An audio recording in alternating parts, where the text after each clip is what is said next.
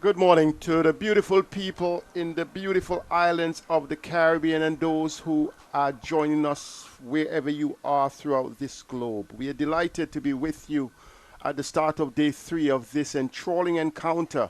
In fact, an encounter dominated by the Guyana Harpy Eagles, who are expected to resume on the third day on 361 for 8. A very strong lead of 210 runs against the Windward Islands Volcanoes. Yesterday, the action was with the Harpy Eagles, and they were steering and they were gliding and they were driving and they were doing everything possible to ensure that they maintain a lead, scoring quite at a brisk pace, 231 runs during the day's play, all 90 overs being bowled. And you see a drop catch there, which really stung the Windwards as they were really trying to fight back.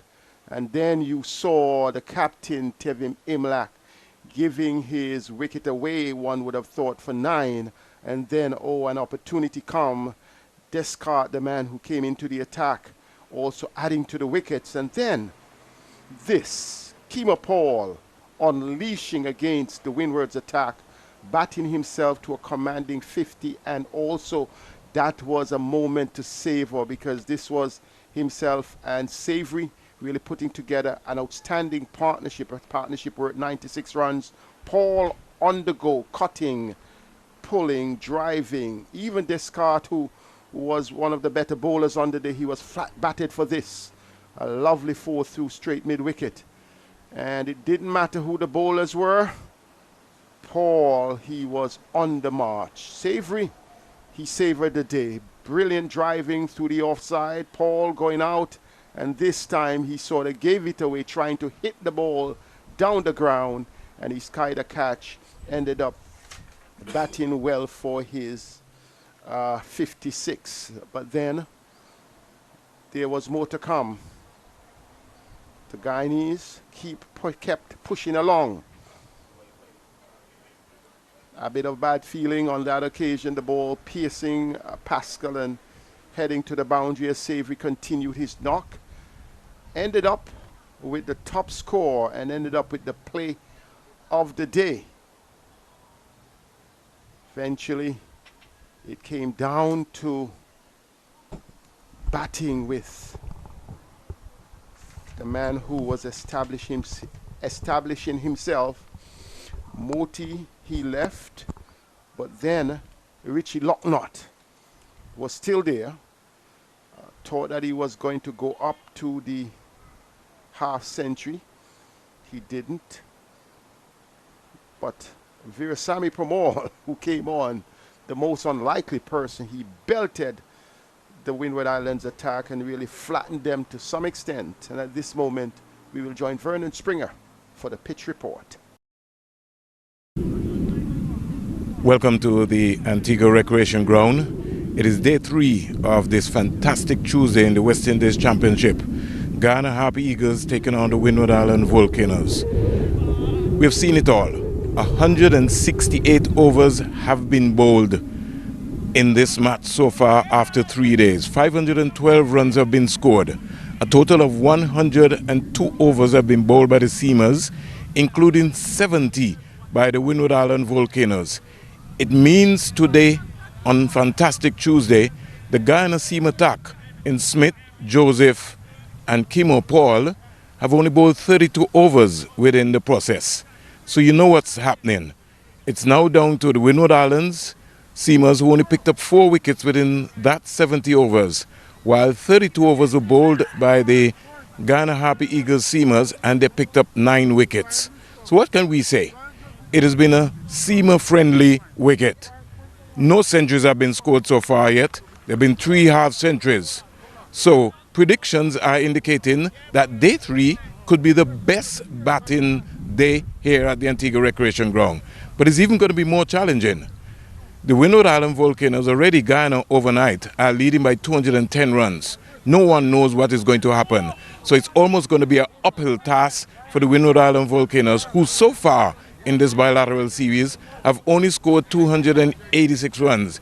It would mean they would have to bat 90 overs or more to be able to try and save this game.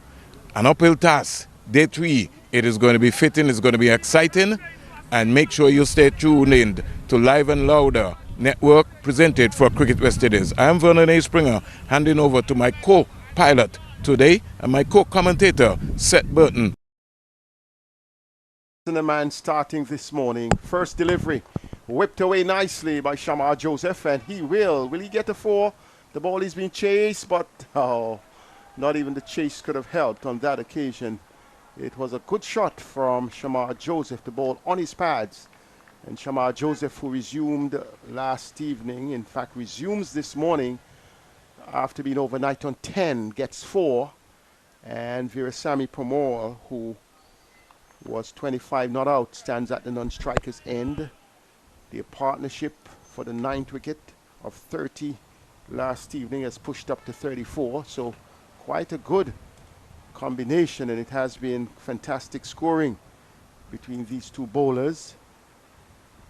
We saw Virasamy Pomol pulling John for 6 and 4 in successive deliveries as we were getting close to the end last evening. Here is Joseph covering up well. It seems as though the instructions are clear. Vernon Springer is beside me because Vernon, I believe that the Guyanese, the plan is to bat until the end of the innings, because one would have thought a lead of 210 may be enough, but they want to bat. They have already amassed the bonus points, the batting bonus points, but it is a good track. And they are saying, let's get the tail-enders batting, and they are batting well. Tyson comes in, and Shamar Joseph steers this one nicely down to backward point and gets a single. Vernon? Good morning, Seth. And beautiful shot played by Shamar Joseph to open up the 3rd day in this West Indies Championship 2026 game. Guyana Happy Eagles against the Windward Island Volcanoes. Very strong bottom hand, but really balancing playing the shot. And as you were talking, they maybe want to be able to extend the lead to over 250, 275. Anything on this track, that's going to be massive. Windward Island set, the high score so far has been 286. And so psychologically, that's a... You want to push it out of their way. Yes. They would say we would have to have an extraordinary performance, a performance better than any we have had so far, even without the captain, Alec Athenes. Tyson comes in. Pomol gets one on the wicket, which is a good delivery, but he was walking down the track and played the ball to mid-on. To see them batting for 1 hour set. And on day 2, in the first hour, 14 overs were bowled, and Guyana scored 8 runs within that first hour for 14 overs. We've seen a different approach on day 3. Already we've got 5 runs. That's right, in the first over. And Pomol, he is saying you have a lot of confidence in him because you're saying batting for an hour. But the way in which he batted yesterday, you would have to give him a vote of confidence. This time he plays it straight. Flowing drive out to mid-off. Say good morning to all the folks all over the world who are viewing the West Indies YouTube channel, and we're glad to bring the good news to you. We thank you very much for your feedback as well. It's certainly tremendously helped Seth and myself. In my intro, I said the beautiful people of the Caribbean islands. I hope I didn't say islands. So I also mean country. The beautiful green water-filled country of Guyana. You are always in the thoughts. So if anyone heard island instead of country, you know, sometimes, Vernon, you bring it down to the lowest common denominator, and there is someone who will nitpick.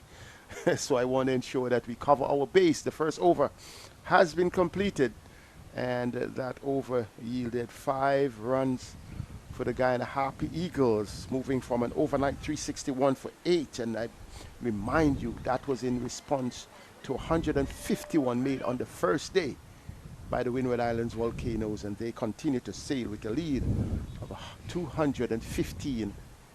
And these guys are looking serious. These law order batters. Shamar Joseph, when he came out last evening, came out with a clear plan, and he bats well, so he will be facing John.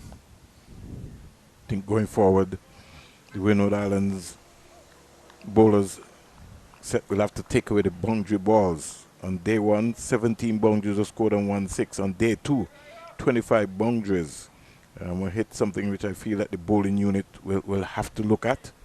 But on day 1, they had an abbreviated time at the crease. But what you spotted that early, and I think Ryan John and his troops realized that was important, and that's why only 8 runs were scored in that first hour, because they really stifled the Guyanese batters when they couldn't get the wickets. That was their best hour, and the session was their best session in the end, in which they had a couple of wickets for only 41 runs. Here is John to Shamar Joseph. He plays at that.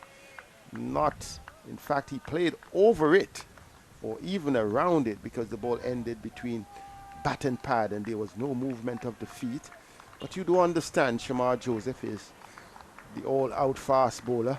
Can do some batting, has done very well on occasions, even for the West Indies, but he perhaps is thinking about the cherry in his hand. Yeah, 70 overs on day 2 ball between the seamers for the Windward Island Volcanoes. Joseph covers up nicely, gets that one and just checked in the line. They were only able to pick up 4 wicket set, and if you match that up against the Guyana seam attack, you're talking about 32 overs, 134 runs with 9 wickets.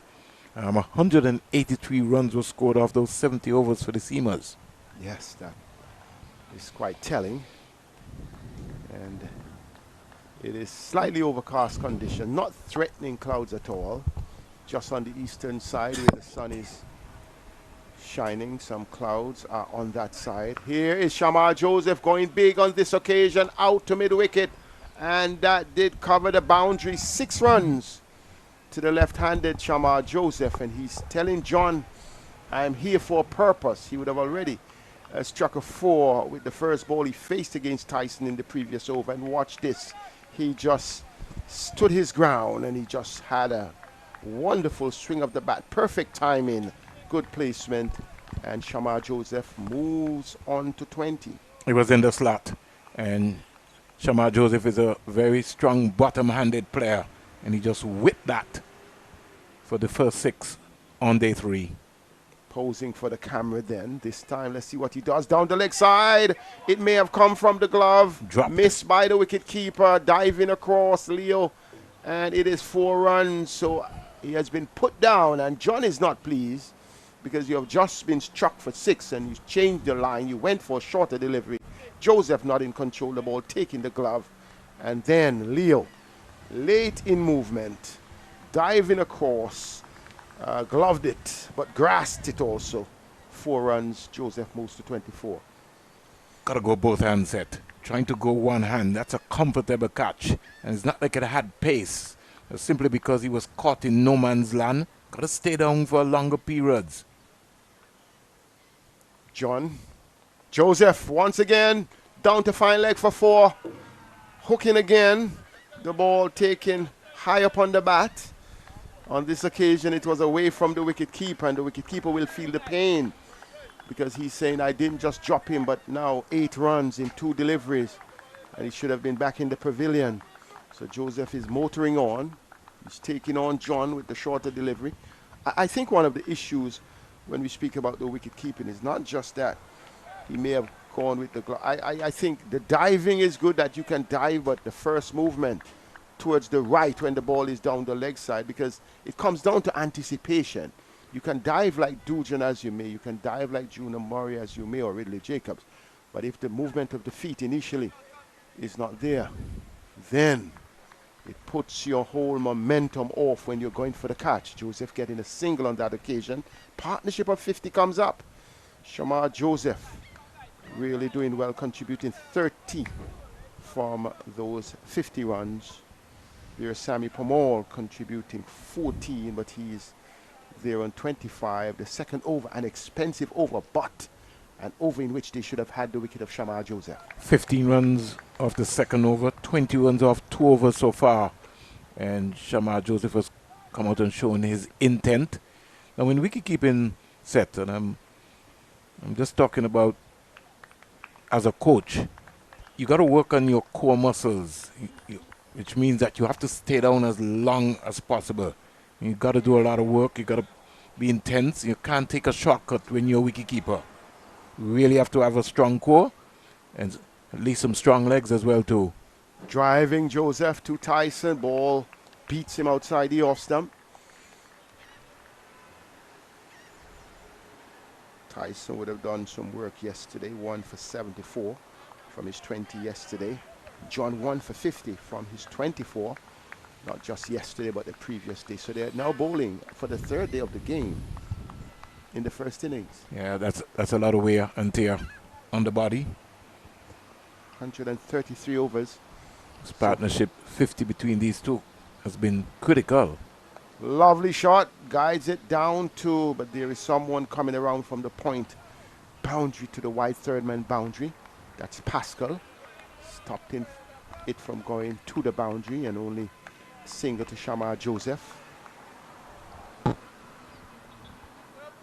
The approach so far here by Shamar Joseph could frustrate you, and in your internal wrap this morning set, you were talking about, even on the highlights, when we looked at, let's say, someone like Akimo Paul yesterday. It was pretty exciting. Yeah, Pomol gets a bounce. It was over his head, but he just bent down and allowed it to go through. He will remember what happened to him, because the best bouncer we have seen all game yesterday, when Tyson, right from this end, the Pomol after Pomol would have struck Ryan John for 6. Tyson with that new ball crashed into the side of his helmet. And thankfully it didn't really do any damage. So Pomol would be cognizant of the fact that Tyson can get it rearing from even a back of a length. This time Pomol steers the ball down to, in fact, forward of point, deep. So I think when you look at the Guyana Harpy Eagles team, it is not just exciting to see the batting that they have in the top order or in the middle order, but to see the batters in the lower middle order, how well they are middling the ball. Virasamy Pomol, we know he's no fluke with the bat. Gudakesh Moti did not really do much. He only got 1.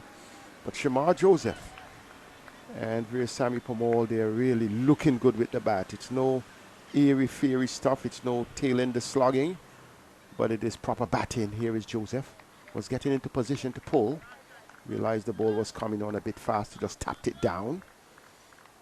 Tyson seems to be generating some good pace. He did that with the new ball yesterday afternoon. Just coming up the hill. He may be called upon this morning to dislodge, in fact, end this partnership. Joseph gets a bouncer but pulls away from the first temptation. Allows it to go through the second over of the morning. In fact, the third over of the morning, Tyson's second of the morning, has been completed. He has 1 for 81 and the score is 383 for 8, a lead of 222. And the Guyana Harpy Eagles continuing on. And you see there on the back of Savory's 72, Kima Paul's 56, and Matthew Nando 54 since the first day. And then they also had good support, Kevlon Anderson 41 also on day 1. And Richie Locknort scoring 42. All batters have done well. Tage Chandapol 35, and now you see Shamar Joseph on 31 and Virasamy Pomol on 26. All the batters have had their looking, with the exception of Captain Tevin Imlak, who scored 9, the only of the top batters getting below double figures. And Gudakesh Moti scored 1 in the low order yesterday when he came for a brief visit. So pretty much strong batting response from the Harpy Eagles. They have really disrupted the Volcano, and they have nullified the effect of the Volcanoes over the past 2 days, and this the third day so far. Bounced from John to Moti Pomol.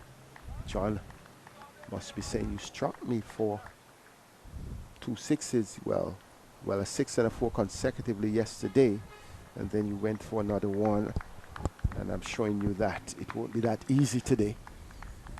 2 slips, in fact 3 slips waiting, a first, a second, and a fourth.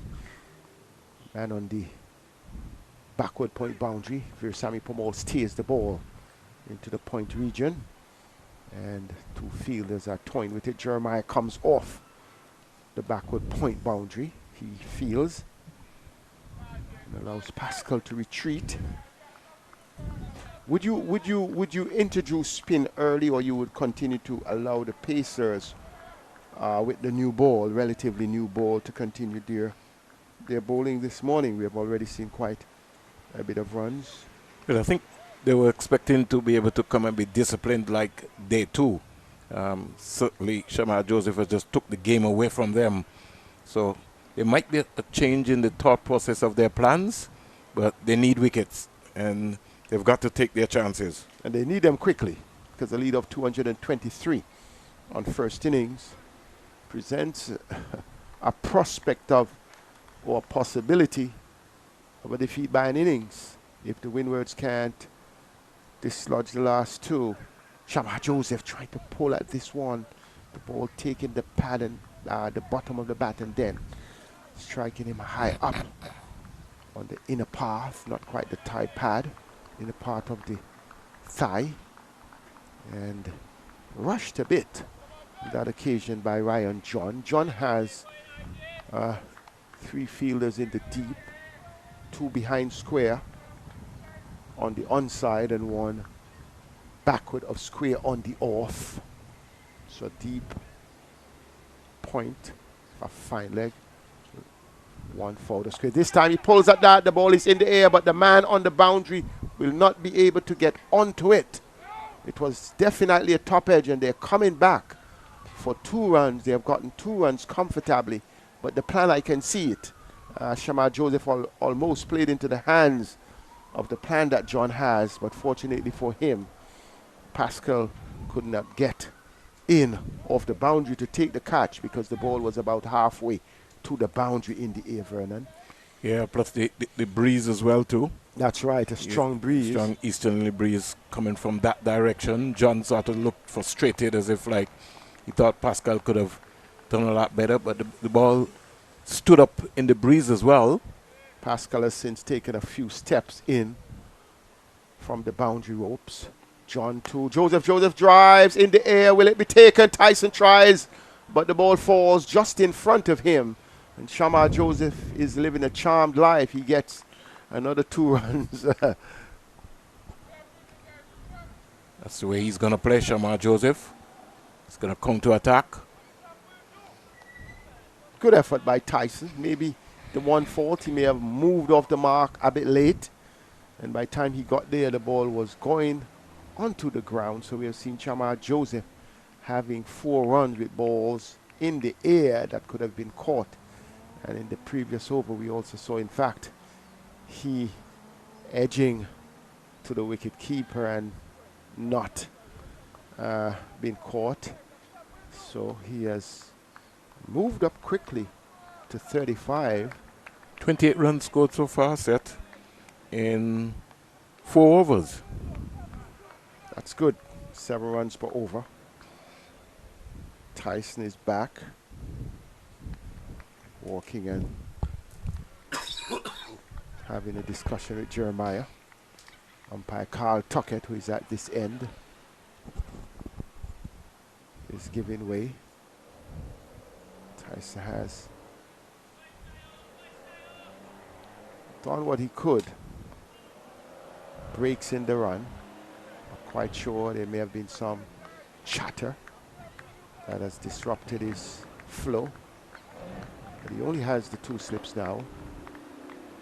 Backward point on the boundary. Cover, extra cover. I think right now it's going to be a defensive sort of tactic. Yes, to stop the flow of runs.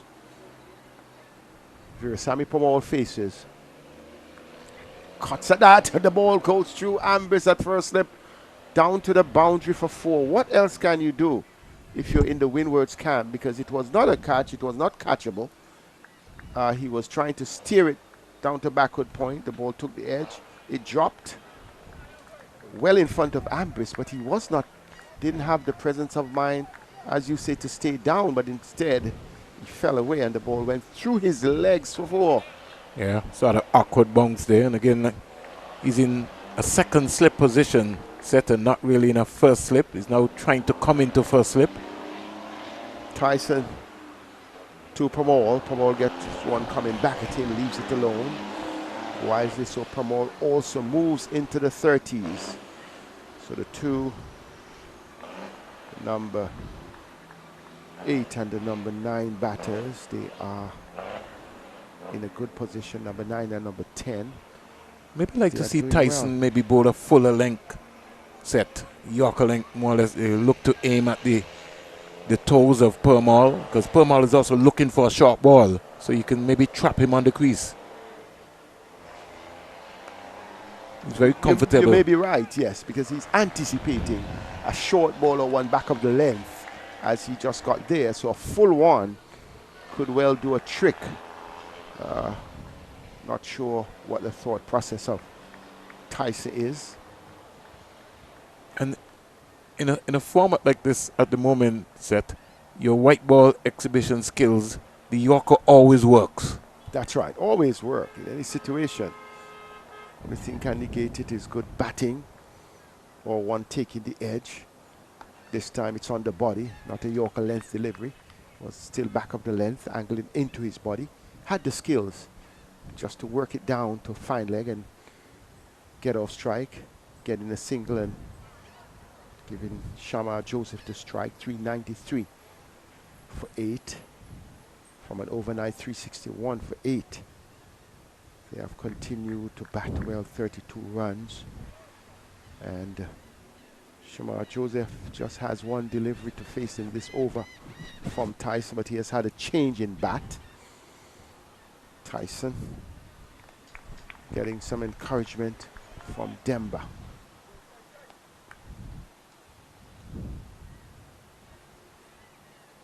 Joseph gets a short one and he pulls it well. One bounce into the long leg boundary for 4. It was pitched into the turf and Shamar Joseph just was comfortable with it, with the pace.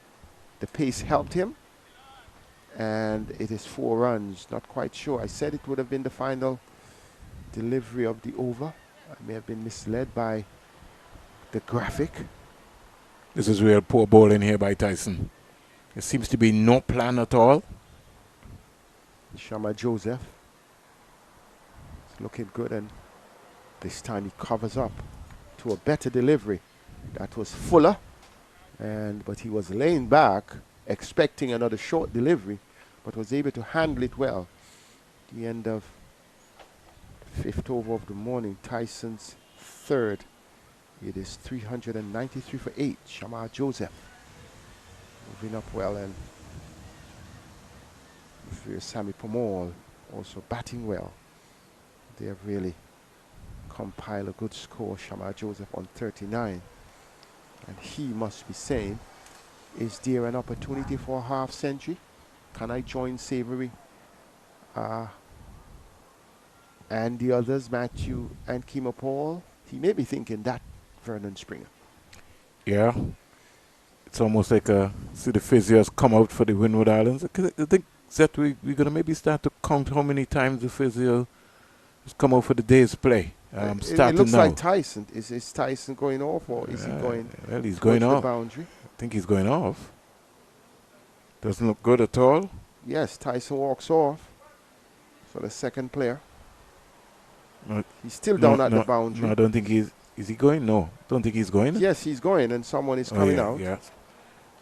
But the emergency field didn't even look like he was ready, so he's gone for some treatment. Perhaps didn't anticipate it, so he took off his outer garb and now has the team garment. I think the Folks who on the screen maybe just need to come up to par set. This score originally should be 397. Yes, and Shama Joseph should be 39. Yeah, somebody is lagging behind.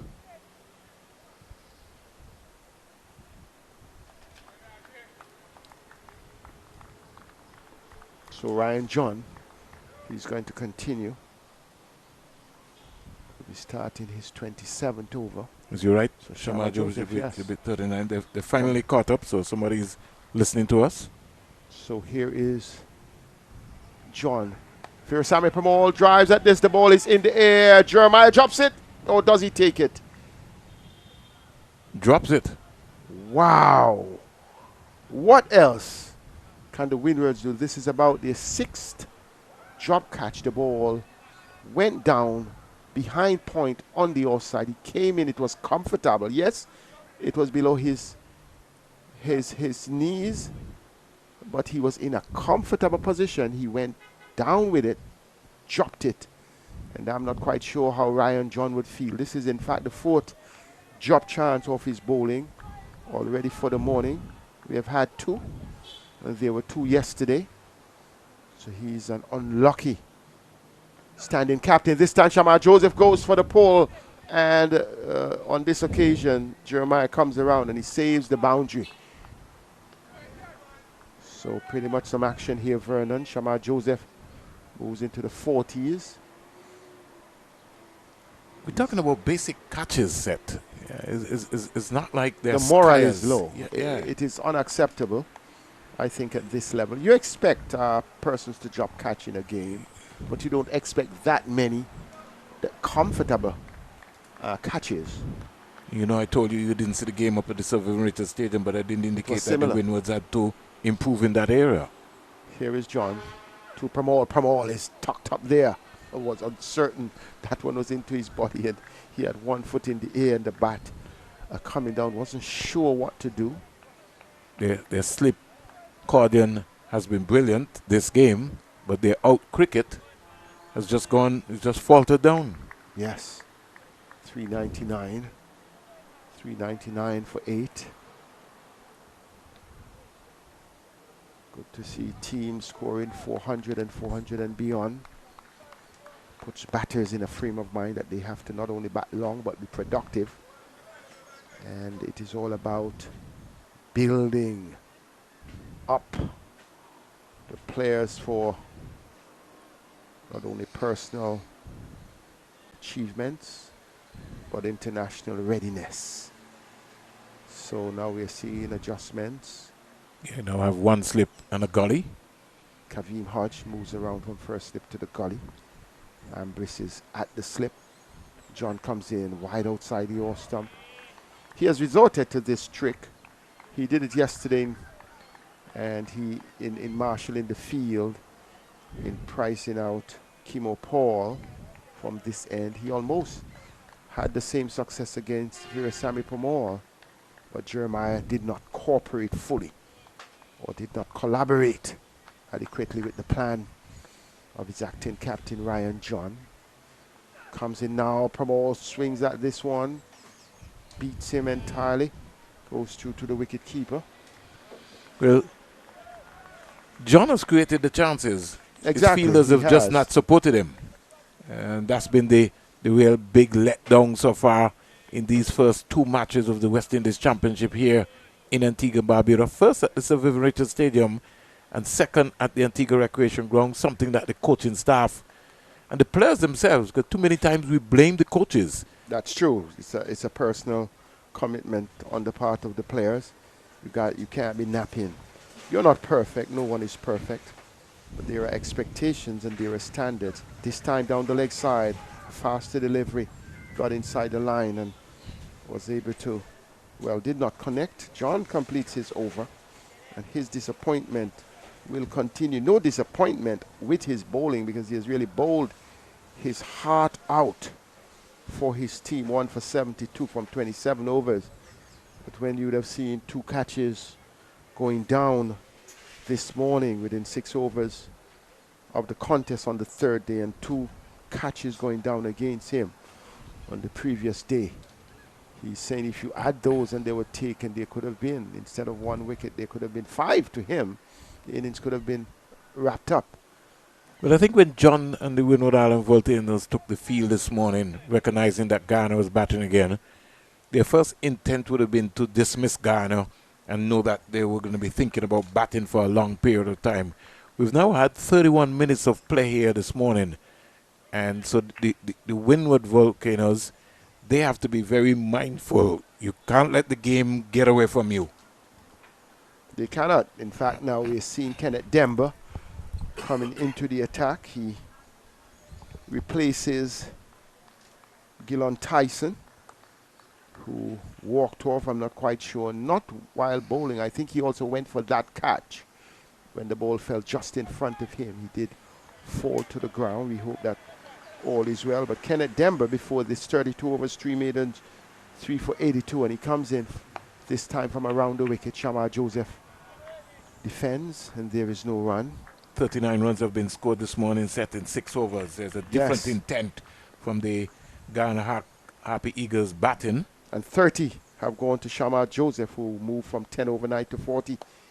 Comes forward, compact defensive stroke, clearly showing his value for his wicket. So I would like Demba to bowl the ball into the surface.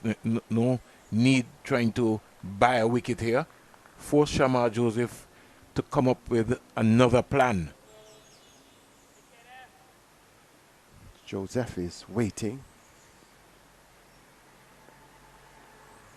Swings at that, a lofty shot over the Richie Richardson stand and perhaps over the War Memorial path. That's a huge 6 by Shamar Joseph. The floor of the bat, the ball was in the slot, and he did what he should have done. 46, he moves to the 400, comes up for the Guyana Happy Eagles. Look at this, Vernon. Oh, that was just a delivery waiting to be hit, and Shamar Joseph obliging and hitting it well.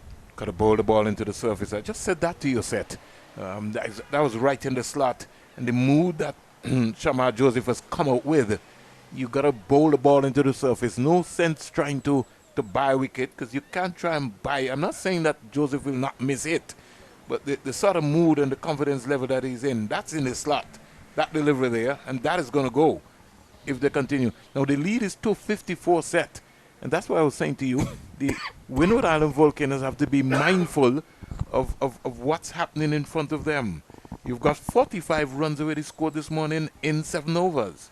Is this a ball lost? The second umpire, the third umpire? This is the second one that has been lost for the day, for this match. Yes, Pomol put one out over mid-wicket over the bleachers on the western side. Shamar Joseph put in one between the Richie Richardson stand and the press box, and it went over into the road at the War Memorial end. Hope it didn't cause any damage. We're hoping to any cars or anybody.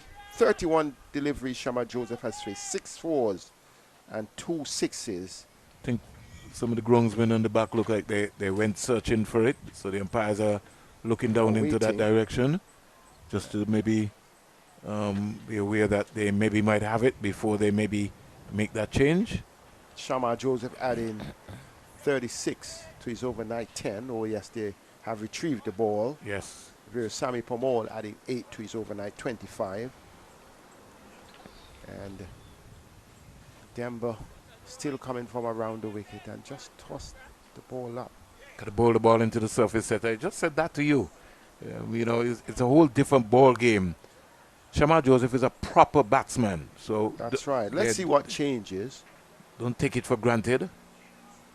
Let's see what changes. The 400 coming up off 137.2 overs. 405 for 8.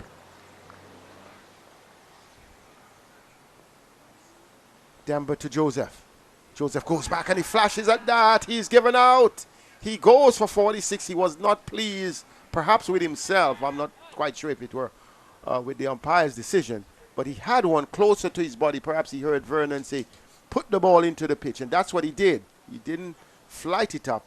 Shamar Joseph going back, wanting to cut the ball, going through to wicketkeeper Leo, who took the catch. Yes, it may have come off the glove. Shamar Joseph not pleased with himself Umpire Carl Tuckett raises the dreaded index stringer Shamar Joseph short of a half century by 4. Happy Eagles losing their 9th wicket with the score on 405, and the end is near, Vernon.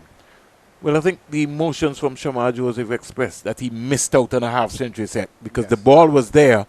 I think he was going more for power. Had he maybe just gone for finesse, really, just the pace of the ball and just steered it, it would have maybe raced past first slip as well as he could have gone to the first slip. But a wicket for the Windward Island Volcanoes. Good catch. Standing up by the wicketkeeper Leo. And Demba now picks up his 4th wicket. You'll be maybe looking to try to see if he can get 5 as Niall Smith walks out. Yes, Demba, that's a prospect. He would like to join the like of Mr. Niall Smith, Guyanese opening bowler, who had the opportunity of a 5-wicket haul, 5 for 36 from his 13 overs when he bowled. Demba though has bowled tirelessly 32 overs before this one. And you would understand that's the role of a spinner. Last week at Coolidge Cricket Grounds, Rakeem Cornwall toiled for 40 overs. And that couldn't save the Leewards as the Red Force piled on 507 for 5. The Leewards Hurricane, just speaking about them, it's 140 for 7. Hamilton going back this morning didn't make for his half 41. century. Yeah. Rakeem Cornwall is there with Jeremiah Louis. And Seals Both are good batters. Seals has now picked up 7 wickets for Yes. 34. So he looks like he wants to set a record. He wants to bowl out the entire Leeward Islands Hurricane. Well, he has sealed 7 of the Leeward batters. Can he seal 10? You just never know. It's possible. Wow. With who's at the crease, you're talking about Louis can bat. Yes, You Louis know and that. Cornwall, they're good batters. So you got Louis, Thomas, Pittman. Don't put anything past Seals. Some history could be created here, Seth. That is interesting here. But here it's Demba on the verge of a 5-4. Niall Smith comes out and Smith drives. Back up on the onside of the pitch. Demba fields. And there is no run. So if you have just joined us, you remember it was 361 for 8 overnight. Smith drives, powerfully driven out towards long on. Jeremiah comes off the boundary and fields. Smith gets off the mark. Therefore, Demba will be bowling to Virasamy Pomol. I think that's the end of the over, Seth. Yes, the end of the over. And Demba doing some good work, 4 for 89 from 33 overs. The standout bowler in terms of wickets. Descartes, who has been the standout seamer with 2 for 56. They will be thinking that he could add some trick and dislodge the last bowler, the last batter, who is in fact not a specialist batter but a bowler, Naeem Smith. But Ryan John, the standing captain, wants it. So 4 for 89 Demba from 33 overs, 3 maidens, as Seth said. He is a leading wicket taker for his team. Descartes is 2 for 59 from his 26. We haven't seen him as yet. John has put his hand up. 27 overs, 10 maidens, 72 runs, 1 wicket. And the figures really do not represent John's bowling, because as we mentioned, 4 catches have gone down from his bowling 2 this morning and 2 yesterday. They got to look too. They've been out on the field for a very long time, Seth. Well, and they've been in the field longer than anybody else. That's the nature of the game. John to Smith. Smith, an inside edge onto the pad. The ball goes back up on the offside. They bowled 90 overs yesterday, Seth.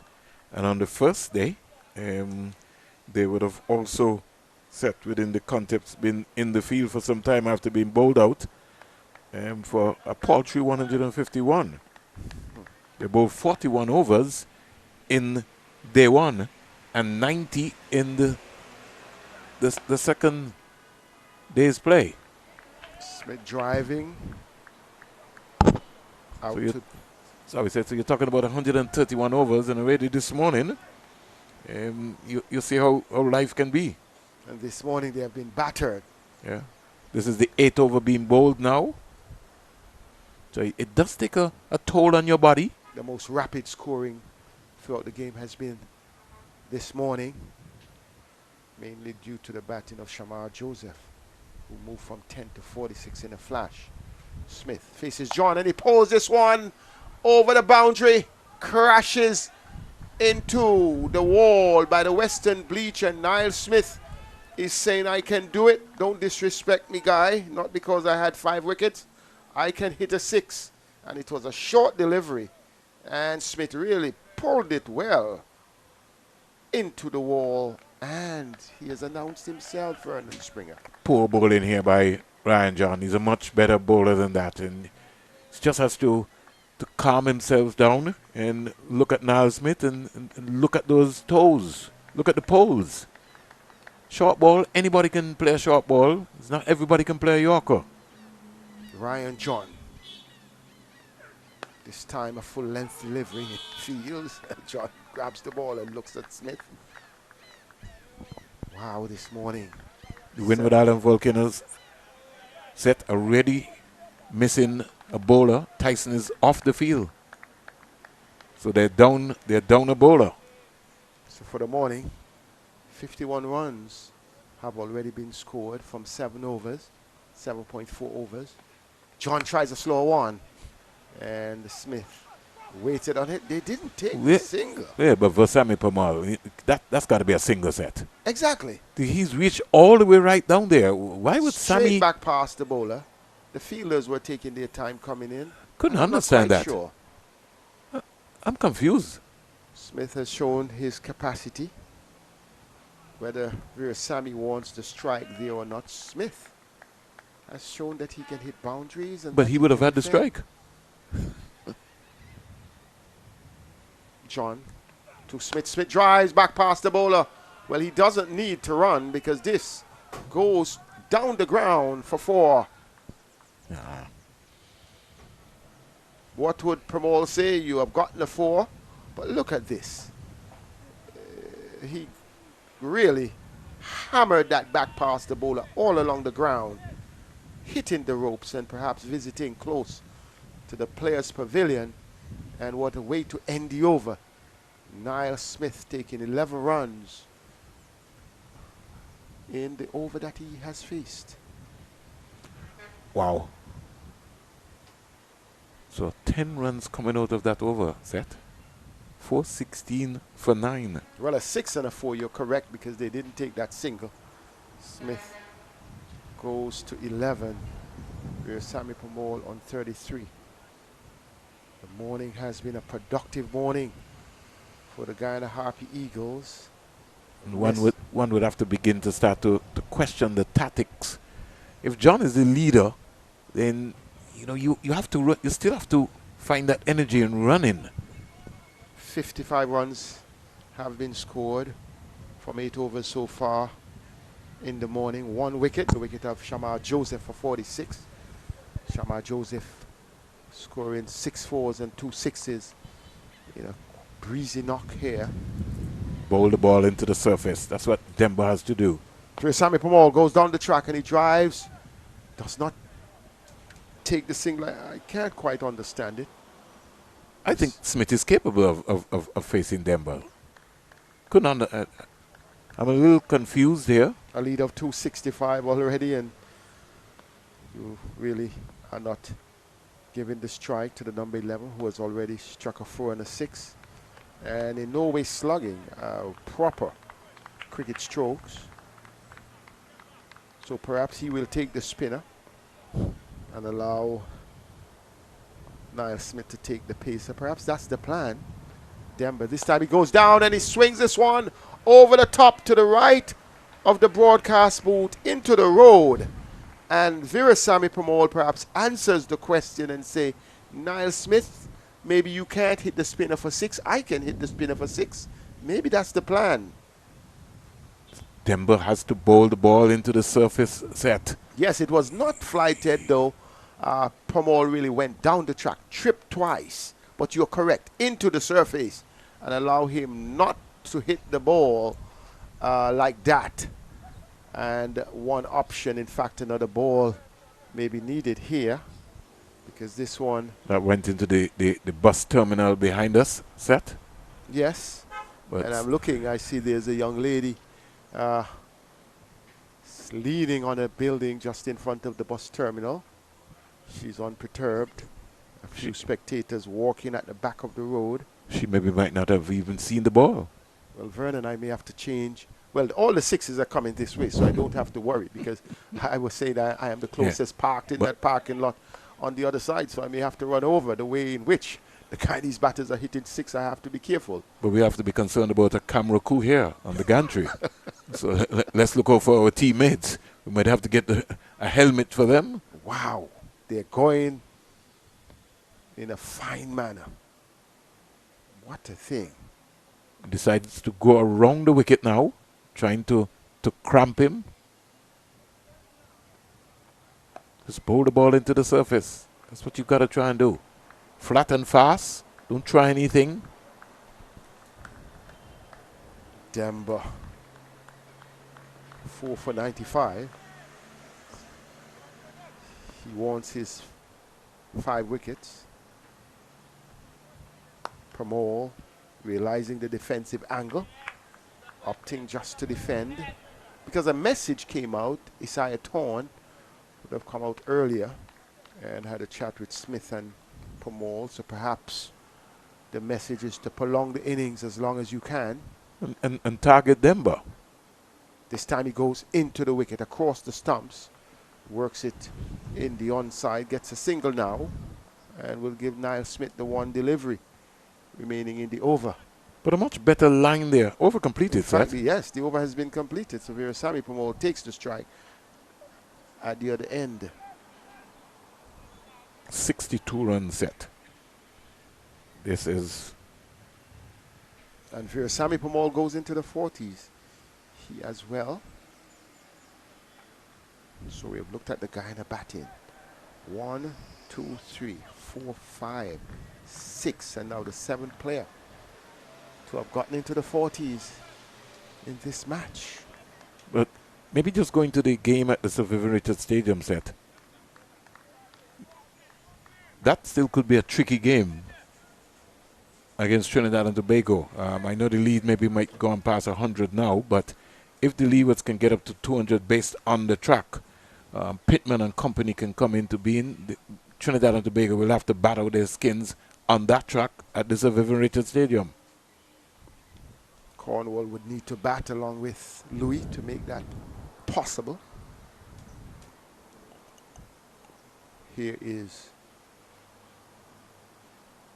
Hodge coming in. He's back. And you were asking, why was he taken off when he was taken off yesterday? Had taken a wicket, also could have gotten a second. So the question is, you know, did they miss a trick then and now they're paying for it? Yeah. I think Ghana will bat for the first hour set. That may be the plan. Yeah. I think they'll declare after an hour's play, or if they get bowled out. Well, they're 10 minutes before we have an hour's play. 10 minutes remaining. Crack down. Classic shot by Virasamy Pomol. Not even the diving Jeremiah could save that one. Or the fielder running around from the point boundary. He moves to 44. But I'll say something to you now, Seth. I know John is standing at first slip, but in a position like this, you don't need a slip at this time. If that's the line that you're going to be bowling, John needs to go back. The point needs to go back. Needs to be in a run-saving position. Virasamy Pomol gets a good one. That one coming back in. May have been the arm ball, but he adjusted well. Single to him, and he's comfortable giving the strike to Niall Smith. Perhaps Demba, he thought, would have been more threatening. Let's see what Smith does. Pomol is on to 45. Smith leaves it alone. And that completes the over. So Virasamy Pomol will have the strike at the northern end. And look at this scorecard.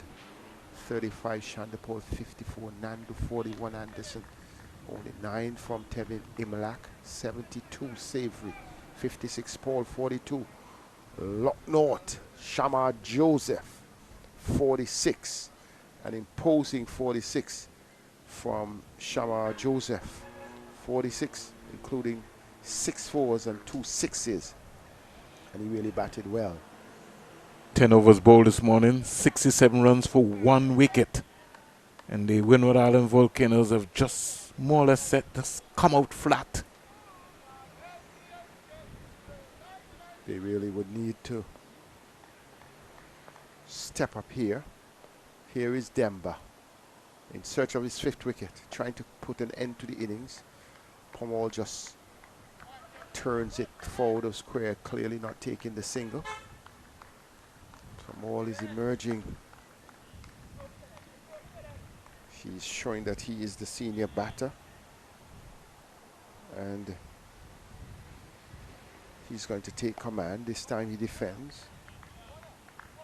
He's playing not only for his half century, but perhaps playing for time. Goes down the track, works the ball, did not get it. Good adjustment by Demba. He saw him coming and forced it further towards leg. The next one now, he has to bowl it wider of the off stump, since he's inclined to want to flatter and faster. Keeper has to stay down and take the bails off. Straight to Ambrose.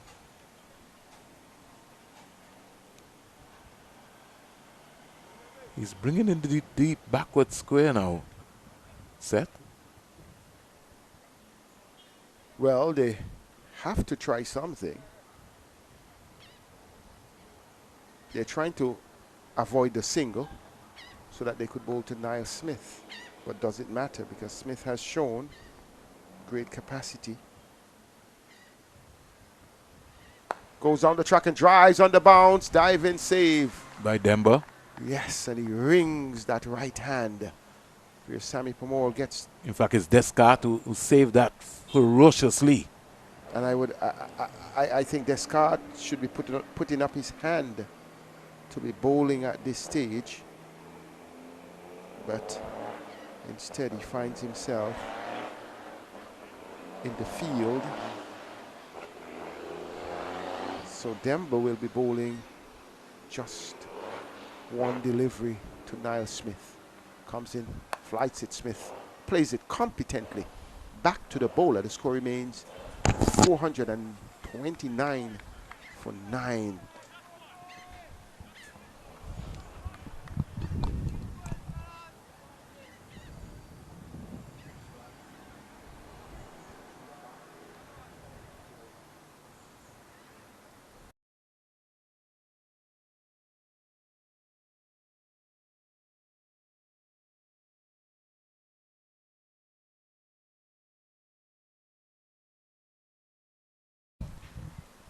So Niall Smith will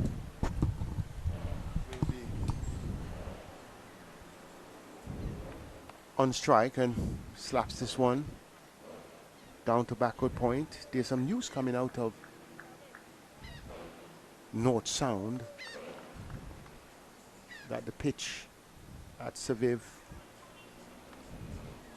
has not been behaving itself. The ball goes down to third man into the boundary for 4. Pomol gets his half century. He waves his bat to his teammates and he's saying, I deserve it, because he has really batted well here, Vernon. Really batting well. He gets his 50. For 33 for 9. And getting, what, 3 4s and 3 6s in his knock so far. Question would be, what would be enough for the Happy Eagles to call a declaration? Going back and steering this one, but he does not take the single. He's giving us some mixed signals because we thought he didn't want to give the strike to Smith to face Denver, but now he doesn't want to give him the strike to face Hodge.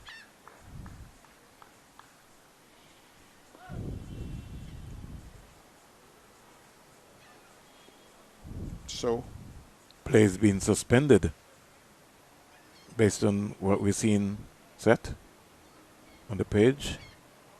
the question for me is what would have transpired. Here is Pomol straight to Jeremiah Fields, and there is no one. We'd have to get an update on that, because if you suspend play, the question you'd ask, why now? Was it the same way overnight? Did something dramatically happen this morning within the first hour of play? Those are questions. I am not there, but the question you'd ask is timing. The match referee will certainly have to answer that. So the over has come to an end. And here at the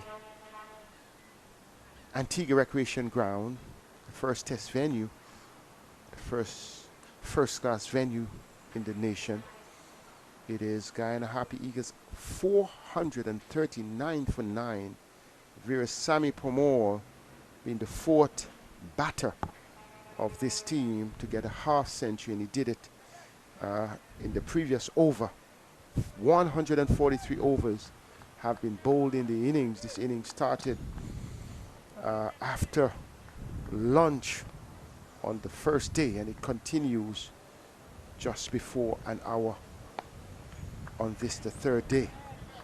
2 overs remaining, 2 minutes, remaining before the first hour, the lead. Here is Pomol driving down the ground over the bowler's head. 4 runs, a powerful drive, using his feet well. Denver putting up the hand, but that was too powerful, he struck. And Pomol is having a field day here. Yeah, certainly came hard, and Denver reacted late, as if he was surprised that Pomol was going at him. So could have bowled the ball into the surface. No need to try and be looking. This time he plays this one off the pads with comfort, compactly played, and he looks around. He's the man of the moment. Pomol, you may think that age is on his side, but he's playing well, 37-year-old. He has been one of the top servants of West Indies regional cricket. Plays this one down to long off and gets a single. In fact, in his first class career, 152 matches, and he has a decent average. You know, as a you call him a lower order batter, but he has scored 2,747 runs. His highest of 90, not out, an average of 15.7, and he has had 7 half centuries before this. And you know that he's a top tier bowler, one who would have played 9 test matches for the West Indies, and in some circumstances had not been given many of the opportunities you think he could have gotten. He would have graced the crease with 671 first class wickets at an average of 21. And here's Sammy Pomol, 34 5-wicket hauls, 7 10 wicket hauls. Really a servant of Guyana cricket. Here is Niall Smith, younger and faster in delivery strides when he bowls, plays the ball into the onside. Vernon Springer. We have had an hour so far for the morning, and Vernon, in this hour we have seen great batting from the lower order, compiling 70 runs in the hour. 70 runs, well played runs only for 1 wicket. So 439 for 9, 144 overs bowled, and Guyana still batting. So we'll take a Dasani water break, and Seth Burt and myself, when we come back, just before you go, just to give you A live and louder roundup from Jamaica. Barbados Pride are 157 after rain stopped play on day 2. Rain stopped play on day 2 just to give some folks an idea. Craig Bartlett is not out on 60 and Jonathan Drakes is not out on 38. So that's after Jamaica scored 457 all out of 103 overs, and play has been suspended at the Sir Vivian Richards Stadium. Stay tuned to the Live and Louder Network for more details.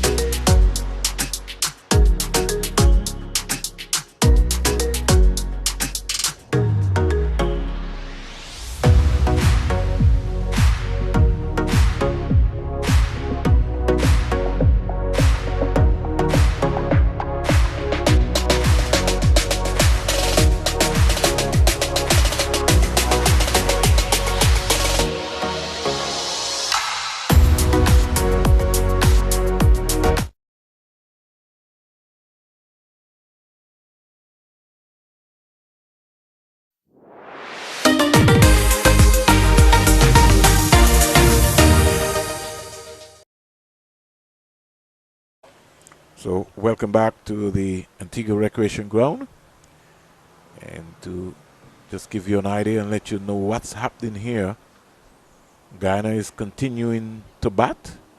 Remember, the team with the most points goes straight to this West Indies Championship 2026 final. So that is going to be key. 440 for 9. Cyrus starts from the Sir Vivian Richards Pavilion here at the Antigua Recreation Ground with Pomol on 56. 111 balls, 82 dot balls, 5 fours, 2 sixes. It's batted for 154 minutes. Gets a flatter, faster delivery. And Noel takes quite easily. John slip. Niall Smith not out on 12, some 16 extras to date. Wide delivery, Pomol reaching for it. It was so wide that the keeper had to go in front of John to take it. 439 for 9. Here is Pomol tugging this one down to the mid-wicket fielder. Deep mid-wicket fielder in Kevin Hodge. John is now calling in the long on and the long off. And he's giving himself some room to go back to the short third man area.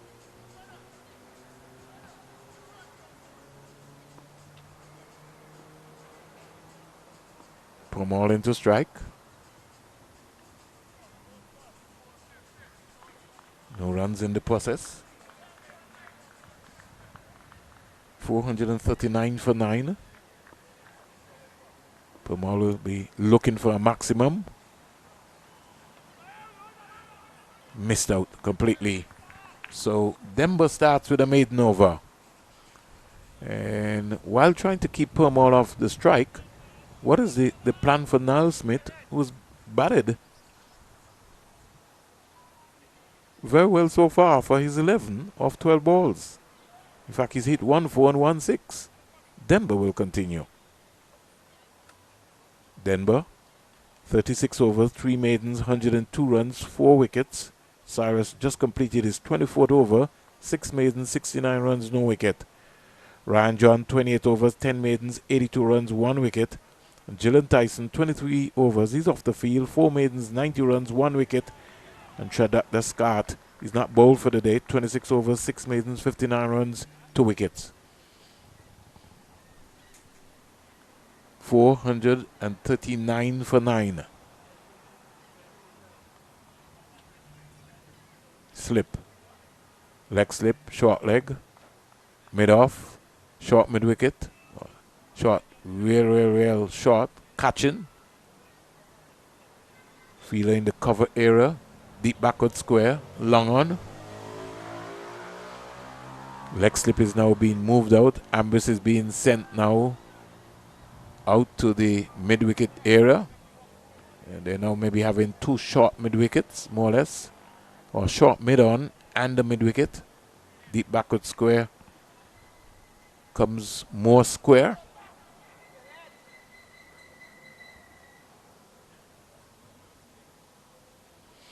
Denver to Smith. Smith comes quietly forward.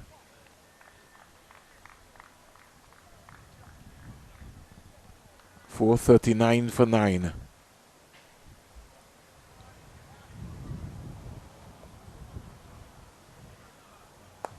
He's hitting this one in the air past Denver.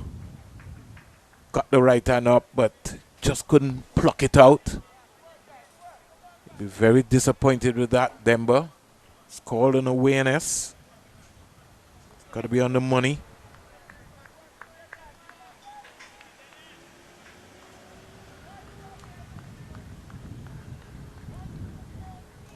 It's going to bowl to Pomol now, who's on 56. Joins Kimo Paul, who also scored 56. Shamar Joseph, a quick fire 46 today. Denver into Pomol. Pomol comes quietly forward. Shamar Joseph, the only wicket to go on for the day. Caught Lear Bull Denver for 46. 32 balls faced, 16 dot balls, 6 fours, 2 sixes, and 63 minutes. Turned into the short fine leg area on the man on the 45. 440 for 9.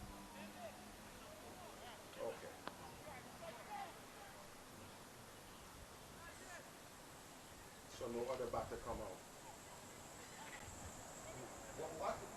Just a quick one.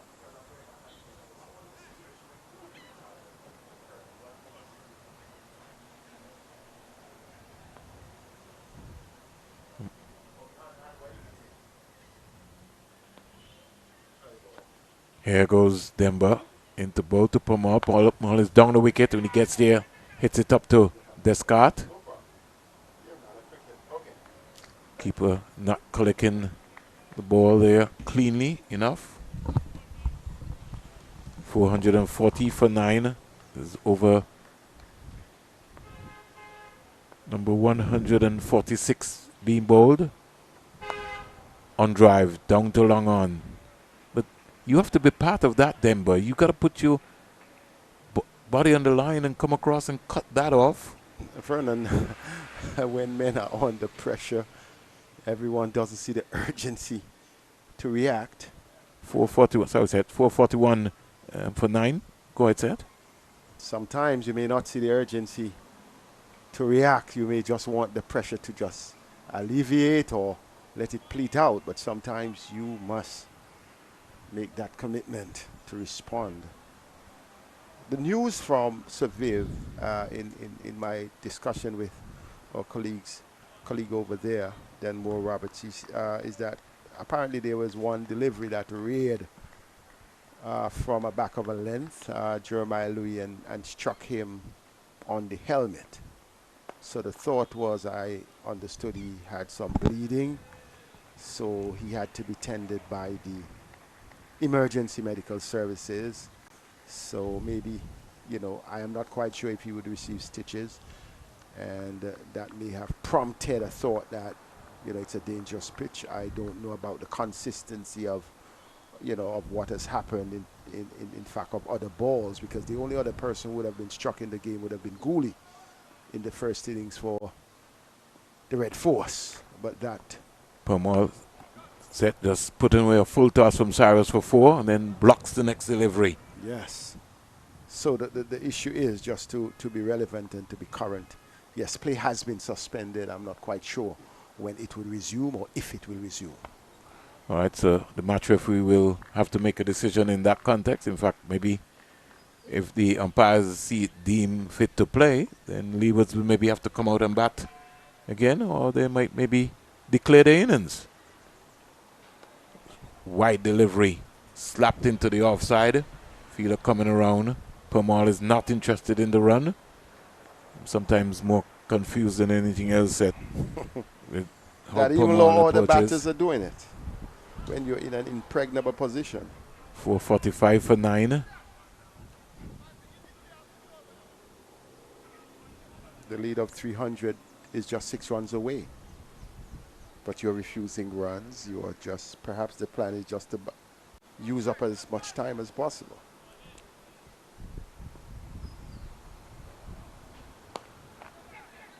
Dropped again. Dropped again.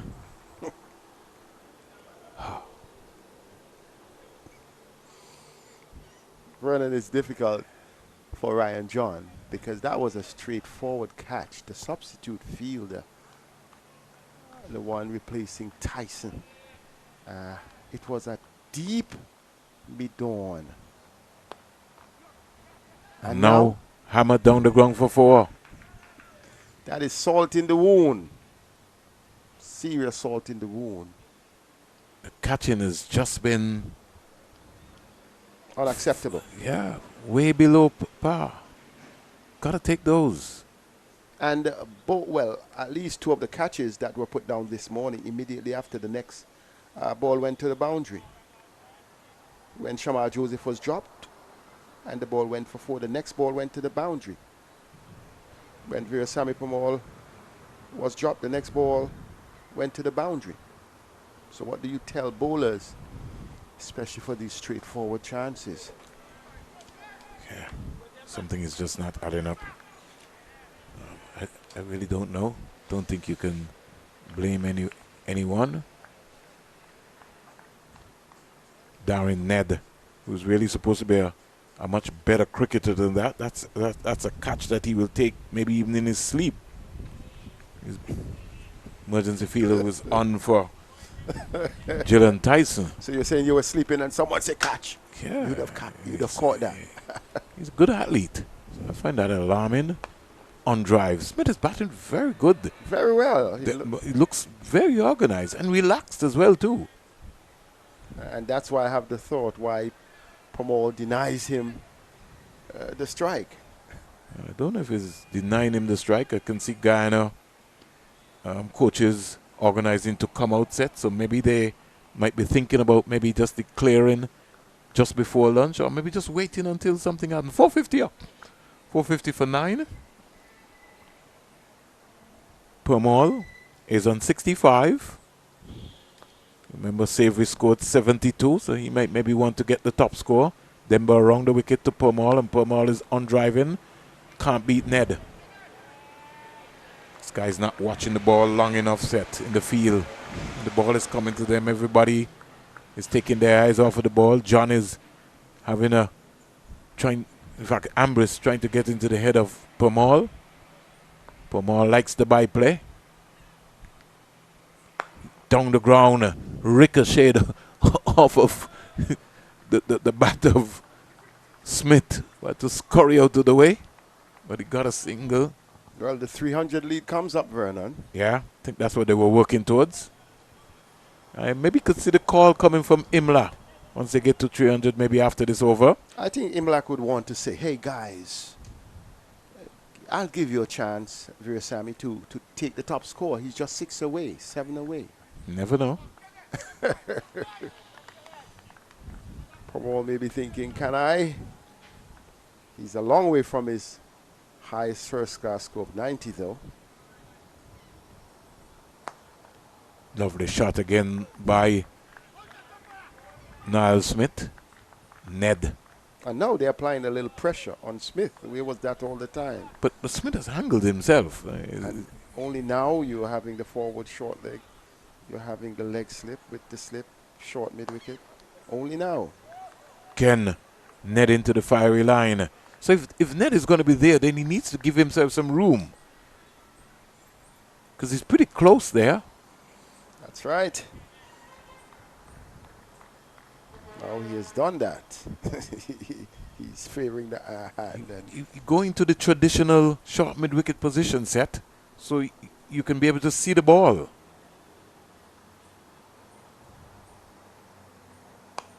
Stroke sweetly through cover.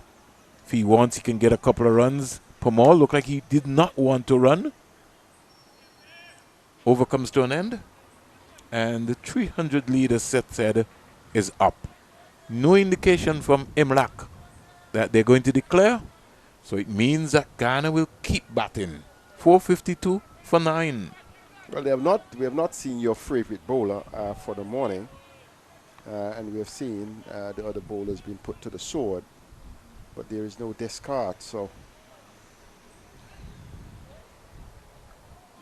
what is the thinking? I think the concept here is they would like Demba to get 5 wickets. But I don't think that they've been... He's off. They've had a chance to dismiss Guyana, but they've just not... They have dropped Nothing is catches. sticking. Something has to stick. And they're not so hard that they have to stick in the hand. They're regulation catches. Well, they should be. Those that have gone down, apart from one that dropped just in front of Tyson that you really didn't call a chance. The others went to hand, and they went to hand comfortably, in comfortable position. The wicket keeper. We just saw Ned. We saw Jeremiah. Cyrus, flat and fast. First one, left alone. Second, Niall Smith. He certainly improved as a cricketer, so you could tell that he's working on his batting skills as well too. And in the context of the cricket these days, you have to be able to make sure your bat, open the face of the bat, stay that past John, who wasn't paying attention, and down to the boundary for 4. Yes, when you're at slip, you must be paying attention. You must be paying attention, because a little more than that, had it been just full, it could have been a catch. And he really, when he dived, the ball had already passed. 51-run partnership between Smith and Pomol. Pomol. Pomol has got 33 out of that. Second 50 partnership Pomol has been involved in. First was with Shamar Joseph, That's right. and now the second with Niall Smith in quick time.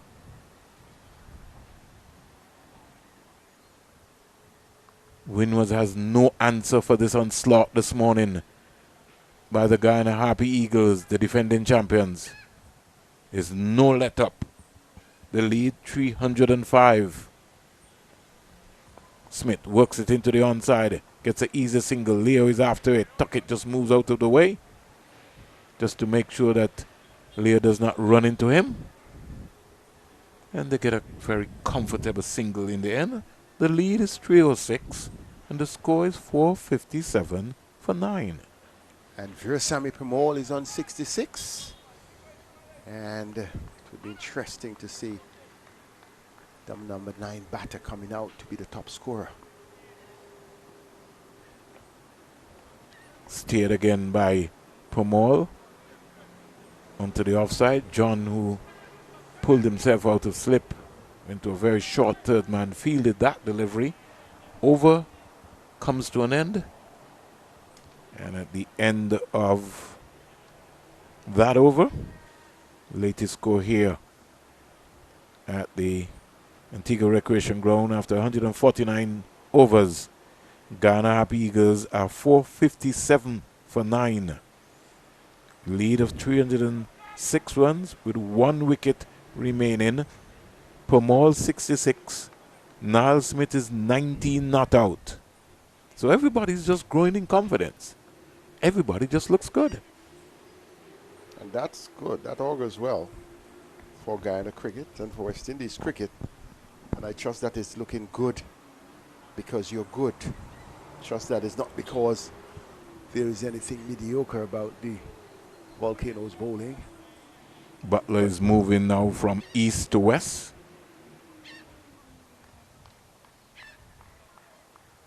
Trying to get a better view because you would have had the leg slip and now a leg gully. Smith works it into the onside. At least you're seeing a plan. It is clear they're trying to bowl down the leg side or into his pad. The captain has come to leg gully. There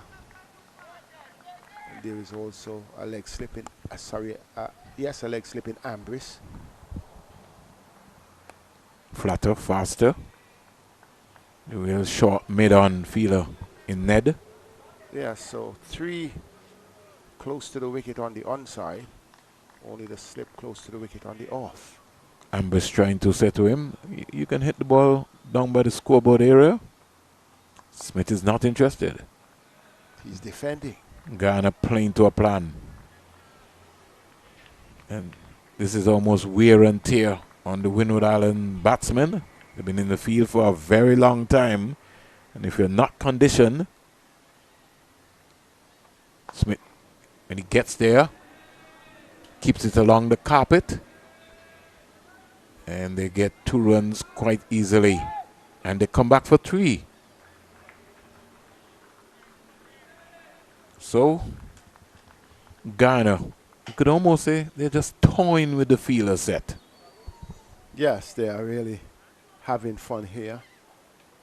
And the lead of 300, Vernon, we thought that would have been a, not just a landmark, but it would have been a guide as to where Guyana would be determining its way forward. Who wants it? Who wants it? Jeremiah was deep on the boundary. Yeah, nothing working out here at all, Set. Denver really trying hard to get his 5th wicket. Maybe he'll have to abandon that plan because Smith and Pomol have other ideas. And it's clearly indicated that they're batting to the end. Don't fault them. No. Can't fault them, I Seth. think it's a good plan. You have a responsibility to get me out. And the intention is to bat once. Well, they're only thinking about batting once. They batted once in the first game. And that is the mission here. Get all the players as well queued up for batting. Because when you get into the playoffs, I'm saying when, not that I'm trying to be prophetic here, but I think the writing is on the wall. When you get to the playoff, what do? You may need all 11 batters to be at optimum performance. So I am in full support of the position of the Guyana Happy Eagles. Without Athens, I think this is going to be a very uphill task for the Windward Island Volcanoes, but it will be a chance for Hodge, Pascal and company to come forward. Here is Pomol forcing this out into the offside. The sweeper Pascal himself. O'Geese. Legs would be very tired, Set. They've almost fielded the entire day. Day 2 they were in the field. Cyrus. Left alone by Pomol. Now faces 132nd delivery. 67 not out, 7 fours, 2 sixes. Cyrus, as though he's just going through the motion. He's just running in and just throwing the arm over. 461 for 9.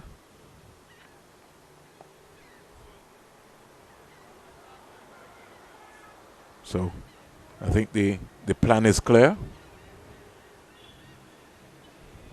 As well as, it could be a little psychology. Imlach might declare at about 11:30. And maybe put some pressure on them just before lunch. I'm only just talking, Seth. Don't give them any break to recover or recuperate. Yeah. Pick up a couple of wickets within that outburst just before lunch. The pace of Joseph, Paul and Smith. Punch down the ground. That would have been the 4th delivery. Smith has shown that he's capable. So what will be the approach from John? What will be the approach as well from Cyrus? Will he try and get one above Smith's eye line?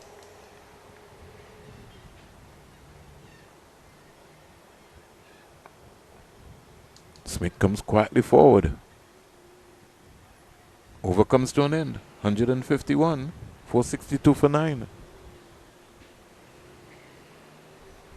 Game is just meandering on. Just to give you some bowling figures. Ryan John, 28 overs, 10 maidens, 82 runs, 1 wicket. Gillen Tyson, 23 overs, 4 maidens, 90 runs, 1 wicket. Shadwak Descart, he's not bowled for the day. 26 overs, 6 maidens, 59 runs, 2 wickets.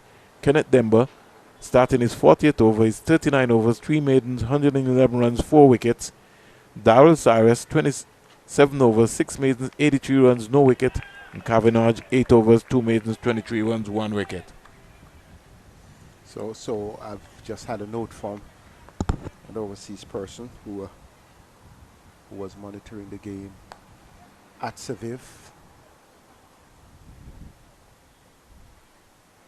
Ball sliced away down to the wide backward point fielder, Cavenagh. Pomol goes off strike. Goes up to 69. So the observer, the person was saying the pitch misbehaving at Seviv. Hamilton got out to a snorter that took his glove. One rolled along the ground to Cornwall. J. Louis got hit on the head. Off to the hospital. Match referee came out and play suspended. Ball rearing from good length. Don't agree though with the action taken. So I think what the caller, sorry, not the caller, but the WhatsApper, a new word, is saying is that if Leewards faced the music, I would have batted to the end and let Trinidad face the music to come. So we have had opinions, although we are not there to have all the facts of what has transpired. Here is the delivery which is turned into the offside. Batsman can't score. Ogis, 463 for 9.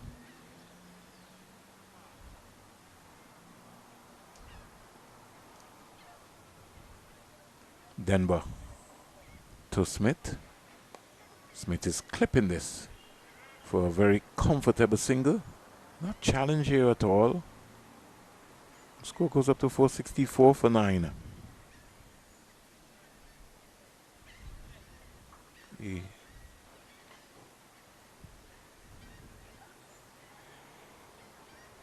match referee in that game is Jonathan Blades. Umpires are Leslie Reefer Jr. and Zaid Bassarat. Remember, Trinidad and Tobago Red Force, they won the toss and elected to bat first. Leeward Islands scored 131 all out of 39.3 overs. Trinidad and Tobago, they reached up to 175 off 60 overs. And Leeward's, so far, the play being suspended, 140 for 7. You heard from Seth Burton, who gave an update. We hope that Jeremiah Louis is fine and okay. Retired hurt. Just hope it's God's grace that everything will be okay. But the man of the moment, Jaden Seals, 17.3 overs, 5 maidens, 34 runs, 7 wickets. The West Indies test fast bowler, Jaden Seals from Trinidad and Tobago Red Force, 17.3 overs, 5 maidens, 34 runs, 7 wicket. And this is after young Kelvin Pittman on debut bowled 20 overs, 3 maidens, 52 runs, 6 wickets. So it's been a game. And don't forget, Anderson Phillip, he also was in the conversation. So we come back to that. You would recognize, Seth, that Anderson Phillip bowled 16 overs, 5 maidens, 38 runs, 6 wickets. Yes. So it's a seamer's wicket. It is. It is definitely a seamer's wicket. And Pittman also had on debut, his 6. And one of the WhatsAppers from the United States also sent a note that he's very impressed with what he has seen of Kelvin Pittman. And he can see that if someone like Ambrose is working with him, that augurs well for his future. We need technical coaches set. That's what we need. There are some tweaks, and sometimes the technicals can be able to help you. I think Kenneth Benjamin is one of those technical coaches, and Winston Benjamin, those are the guys. Eileen Baptist, we have to use our resources that are available to us. I don't think we're doing an excellent job with that. You have somebody like a Desmond Haynes. Why is he not working with our batters? It bemuses me. I can never understand it. There has to be another reason that I don't know about.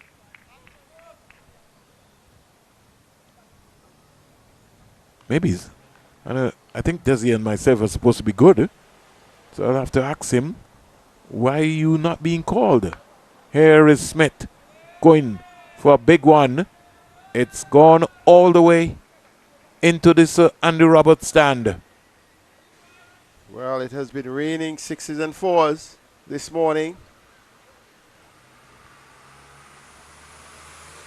So, Guyana, 472 for 9. A deflated Windward Islands team. They've just taken a beating today.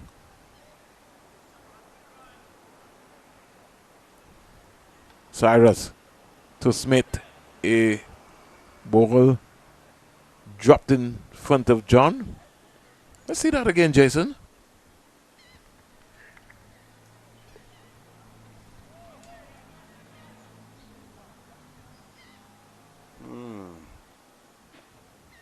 Yes. Cyrus. Flatter faster. Smith just works it into the onside. Pomol started to think about 2, but Smith was not interested. To get 1 run quite easily. Over comes to an end. 151 bowled. The lead is 311 for 62. For 60. In fact, it should be 466 for 9. Let's just wait because the main person who's scoring is giving us a very hard time for us to keep up. We have to go back to our normal lead set and start scoring again.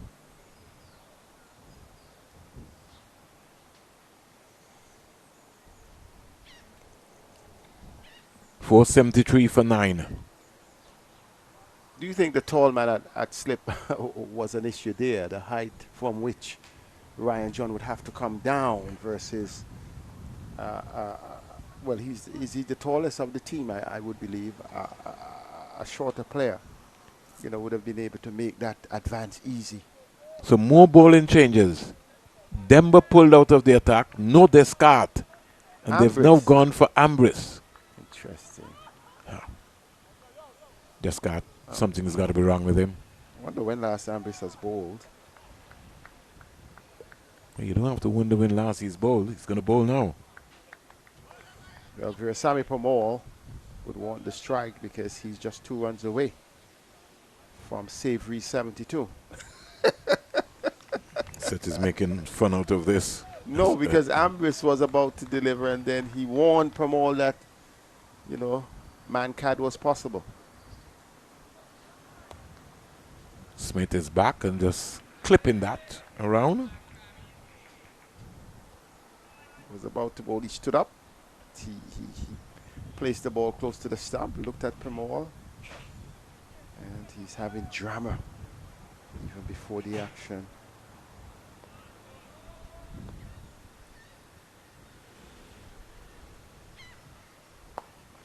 Drive in through the offside.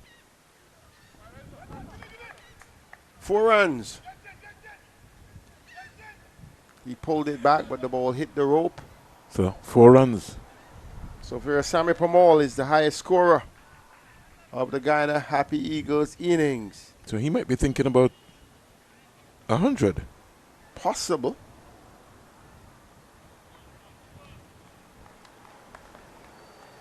.116 runs have been scored set so far. make it 117. Descartes having a torrid time there.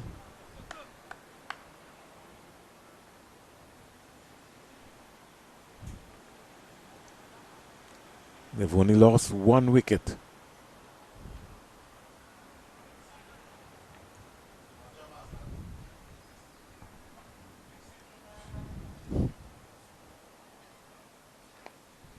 Back and across and defending.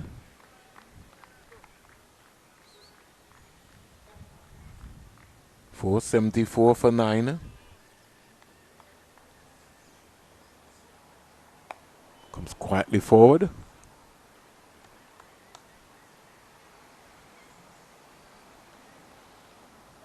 Around the wicket comes Ambrose.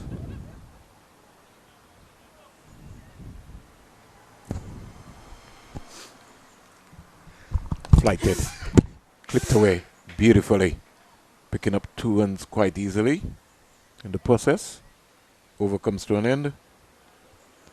And the score is 478 for 9. A lead of 119 runs been scored for the morning's play. 119, quite a lot of runs being scored for the morning. And Happy Eagles lead of 323, a huge lead. Remember, on Sunday, they won the toss and they opted to bowl. And the seamers really had the Windward's Volcano batters on the siege. Niall Smith taking 5 for 36 to lead the way. And once he did that, and supported by Paul and Shamar Joseph, it has been since then all Guyana Harpy Eagles, and they have batted their team now into a commanding position. In fact, a winning position. Though no one has gotten a century, it has been solid batting from the start. Shandapol 35, Nando 54, Anderson 41, Savory 72, 56 from Kimo Paul. That really arrested the match. Lock North 42. Shamar Joseph this morning really started the impetus from 10, moved quickly, scored 36 runs in a flash to score 46, 6 fours and 2 sixes. And then Virasamy Pomol, the man who stood there overnight on 25, has moved up into the 70s. He is on 70 from 142 balls. And even Niall Smith, the number 11, has come in and he has gotten 30 runs from 35 balls, really adding insult to injury. So that's the state of play here at the Antigua Recreation Grounds. Driven Smith driving out to Ned at deep mid-on, and there is no run.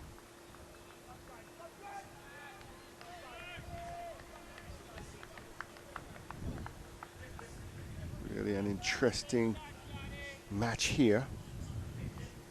Possibility of getting 500 is there from the appearance of Things Descartes. Coming in for the first time of the morning. That's another interesting matter. We have had 20, we're in the 23rd over of the morning, and the one who appeared the best of the seamers is getting his first ball. Here is Smith getting a slower bouncer, and he was about to hook, and 2 minds in the end. The ball striking him very slowly, but hitting him on the chest. And he's just showing that he can work that out. Doesn't need a physio, because the ball was very slow.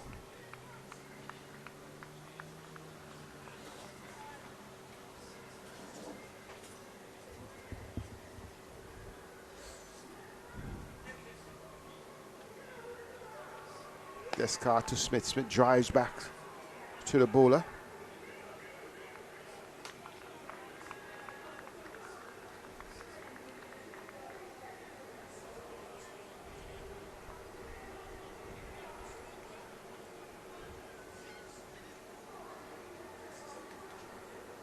Smith really doing well. He has had a wonderful game.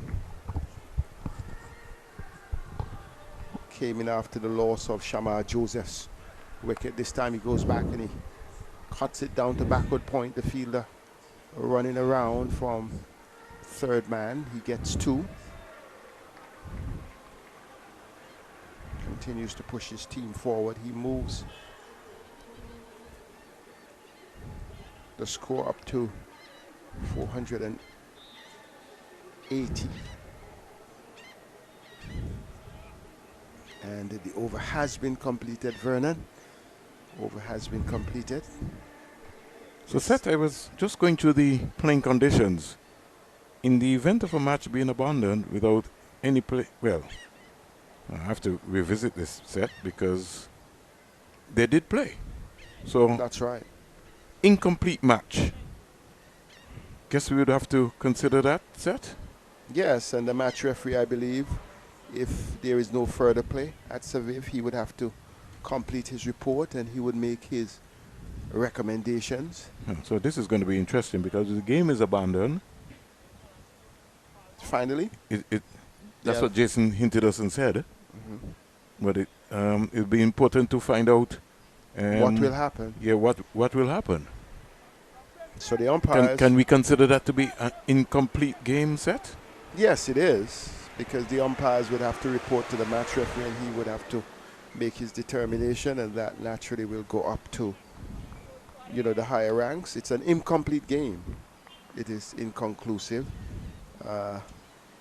Yes, you would say the Red Force would have had first innings lead, but the game was still in progress, and there will be implications.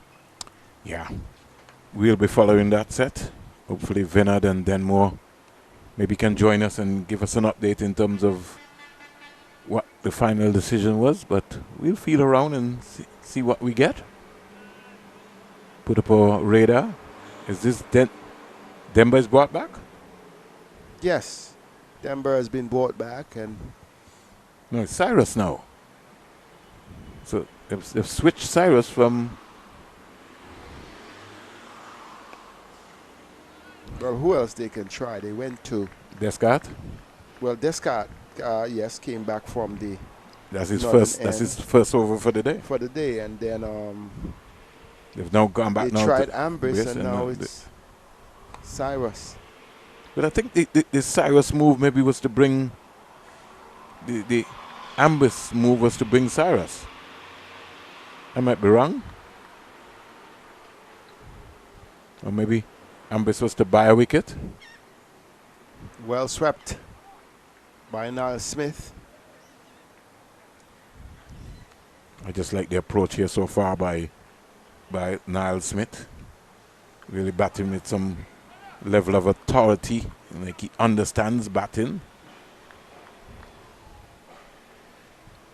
So another... a quick single being taken. The return comes in. They would not be able to benefit from any overthrow because Niall Smith was rushing into his crease, overran the crease. And you look at that, you see all the bowlers being used. The regular bowlers, all above 23 overs. Kavim Hodge, 8. Sunil Ambris, 1. But of the regular bowlers, only Cyrus has been unsuccessful. So something that he must look at and wonder if he would have done the work, or if the Guyanese batters are just too good, you know, for him to penetrate their defense. So the next milestone for Guyana would be to look at reaching 500, 15 runs away from that. And Niall Smith, 12 runs away from a 50, so he could look at an individual milestone.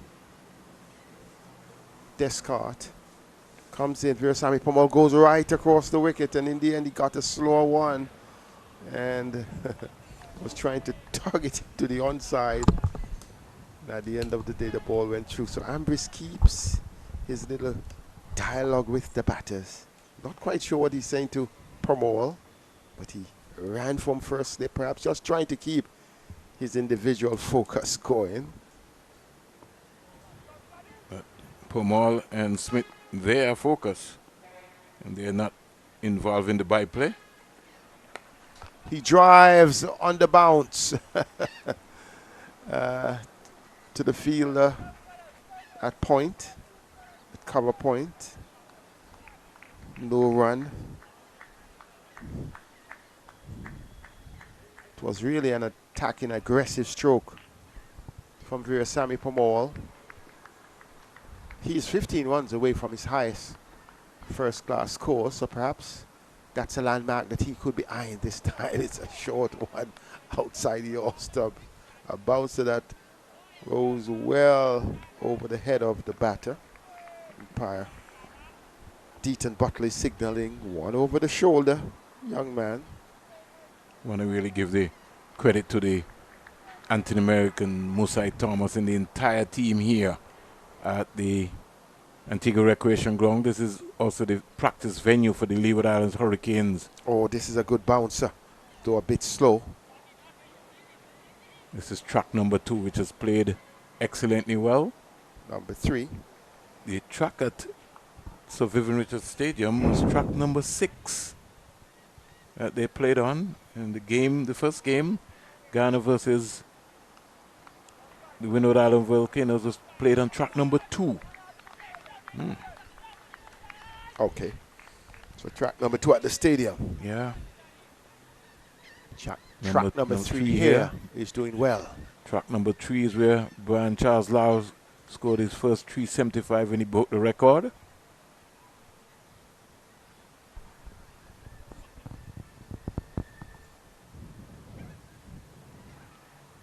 It was an eventful day. Broke Sir Gary Sober's record. Can remember it like yesterday. This cart being pulled by Virasamy Pomol, and the fielder running around, runs but cannot catch up with the ball. It's another 4 to Virasamy Pomol.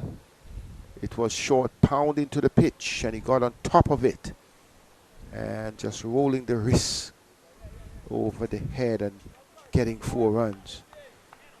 Moves to 79, and in fact, at the end of that over, the score moving up to 491. Yeah, I'm in Jamaica set. Barbados 197 for 2. Brathwaite is not out 78. Mosley scored 53. And today, Jonathan Drakes for 55. Kevin Wickham has come to the crease. He's 5 not out. Eyes would be on him. Kevin Wickham, all eyes would be on him. Young Barbadian batter. He has really lit the tournament up with consecutive hundreds in the first match. 2 players again, Kirk McKenzie and Kevin Wickham, products of the West Indies Academy. And I remember when Kirk made his double century up at the CCG. And they had the week series. Yes.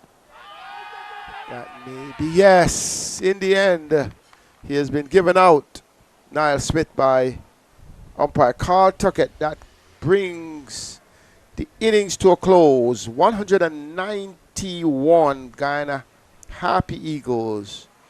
And they have really done everything right, Vernon Springer. Well, the innings have come to a close. 491 all out. Somebody's playing cat and mouse game with us, said. So please permit to us.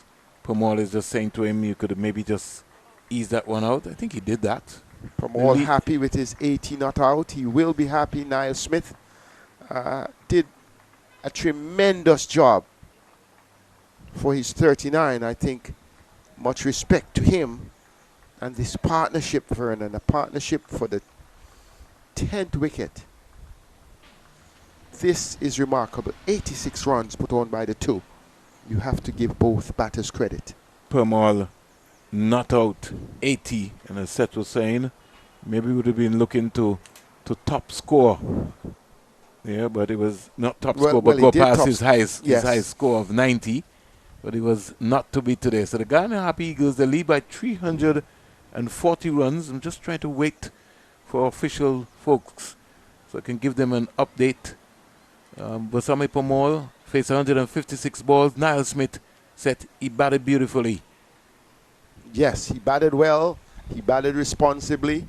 He started aggressively, striking a 6 and a 4 off John, and then he started to defend. And then at one stage we saw Pomol trying to, I don't want to say shield him, but fanning the strike. But Smith made the point with his batting that he's better than that, and he can hold his own, and he held his own well. And I'm sure that he would be pleased after scoring, well, after taking a 5-wicket haul here that set back the Windwards and had them all out for 151 to have come in at number 11 and scoring 39. He would be happy, just equally to Virasamy Pomol, who scored 80. So there seems to be a mix-up here, because one is saying 489 all out. That's the official scorecard of CWI. Right. And then on our screen is saying 491. So, and I'm sticking with 491 because at that time it was 487. So if it was 487, then it should be 489 then, Seth. When they got the tool, did they get a boundary? They got a boundary, and at that stage somebody, it was 491. Yeah, but anyhow, Seth, we hopefully will get this sorted out. We hope that both scores can coincide. We will take the Sani water break. In fact, I think they will take lunch, Seth. Well, it's just a few minutes before lunch. The innings closed at 11:52. Yeah. Now it's 11:54. They're now. Well, you never know, Seth. They might be coming out for 1 over. No. Because you have to have a changeover, right? Of at least 10 minutes. So I think they would take an early lunch. Right. So the changeover would negate that. So, but let me just rush down to the match referee set and just ask a question, because I don't want to be misguide or mislead. Don't want to be caught napping. So what we would tell you, 157.1 overs were bowled by the Windward Islands Volcanoes against a Guyana team that was really persistent, a team that from day one took charge through their bowlers, took charge after winning the toss and batting on day one, and then dismissing the Volcanoes for 151 against a good bowling attack where Niall Smith had 5 for 36 and Joseph and Paul had 2 wickets each. Moti had 1, but they took their batting seriously at the top of the order. It was a situation where they had Chandapol and Nandu, and while Chandapol grind and really laid a platform, Nandu was very assertive in his stroke play. He scored 54. Kevlon Anderson came in, he scored 41, and they took Guyana overnight on the first day 130 for 2, just trailing by 21 on first innings. And then yesterday they really blew the Volcanoes away, and they did it authoritatively, moving from a score of 132 on that day to 361 for 8. But then this morning they really turned up the heat, and the heat was turned up by some of the players who you may regard as lower order players. But before that, it was Kemal Savory with a top class 72 from 57 balls, 9 fours along the way, and Kima Paul with a blazing 56. He had really batted through a critical period, and they turned, in fact arrested the game after there was a bit of slow pace scoring in the morning, and after that it was easy for the batters. The Guyana team going in, as we said, on 361 for 8. Then came Shamar Joseph and Virasamy Pomol to the party, resuming on 25. Virasamy Pomol and Shamar Joseph on 10. Shamar Joseph raced to 46. in the end 6 fours and 2 sixes from his 46. And then when Niall Smith joined Virasamy Pomol was able to move from 25 to 80 not out, and Niall Smith on 39.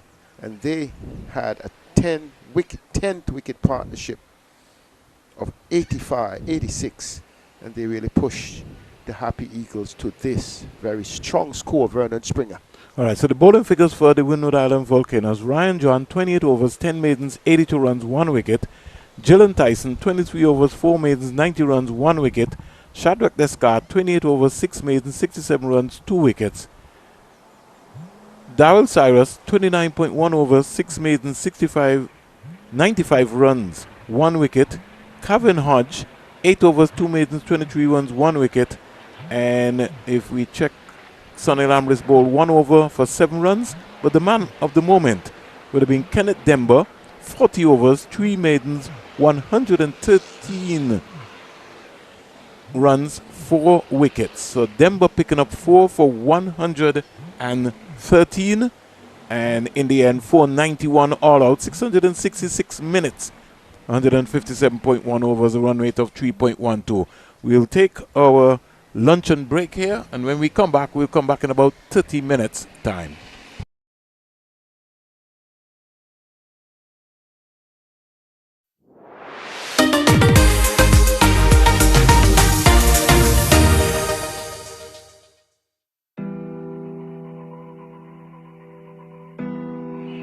Deep expressions.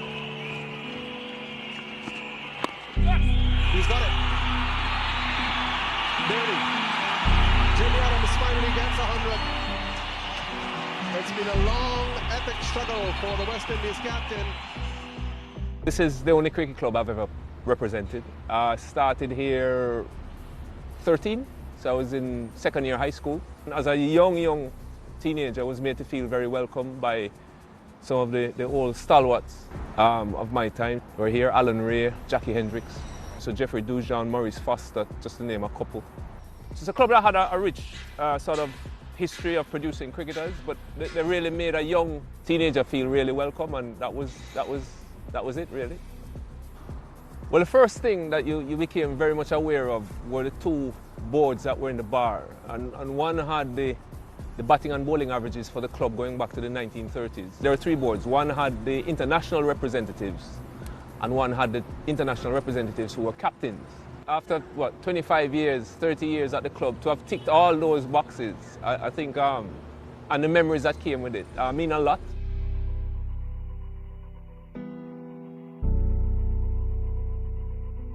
There was a rich mix of sort of generations here, and all of them really made me feel welcome and were very helpful over different periods in my career. And then just what the facility represented, it was the international ground, and over time I just became very familiar with it. Every blade of grass, I knew the wicket inside out.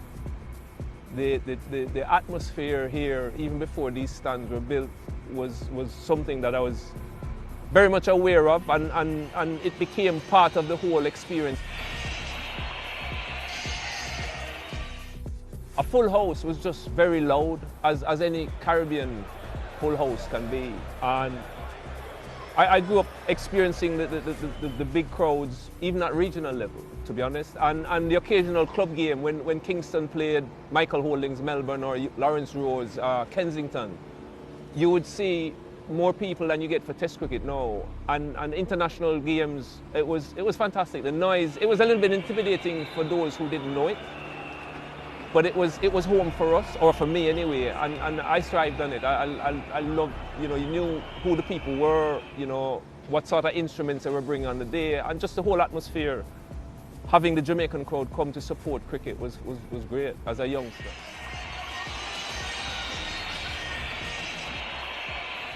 I guess the first Test match here would have been, that I played, would have been against England.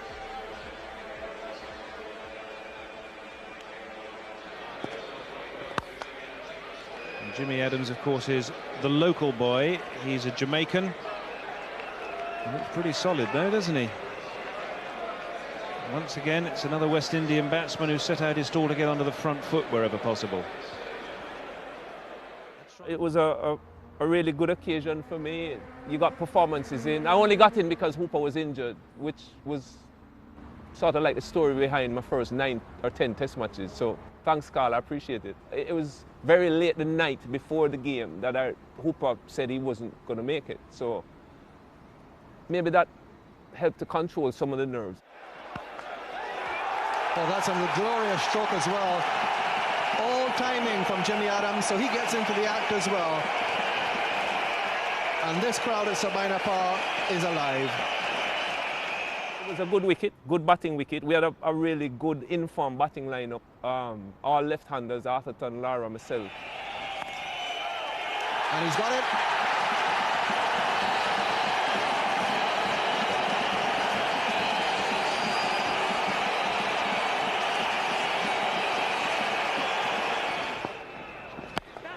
He's got it this time. Murray's out of the blocks, and an excellent and invaluable 50 for Jimmy Adams and the West Indies. You do it in front of your home crowd, to lift your bat for a test 50 here. It was really, really special. I managed to get a 90-something. Disappointed I didn't get 100, but really happy to have gotten a score. Well, this is the time when if you're Jimmy Adams at the non-strikers end, your heart's in your mouth for a couple of balls, while Courtney Walsh has all the pressure. If you get out, you really have let your partner down. Oh, that's close too. And out, yes! Steve Buckner confirms that Courtney Walsh has gone. It's the last West Indies wicket to fall. Jimmy Adams will have to trudge his way off this field. Satisfied he's done a fantastic job for the West Indies. I hadn't played a test for 2 years. So, you know, in those days, the competition for places was really, really tough. So whenever you got the opportunity, you wanted to just keep reminding the selectors, you know, if there's a slot available, give it to me and don't pass it on to other guys who were, to be fair to them, Roland Hall, Shave, all of them were scoring runs. So it was important from that point of view to get runs as well. Would have been better if I got 100, but yeah, I'll take the 90. It could have been worse, you know. You hadn't scored a test century up until then, but you went straight from Jamaica and you did get that first test 100. Yeah, I got it in the second test in Guyana.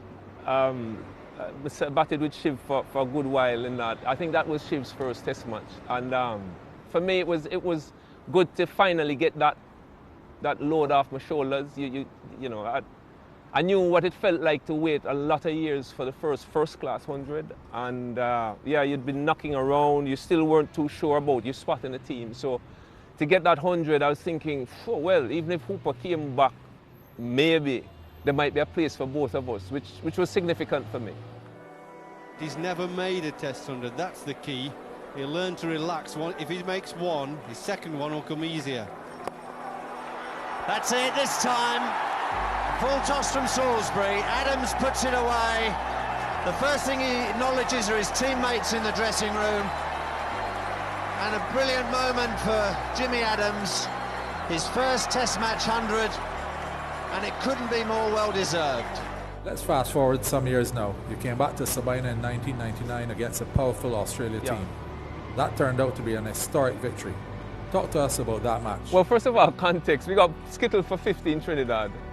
Lara's neck is on the chopping block with the selectors on the board, and yeah, things weren't as great as they could have been. And I remember walking to the wicket, and the usual chit-chat with me and Brian. We've been batted together for years, and so Pedro Collins had just got hit in his nuts, and he retired hurt, and it was in the morning, so we probably had maybe 80 overs left. And we literally just started counting down overs. So at the end of the over, Brian would say, right, Jimmy, we've got 79 left. And I would say, okay, we've got 62 left. I guess the underlying theme for both of us, you know, we're going into lunch, we've got 2 of us to lunch, and we just kept going. And I think both of us by then were old enough to realize when momentum was shifting. And yeah, pretty much between lunch and tea, we knew, we kept saying, you know, if we are here in 8 overs time, we'd have really taken this game away. And we kept going and we kept going. No ball, smacked down to the long-on boundary for 4 runs. Lovely shot. Found the gap between mid-wicket and mid-on. Nice placement. And they'll come back for 3. Good 15 for Jimmy Adams. A claim for him now on his home ground here at Sabina Park. Lovely shot. Beautifully played by Lara. He's hoisted up, down towards Lavon, into the mound stand. That'll go for another 4.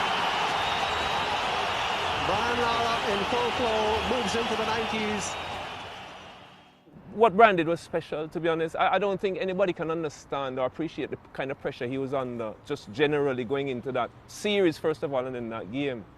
Selfishly, to have gotten the bird's eye view of the innings at the other end was just the best seat in the house. I mean, I've seen Brian play some magnificent innings, right? But some of them, I didn't spend as much time with him in the middle as I did on that one. So to have been 22 yards or 20 yards away and sort of been a part of it. 150 not out. Well played by the West Indian captain. It was a huge day for West Indies cricket. We desperately needed something coming off the South Africa series and then that first test loss in Trinidad. So, yeah, I mean, the greatness of Brian, what can I say? And yeah, to be there and then to get that view of the innings was superb.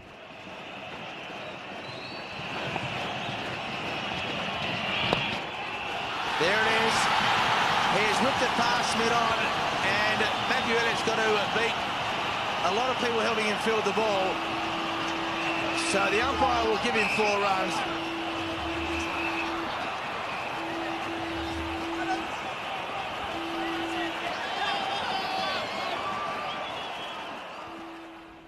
The 200 for where we and he was at that point in time, that week, he had momentum going to Barbados. He had nothing coming into Jamaica. And for anybody under that kind of strain to produce what he produced in the way in which he did it, like, he just dominated and from the whole day.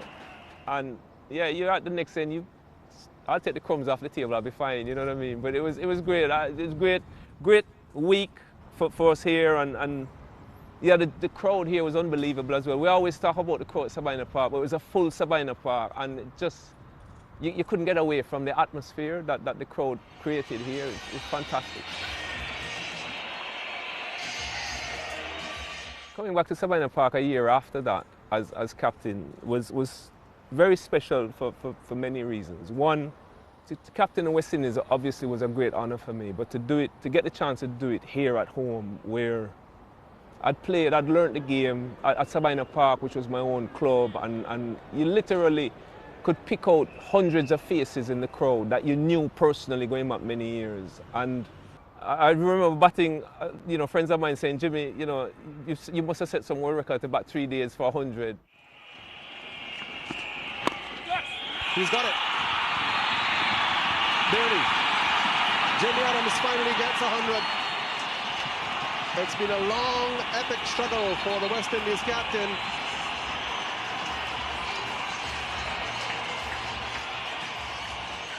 Yeah, it was just getting a test 100 as captain at home at your club ground. Yeah, I had some champagne after the game. To me, it doesn't get much better than that. Courtney Walsh breaking a world record in the same game. Message being sent to Courtney Walsh there. Patience does it, Cuddy. Of course, he can't afford to be too patient. Only 2 wickets left. It was getting to a point where I needed to take him off. And I was like, Courtney, and he kept saying, one more skip, one more. And it was starting to drag on. I was like, listen, I might have to make a call here. I was the most relieved person when he got it, because I was thinking people were going to say, Jimmy, you're captaining this thing just for your friend and all the rest of it. You can tell how keen he is just to finish off this innings, to get this wicket. Take on, that's it. Courtney Andrew Walsh is now Test cricket's leading wicket taker. The West Indians surround him on the field. There's this picture of Wavell Hines like hugging Courtney or almost lifting Courtney off the ground. And Wavell is a generation behind me, but yet Courtney had literally raised all of us, right? His mum had looked after us. If there were nights when we didn't have food or we were struggling, if we needed kit, he would bring kit back for the lads. And there was so much love for him.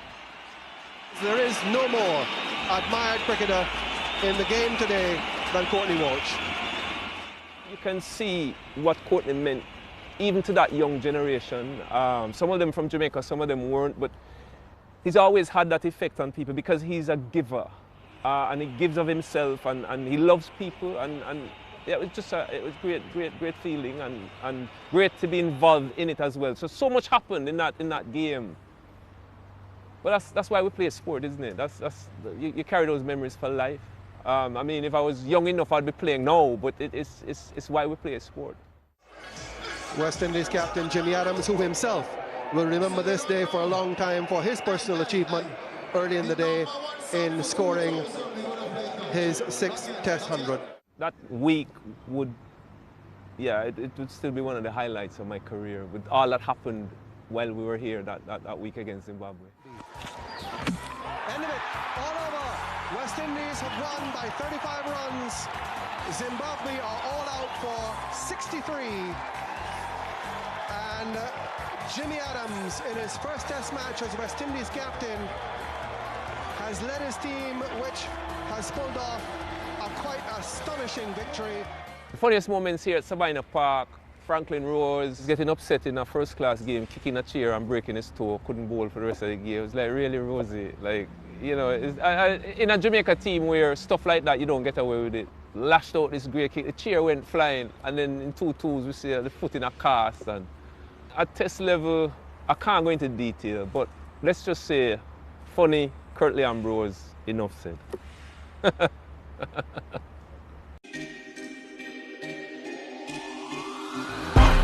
it, got him!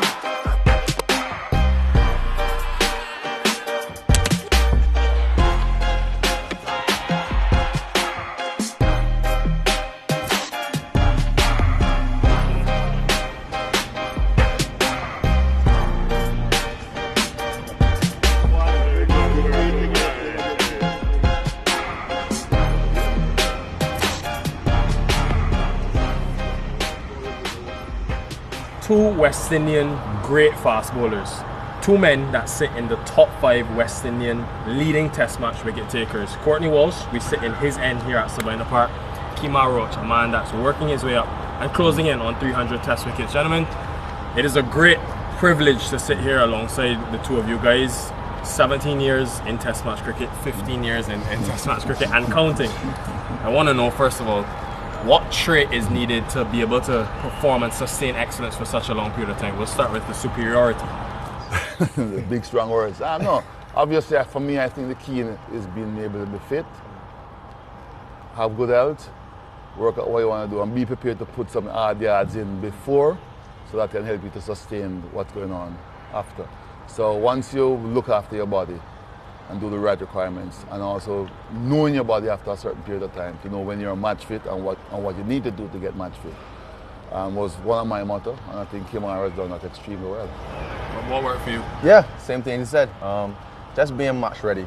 Put the work in at the beginning, train hard, take care of your body, eat well, get some rest, and then on the field, you just express yourself, you exploit your skills, and that has worked for me from my whole career. And obviously watching the great man before me, he laid the foundation, and he was a very hard worker. You can see that he bowled long spells, and he was very consistent, and that's what I emulate my game off. Roach has the last laugh. Roach has the last wicket.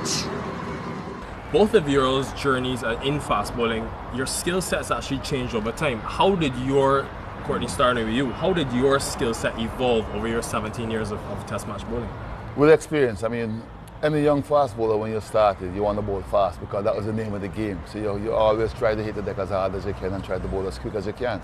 And for me, I could only get the ball to knife back in or swing in a good pace, consistent pace. But over the years, as the game started to evolve and my own career started to develop, you realize that you need certain skill sets. So practicing the nets was what I went to do, and then you try it out in matches. Obviously, being able to play a couple of seasons in England did help, and then playing our regular 4-day cricket here and club cricket, where you can experiment in those. And then I would call myself an all-round fast bowler afterwards when I was able to swing the ball away from the bat. And those skill sets is something that you have to work on. There's something that I've admired with Kimar. His skill set, when he started, he was raw pace. But then when he sort of lost a little bit of that pace, his skill sets got better in terms of how he swung the ball and using different angles, going around the wicket and creating what I call, I think, to me, and I say it in front of him or behind him, one of the best around the wicket bowler to left arm spin batters, using up that angle, getting the ball to come in and then leave the bat. It's not something that happens overnight. It's something you have to practice. And that's how you get your game to evolve in terms of trying to be a complete fast bowler, which at the end of my career, I think I was closer to that than when I started. Second hit, magnificent from Kimar Roach. Third time lucky. When do you remember that time where it all sort of came together for you? Obviously, injuries help. Obviously, I lost some pace, so obviously I had to work on my skills more to become still an impact bowler in Test cricket. So I did a lot of work leading into 2015, 2016 after my injury on my shoulder, and some deep discussions and some reinvention of myself and my action helped me to do a lot more of the ball, and then I think I became a better bowler after that, instead of working up batsmen, challenging batsmen, front foot, back foot, whatever, but getting the ball to go both ways. I think I enjoy bowling like that more than bowling quick. It might sound funny, but pace put fear in batsmen's heart, but I like the fact of exploiting skills and exploiting weaknesses in batsmen, and I just think that's where I enjoy most. Edged and taken, make that 51 before Kimar Roach is probed, and he finally gets the reward. What role did Courtney Walsh play in Kimar Roach's development and role in the West Indies? Yeah, obviously watching on TV, obviously we all know of him and the Curtly Ambrose partnership. I think those guys, they set such a high barrier for fast bowling in the Caribbean that you just wanted to emulate them. Watching it in Barbados on CBC, I think seeing him and Curtly Ambrose run together, it was just heartwarming, and you just go outside right after the game is finished and you try to bowl like them, and it was really good times, and it just is a good foundation for my cricket going forward, and that's why I'm here, playing so long as I can. And Legend, there's a picture of you around 2011 having a chat with the three West Indian fast bowlers. I think it was Kimar, it was Fida, Darren Sammy was in it as well. What do you remember about Kimar Roach when he first burst on the scene that you really liked? Some of the questions he had asked, I liked his action from day one, but his attitude, being down to earth, some of the questions he asked. And then after that meeting, we kept in touch. I mean, we were always in touch, but we kept in touch more. And just to watch, you start to watch and follow the career. And I remember the one that stands out to me most distinct was a conversation I had with him in India when I was down there doing commentary, and he wasn't playing. And I was a little bit disappointed because I wanted to see him play, but they were just remodeling his action and stuff. And I said to him, it's only a pity you have to be doing the modeling of the action on tour. This should have been done before, and it should have enabled you to be playing. And he agreed, and we had good discussions about it to make sure that he didn't get downhearted, because when you expect to play, you're not playing. And he took it well. We kept in touch, we did a little bit of chatting after, and I just started to follow his career because of what I saw, his humbleness, but he wanted to succeed to be at the top level. And after that tour, he came back playing, and he hit the ground running. And whenever he see me, he would say, Legend, what do you think about this, and what we think? And if I see something, I'd say it to him. And the way how he accepts it, and he would try, and we would have a chat after the game, this didn't work or that worked. That sort of helped us, and it helped me to be able to know that he's not afraid of asking for advice, and I was always happy to pass on whatever I saw to him, and he would take it on board. You remember that conversation? Yeah, I do remember that conversation. Speaking to him is just an upliftment. And I was down, wasn't playing as much, but he uplifted me, and I just wanted to push on. I just wanted to be among those great fast bowlers of before, and he was one of them. So it's just a good feeling to have him around sometimes. Another question in terms of looking back on y'all's careers, you've obviously played against so many formidable oppositions, but which opposition, if you had to pick one team, always brings the best out of Kimar Roach, always brings the best out of Courtney Walsh? Starting with you. I always like playing against England.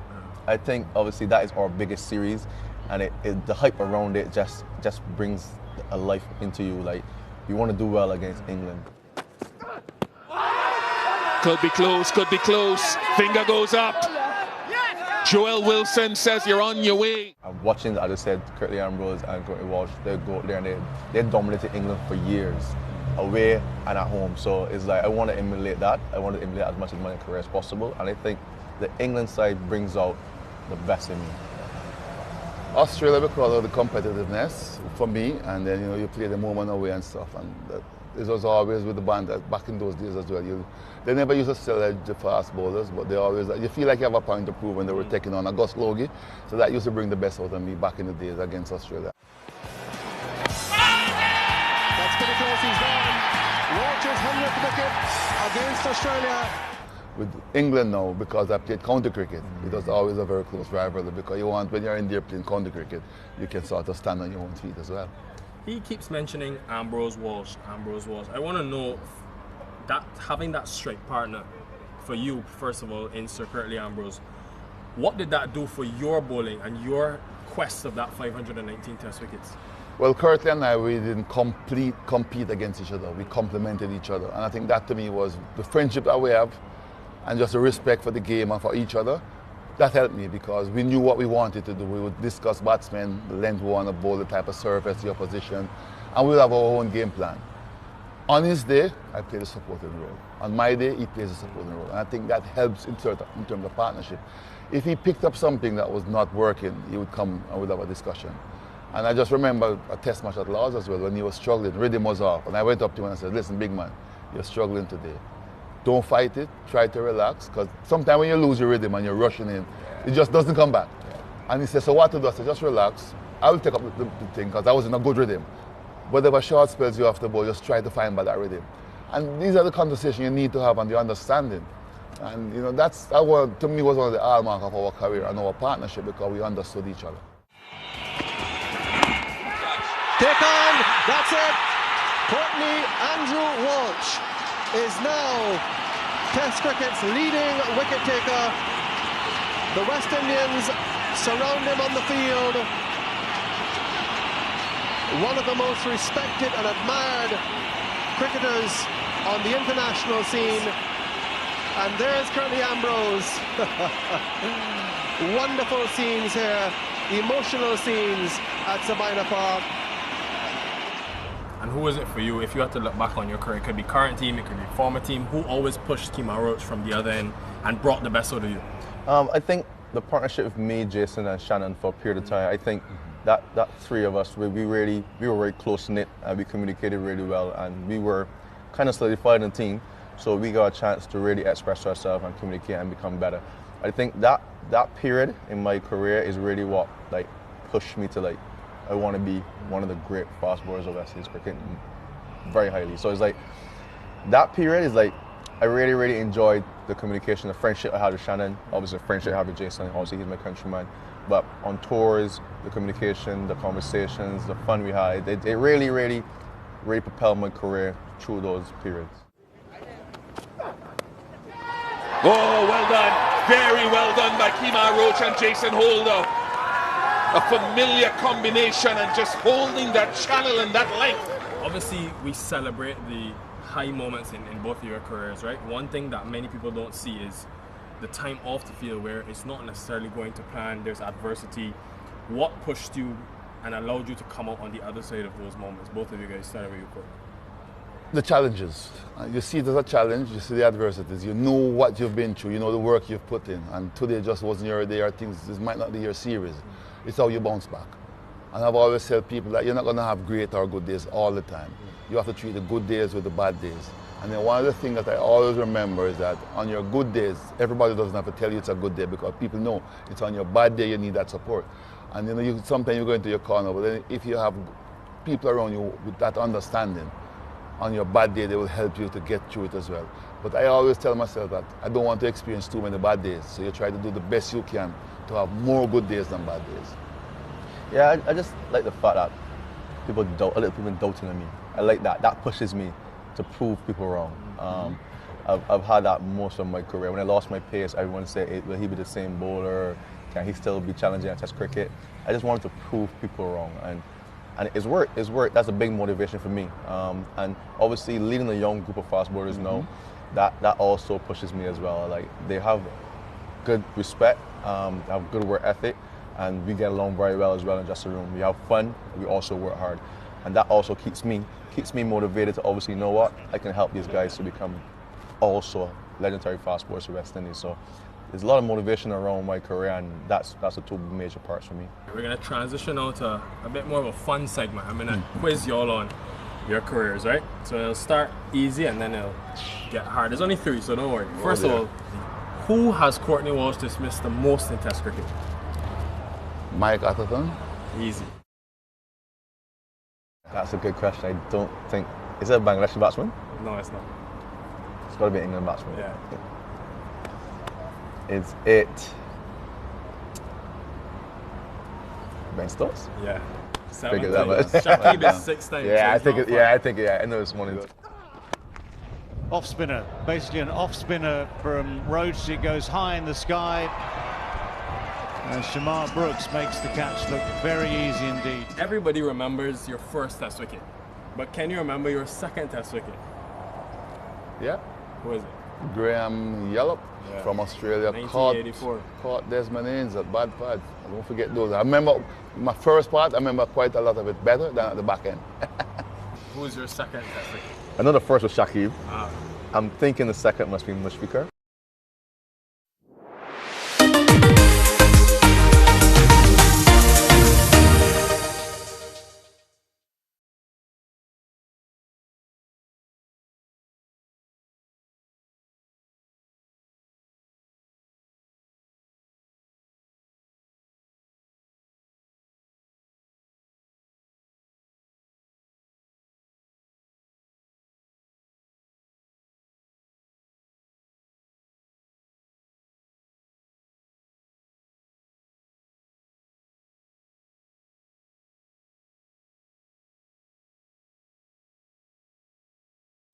Welcome back to the Antigua Recreation Ground right after lunch, and to let you know that Guyana were bowled out for 491 in 157.1 overs. They batted for 666 minutes, hit 56 boundaries and 8 sixes. Moti Pomol not out 82, 150 balls, 107 dot balls, 9 fours, 2 sixes, 205 minutes. And Shamar Joseph, a real breezy 46. I'm alongside Seth Burton, but I will be starting, but just trying to get my scoreboard up set, get myself organized. Well, I think the most important thing for the Happy Eagles is that enormous lead of 340. That is, in fact, really one that the Windward Islands Volcanoes would just be batting perhaps for time, because that looks like an insurmountable lead. Question is, would they be able to survive the day?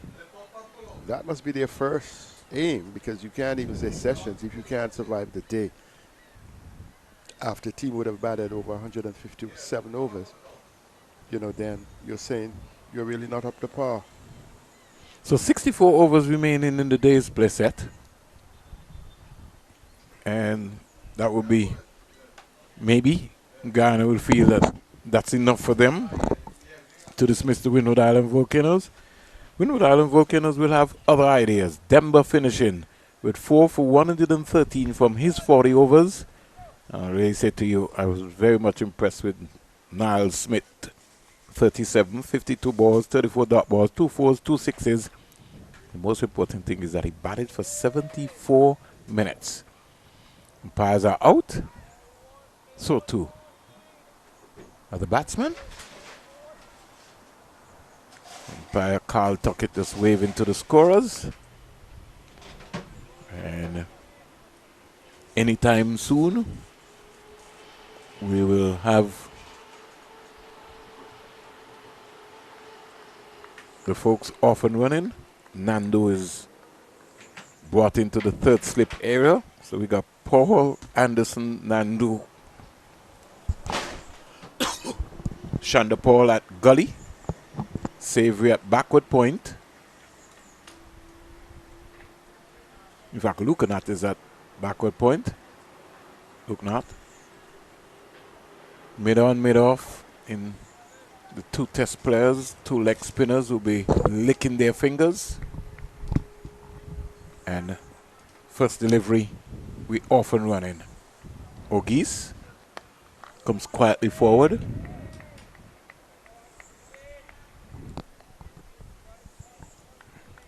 Well, I guess Niall Smith might be saying I had 5 before, so I would like to have another 5. Or Geese would be saying in the last game, the previous game, I had 95, and I would like to have 95 again.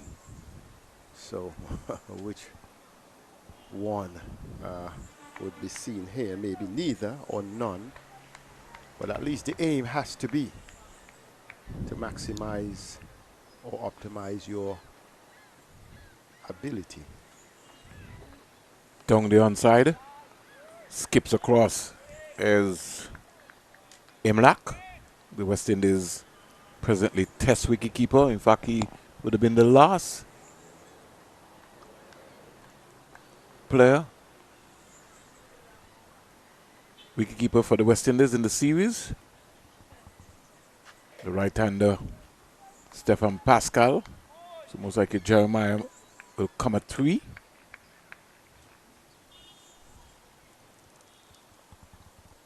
Smith, 46. On his back. Rushing in to the pads of O'Geese. Remember in the first innings, Niall Smith bowled 13 overs, 2 maidens, 36 runs, 5 wickets.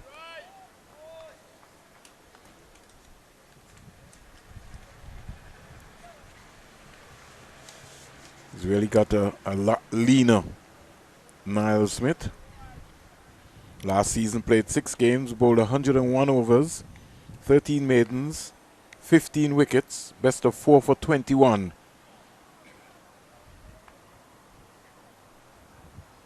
Bounding away around the wicket to O'Geese. O'Geese is hit between wicket and wicket.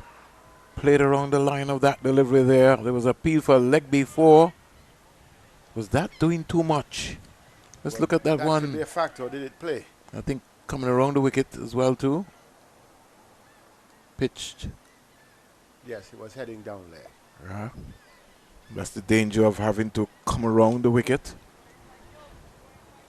You really got to be skilled enough to get that ball to straighten, pitch and straighten as well. But Paul, Smith and Shamar Joseph bowled in the right areas in the first innings and were able to restrict the Windward Island Volcanoes for 151. And they'll be looking to execute the same here. O'Geese, you'll have to be as tight as possible. Turned away down the onside. First one is a leg by. Missed out there. Had that been Shamar Joseph, you'd have been maybe whipping that into the square leg area. But it's not Shamar Joseph, it's Akeem O'Geese. Right-hander Pascal now comes into strike.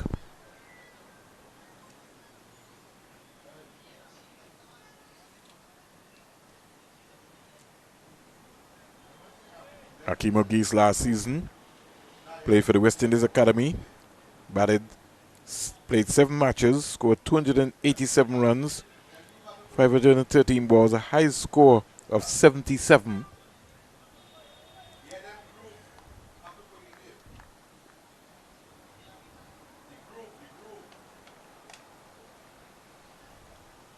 Pascal North comes quietly forward. Very tall, elegant player is Pascal.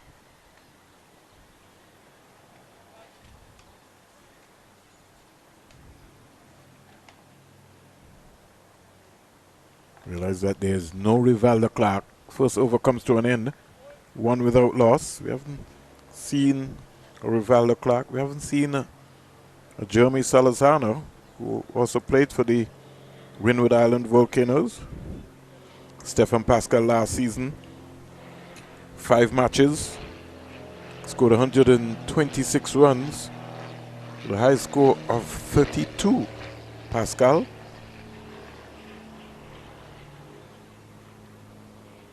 So by the shouting, not much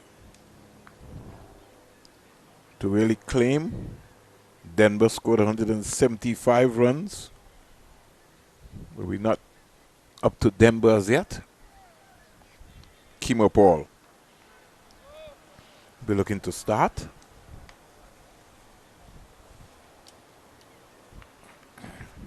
And Kimo Paul, you would recall, was the man who took the first wicket in the first innings.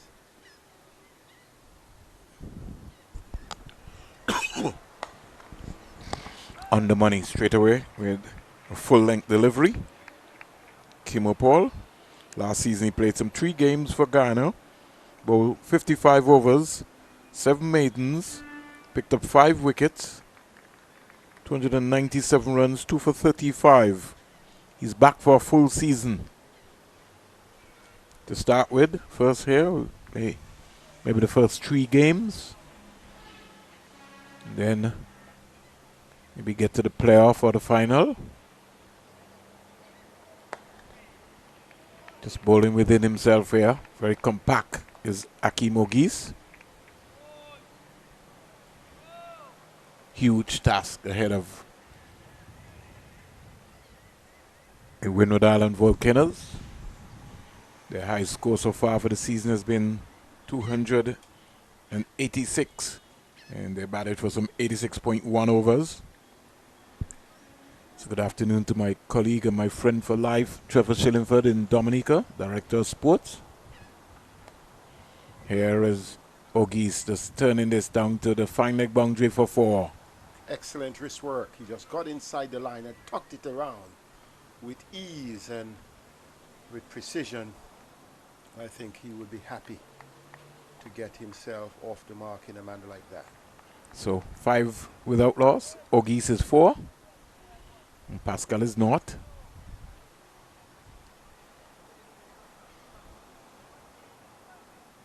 Teddy, I know you'll be viewing the cricket. Teddy Bishop. I understand I had to go back home for personal reasons.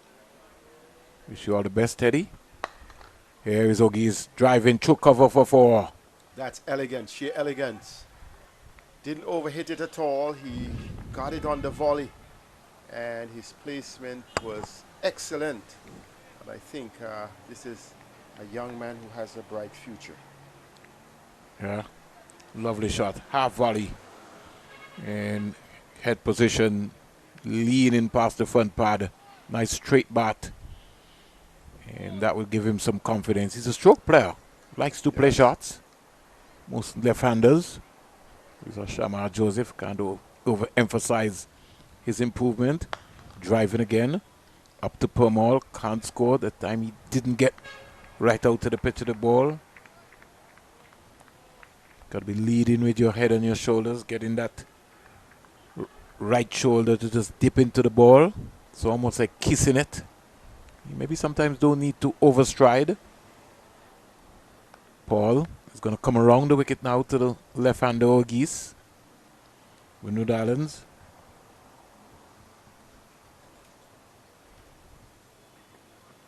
On the money. Tight in defense is Ogis. Second over being bowled.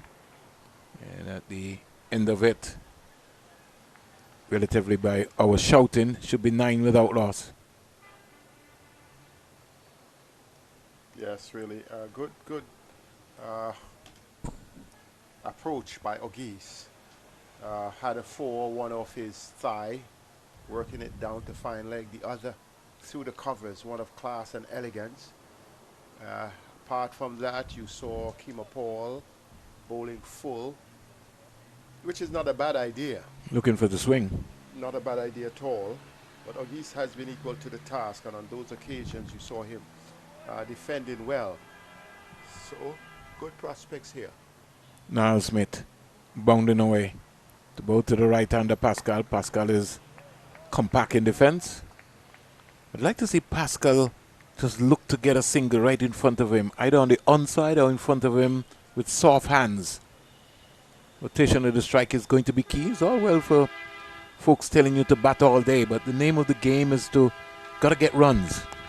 Yes, and Ogis showed that even though, yes, we are behind and in a significant way. I'm not going to come and block. Scoring opportunities, you must take them, and he did that, and I'm sure Pascal would take note. 3 slips go down along with a gully and a backward point. Pascal is just working this into the onside. They can get to here if he wants. And Pascal is quietly off the mark. Overthrow. They will get 6. Pomol not backing up.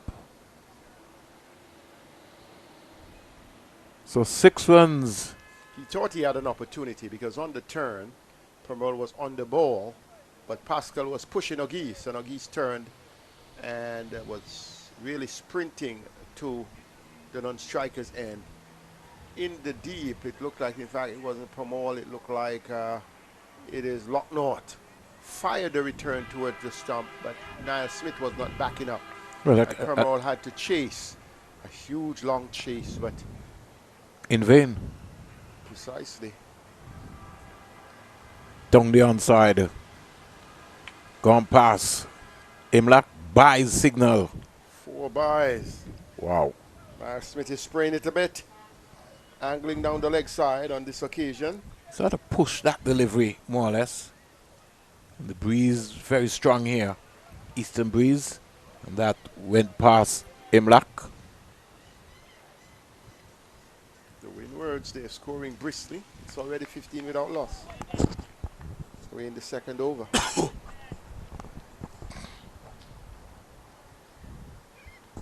Don't think anybody would be worried about the score set. Maybe if it was 150 without loss, and you start to get concerned, which is what the Windward Island Volcanoes will be hoping for from these 2 youngsters. Well, I guess every run counts. Not only every run counts, the approach, the positive approach must be noted. Aided and abetted by those 4 buys. You couldn't blame Imlach for that. That was a deliberate pitch outside the leg stump and was going further away. In fact, Pascal was playing at it, missed it as well. So we've seen 3 boundaries so far in the innings. 1 being buys. Good leave. A lot of folks have been asking what has happened to the game at the Survivoriated Stadium. Well, you maybe have to wait for the official report from Cricket West Indies Media Center, because we don't have any details, and so we don't want to speculate, because we can get ourselves into problems. So we hope that during our broadcast we'll be able to bring you up to speed. Thank you very much for reaching out to us. 3 slips and a gully go down. Shanda Paul at gully.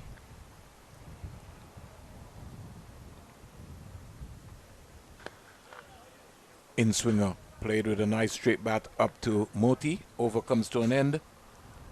And at the end of over number 3. Let's just get this. Score is 15 without loss. Yes, Smith not looking as sharp and accurate as he did in the first innings. Straight down the leg side on 2 occasions. 1 resulted in 4 buys. But I think he's just trying to find his way, just trying to find his length, his line, and determine what pace he bowls. Just his second over. So no doubt he will be looking at the best approach. Perhaps has already decided on the best approach, but maybe it's just not working his way. And some folks have been complaining. Yes, Pascal should be 6. They are right. There were 4 overthrows. They have Pascal as 2. So somebody just needs to get that right. Pay attention. The umpire did signal 6 runs. Yes, it should be 15 without loss. And so it's now 15 without loss. Here we go. Starts down the onside is Shamar Joseph. So Paul pulled out of the attack. Quite interesting. After 1 over.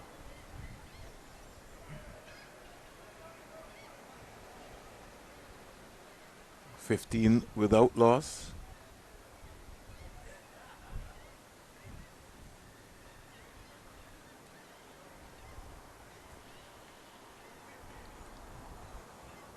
Here goes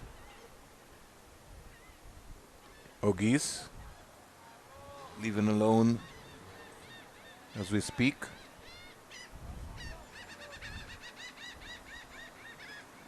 Shamar Joseph's introduction would cause the Windward's batters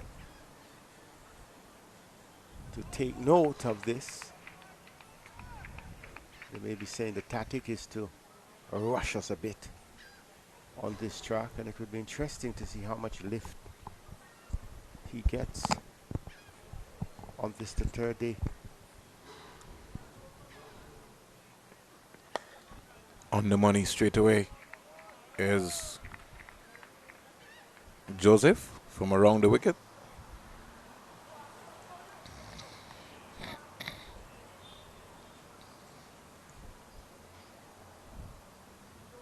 Just saw a bus pull up.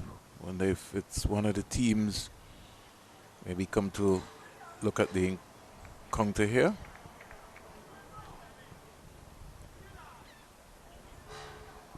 A couple of tourists have been banding around here at the ARG. Turned into the onside. Moti can't stop the single. Score in the meantime goes up to 16 without loss.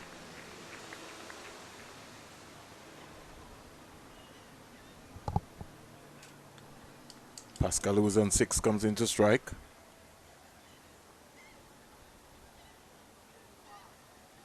Score is actually 20.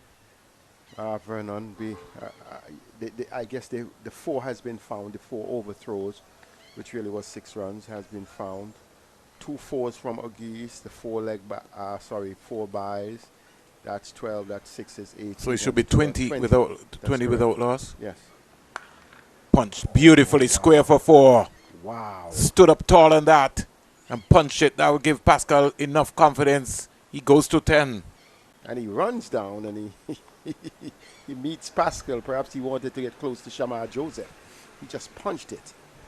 He was running, realizing that the ball is going for 4. Just wants to give himself more confidence. He was in the field as a substitute. And then just a reminder to the listeners, after overnight we learned that Alec Atenes, the captain, 24 without loss. After the captain could not resume the game after a ball had been struck in his shoulder and may have affected his head as well, based on the overnight scan from the first day. Then he was used as a concussion substitute, and he is now eligible to bat. So he has been thrust in the opening position along with O'Geese, and young Pascal is announcing that he is ready and up to the task. So Stefan Pascal is on 10, O'Geese on 9, and he really, the trademark of that over was that elegant 4 through the covers. So 24 without loss. Asking for a big axe here. They trail by some 316 runs. Miles Smith bounding away. Clipped away to the mid-on fielder, who is very close, almost on the practice pitch here at the ARG. Pomol. I'm looking at O'Geese. He's a very solid youngster. He's a stroke player, a touch player. One thing that he may need to be mindful with Smith is that the ball may not come to him the way it comes from Shamar Joseph. So he has to prepare to wait. He tends to crouch over the ball that is pitched into his pads. Hence he, could find himself in a challenging situation. Maybe for one a leading edge, the other LBW. So just wait. Or playing around his pads as well too. Just wait on the ball, as he did with that first 4 he struck from Kemo Paul. Waited on it, playing with the wrist. The transfer of weight is also going to be important. You got to get onto your heels, especially when you're coming forward. If you on your toes, you tend to lock yourself. So that trigger movement, you got to watch the ball as close as possible. Round the wicket. Good leave. I'd still like to see him just get that right foot out, more or less covering that line of the ball. And maybe he can afford to just make sure you safeguard your off stump. Yeah, he has good judgment and good eyes. Tall, so should be able to stand up to any bounce.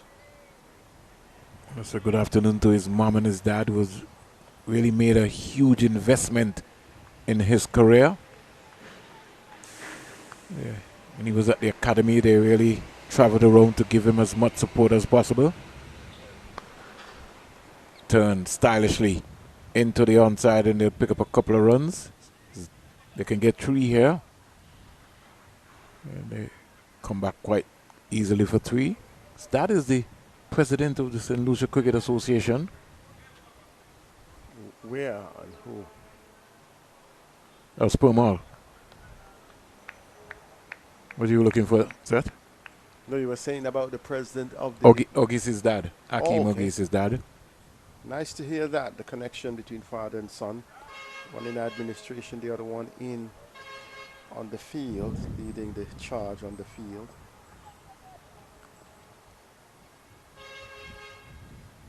Smith to Pascal. Pascal is pushing down the ground. Don't think he will go for 4.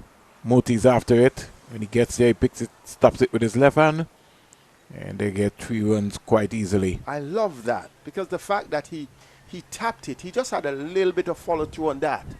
And it's about timing. The ball, a straight one, he reached forward and he played it with a straight bat. And that was enough to push it almost to the boundary at the northern end.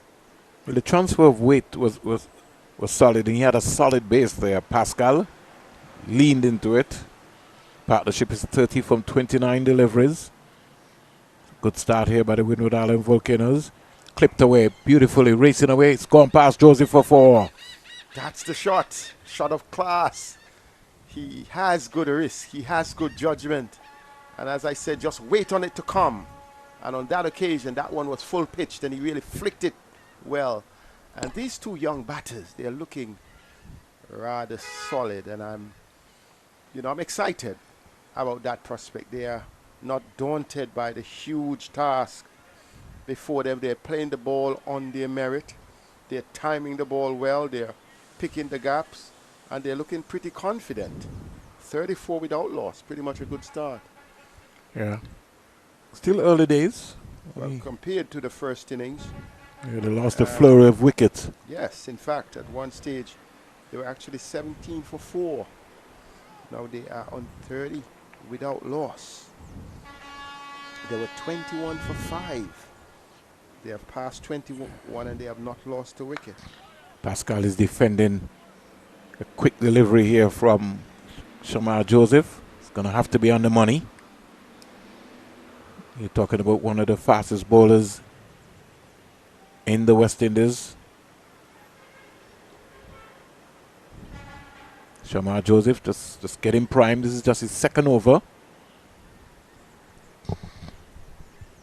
He wants the ball. He's up for the stars. Let's see what's going to be happening. Joseph, he goes away from us.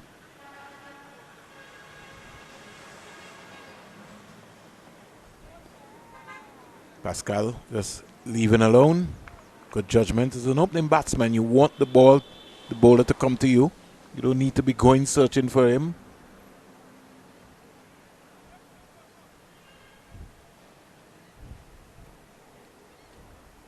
.34 without loss.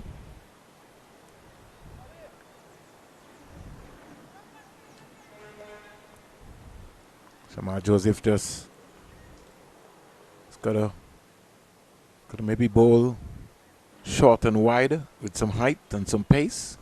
2 slips go down. Driven again on drive up to Pomol. Pascal just got to be able to turn those hips and get that ball punched straight down the ground. Don't try to go across. On drive is easily one of the hardest shots to play.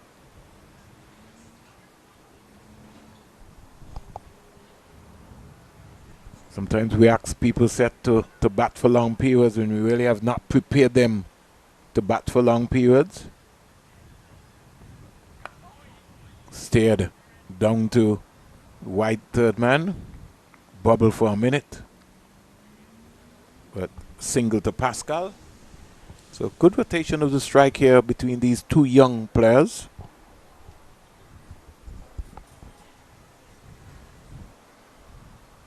Rotation of the strike has been something that we have not seen a lot, especially in terms of the West Indies at the senior level. So if you're having it, you know, amongst these two youngsters, it's a good sign.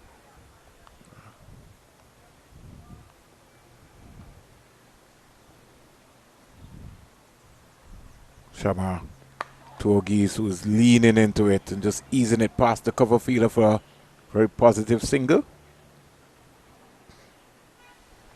He's the senior of these two. He's 22. When we say senior, he sounds old, but he's just 22 years old. Pascal just 20 years old. Good right and left combination. And if they're available for the Windwards, a circumstance has caused them to come together.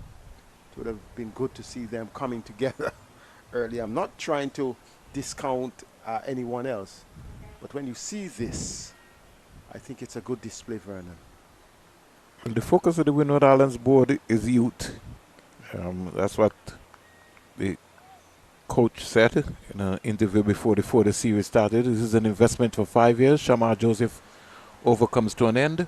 6 overs bowled, and at the end of 6, the Windward Island Volcanoes are 36 without loss. Yes, these two are batting well.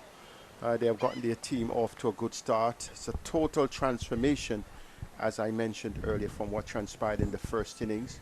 By the time they got to 36 in the first innings, they would have already lost 6 wickets. So more than half of the team would have been back in the pavilion. So they know they have a long way to go. They have to carve out, in fact, not even carve out, they have to drill themselves out of a hole. They have to find a platform now and think about the end of a session, bat session by session.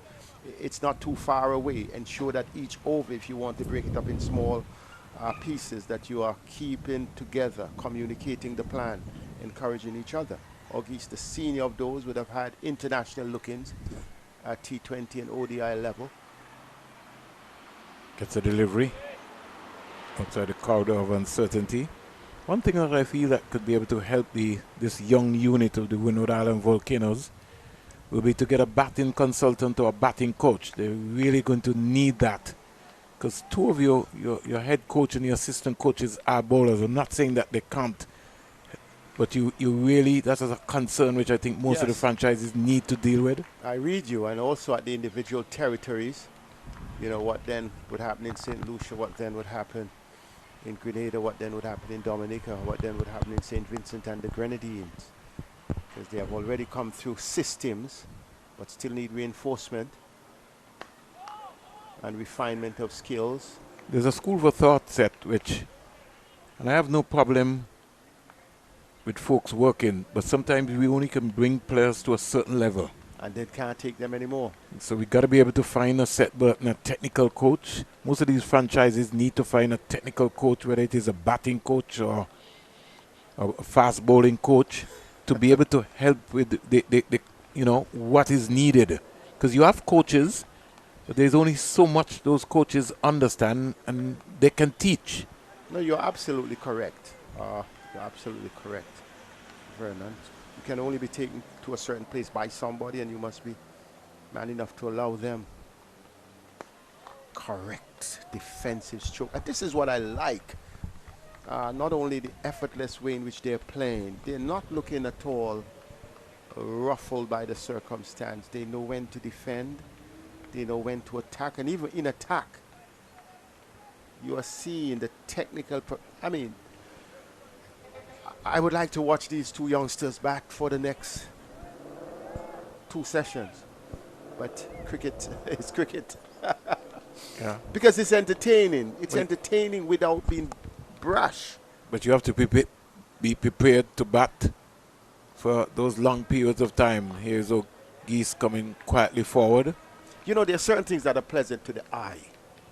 You know, it is just natural. They are just natural in stroke play.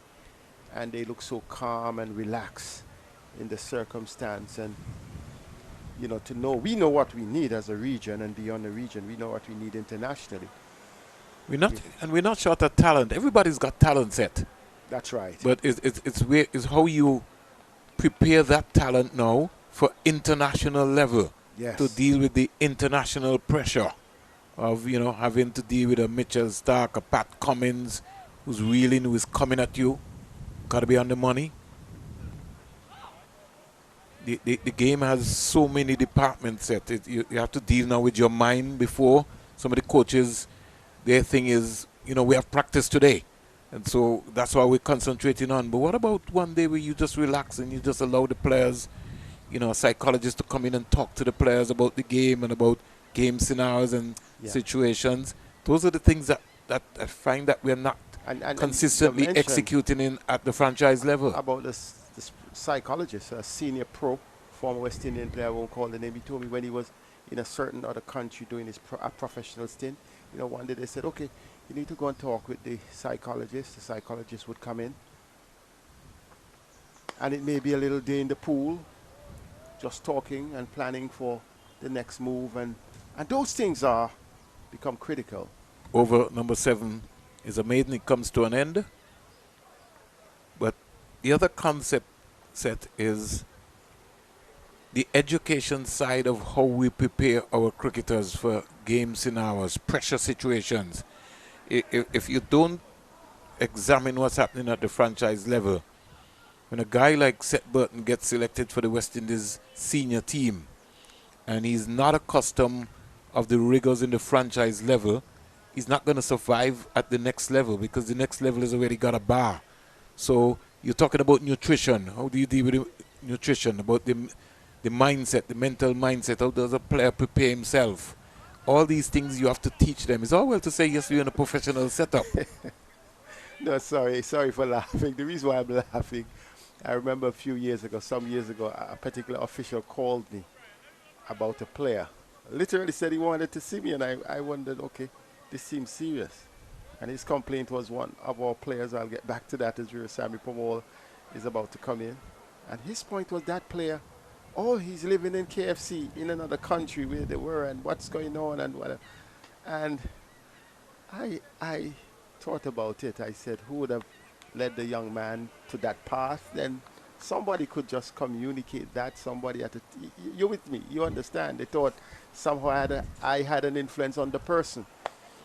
So even at that stage, you should understand what the impact of what you eat. It's not Pomol, it's look not. No. Bowling some off spin. And yes, it is. And Guyana Happy Eagles, they don't miss a trick in the bag. Don't miss a trick. We never saw him in the first innings. We've seen him now. Wow. Long on in Shamar Joseph is going right back onto the boundary. Back and across and punching it is Pascal. You see some thinking there on the part of Imla. Well, he's got the... You're playing for what you expect and then you send something else. He's got the weapons. And Locknett is not looking bad at all. Yeah, looks like an off spinner as well. Yes. He's automatically turning the ball, really. Just turns it into the onside. Is Pascal. Nutrition, I think, is key set in terms of how the players are eating, how they're resting their body. That's a capital letter, the rest factor. Yeah, one time I invited Byron Andrew, owner of iMobile in Antigua and Barbuda, to speak to our under 15 and under 19 cricketers. And the youngster said they're always resting. So he asked them, how are they resting? If 2 and 3 o'clock, they're still on their phone. They said they're resting. They think sleeping is resting. So they're saying, yes, we're in our room and we're resting. But he says, so every time the thing goes off, you take up the iPhone. Yeah, you take up the phone. So they're not really resting. They go to sleep, Really but not, they're not disturbed. They always disturb. Good delivery, man. Beautiful guile there from Looknot. Over comes to an end. First time we've seen him. First time I'm seeing him for sure. 1 run coming off of the 8 over there. So 37 without loss. So maybe what is going to happen is that Imlach is going to use his seamers from the Sir Vivian Richards Players Pavilion end and maybe have his spinners come from the media center in here at the ARG. It would be interesting to see what he does. Locknot, though, he has had some bowls previously. He would have, in fact, has 9 first-class wickets in his 2 matches. Maybe that's why he was picked. So he's, you can say, I don't want to jump the gun because I don't have enough background. Maybe he's a batting all-rounder. Could be. You know, would not have been considered during the first innings. Wasn't needed. Seamus picked up 9 wickets. Here goes Joseph. Pascal is working this beautifully. Down to the fielder. Looks like it's Savory. I think it's a good move, though, to bring Shamar Joseph from that end, from the northern end. I keep saying that your premier fast bowler should come from that end. So I like the shift that Imlach has made. Started at the bottom end or the southern end, taking over from Kimo Paul after just 1 over. And now he has been shifted to the Viv Richards Players Pavilion end. Paul, Anderson, Nandu and Shonda Paul all go down. Beauty that had some pace. Excellent delivery. Caught Imlach by surprise, sort of rocked him back. But well judged by Ogis. Guyana looking for early success. And I like this communication between the 2 young players. He comes, he prods at the pitch. Pascal came down partway, may have exchanged some words. That communication factor becomes so critical in partnership building. Ogis takes his time, thinking about it. Joseph bounding away around the wicket, he just turns it into the onside. They're going to come back for 2 very easily. And good cricket all around.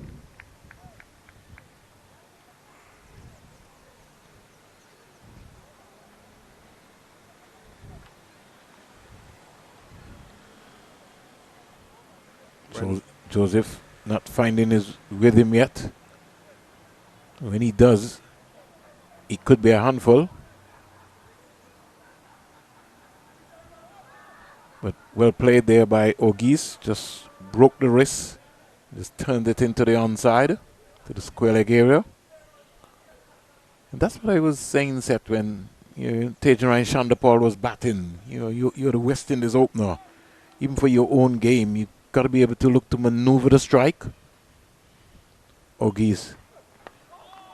Paul searching it at those pads. He's going to have to be careful. He's falling over there, Ogis. Want to be able to keep that head still with the bat, looking down the V. Joseph just trying to get him to play around his pads.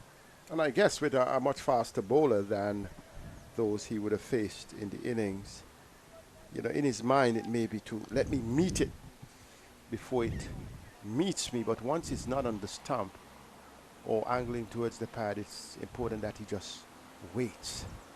Joseph, arms pumping to both to Ogis. Good take by lovely take. Imlach. How did that not go through there? Joseph raises his arm. Let's see that again, Jason. It was a quick delivery and he dived full length to his right. And that ball didn't bounce either, Seth. No, that's what made the take so brilliant. So Imlach.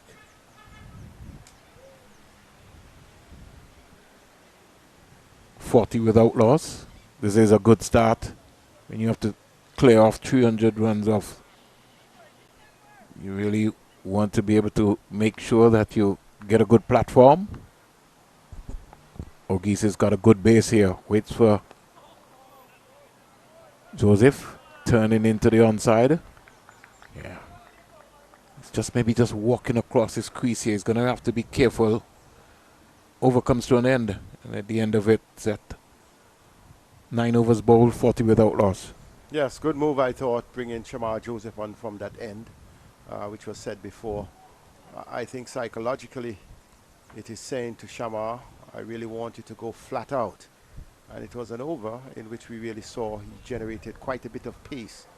You know, appreciable carry, particularly that one, though it went down the leg side, it was really sharp. And you can also see more intent even on the batters to remain there, because at least a couple of deliveries they were angled into the pads of Verghese. And he has shown, you know, that he's competent and he's up to the task. And I think that this is good competitive stuff between bat and ball. Yeah. So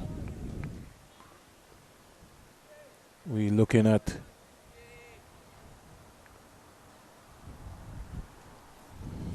Looknot. He's playing at a wide one. No need for him to play that set.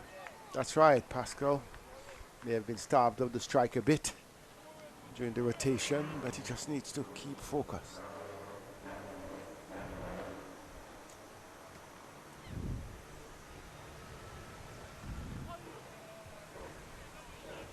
Allows the ball to go through.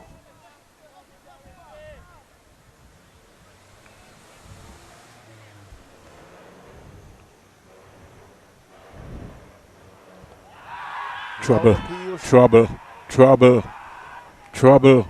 Locknut strikes. Pascal lazy in his attempt there. Didn't get that stride out. Missed it. And umpire Carl Tuckett had no doubt.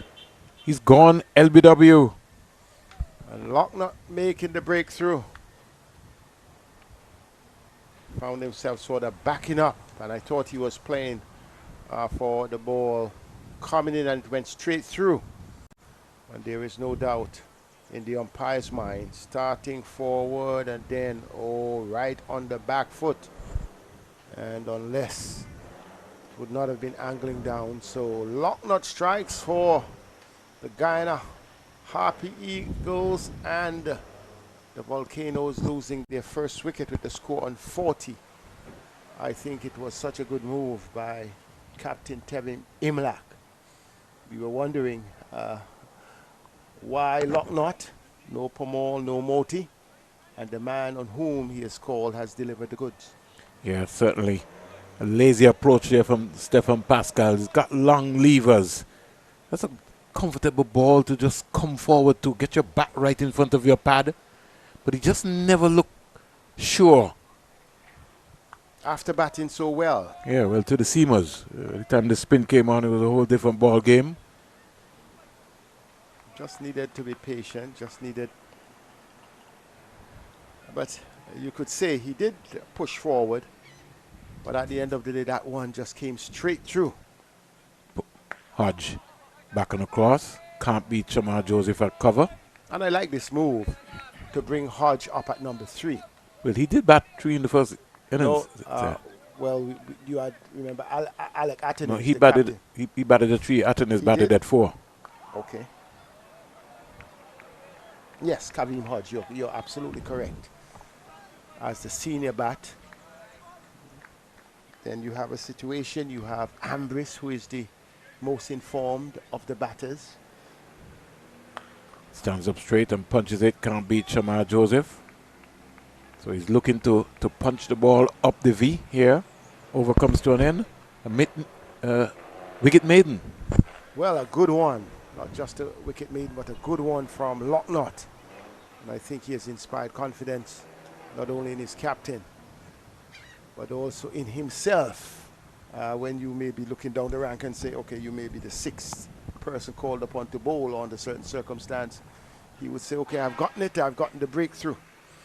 So let's see how tight this one will be. After the wicket, how would they respond? Yeah, Joseph. Guyana geared up. They just play as a unit. And they understand the system and the task at hand. played nicely to the square leg area, who's now moved onto the right side of Dayton Butler. I think good adjustment also in the field, because Auguste works nicely usually off the pad, plays sometimes in front of the pad and with the player backward. Would have always been easy singles. So that move is a good move. Well, they're making another adjustment. Shonda Paul is going into the leg slip area, because what they're trying to do is they're trying to work on getting, Auguste is a stylish player. Yes. So they want to be able, sometimes he falls over. And your strength sometimes could be a weakness, so they're making a trap. Joseph into Auguste. Oh. That's a good one. It came back a long way. Auguste has to be careful, because Shamar Joseph is not only quick, but with getting the ball coming back into the left-hander. When he leaves alone, he has to be 100% sure. One thing, when you have this kind of pace where you can bowl an in-swinger and you can bowl an out-swinger, you keep batsmen guessing. That's right. And that's the dangerous thing about Shamar Joseph. Can get this ball to dart around. Short ball that had some good pace, good carry. That really, the gas was on that one. Yes, but it was not directed as he wanted, so wasn't any bother for Auguste. He's just walked away and now deciding what may be the best approach. Perhaps psyching himself up for potential onslaught of short balls. 2 slips a gully. Leg slip, square leg, mid on, mid off. Joseph into Auguste, whipped it past the square leg area and down to the boundary for 4. That's what they're trying to get him to do, to play the ball in the air there. That went like a tracer bullet for 4. Yes, he played that with authority and with style. Once he picks it up on the pad, he's quick on it. And he had no challenge playing it in the air, because Locknott is placed right beside the square leg umpire. The man closer on that is way back on the long leg boundary, so he was confident. I'd maybe bring Locknott on the left side of the umpire, because Auguste tends to play the ball in the air just around about that area. Ooh, they're sneaking out a single there. He was in 2 minds here. He wasn't forward. He was playing from the crease, got the bat down. Now, this is the experience set of understanding. Our players got to get an opportunity. That's why you need people like a Desmond Haynes or company around for you to understand your head and your shoulders. You got to get forward. Just a while ago, Geese went onto the non-strikers end and was practicing that I got to get out. It's good when a player can realize his need to do something different. Remember, Shamar Joseph is looking for those poles. Hodge has to defend the back of the length delivery. Over comes to an end, and Joseph is warming up set. Yes, he's warming up, and he is really running in. And he is the man that the batters will be keeping their eyes on.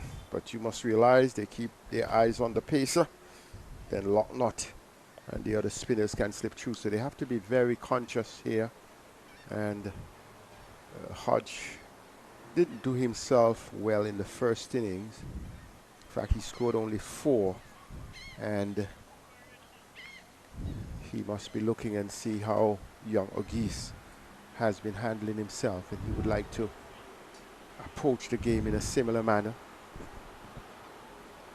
batting with confidence. Locknott in now to bowl to Auguste. Auguste is on driving, can't score. Hits that down to Moti. His first movement was almost coming down the track. Nothing wrong with nice use of the feet there by him. And you realize they have the deep mid off and the deep mid on, so he needs to be watchful here. Comes quietly forward.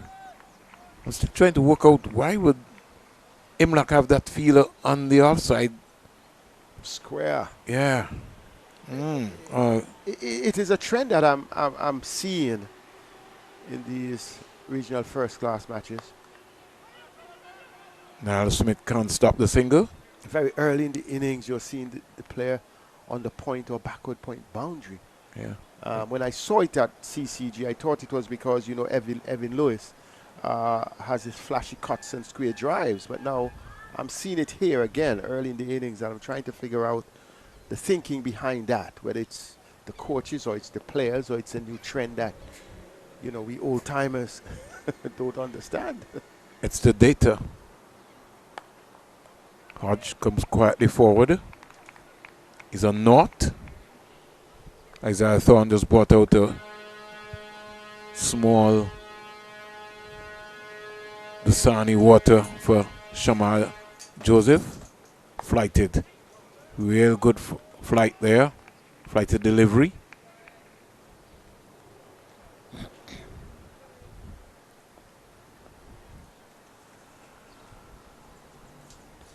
Richie. It's not Richie Richardson. Look not. And one run out of the over. Yes, a good over once again. And Imlak can, well, he's having a word with Locknott after that over. But he has really done well.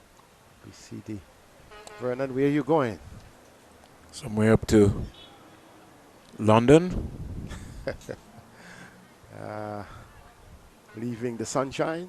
Yeah, leaving the sunshine. Gonna visit John Maynard and Robert Joseph. No, it's time to bring them home. I don't think we should go by them. We should bring them home. But the problem is that they're not wanted at home. Oh, wow. So that's the sad part, Seth. So we have to take a pull approach and maybe create the mechanism. Well, what we have to do is outside of the system. Try and get some players going out.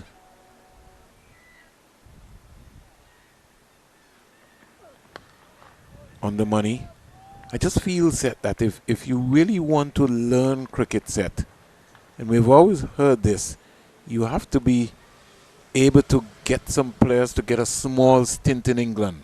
You know, it was 6 months, and we should be thinking about developing our players to get a couple of players. I like when Michael Graves, I know Michael is going off. I know also Malik Walsh is also going off to England. I think Kadeem Henry also has got a contract in England. When you get an opportunity to go to England, you learn the game. Same thing when you go to Australia. Ask Kenny Benjamin. Turned into the onside. And we've got to go back to the incentives. When Kenny Benjamin and Carl Hooper were the batsmen and the bowler who got the most wickets in the Northern Telecom tournament, and they got an offer to go to Australia, you know, that opened up their whole appetite and their mindset and the work ethic of the Australian system. Yes, really broadens the horizon.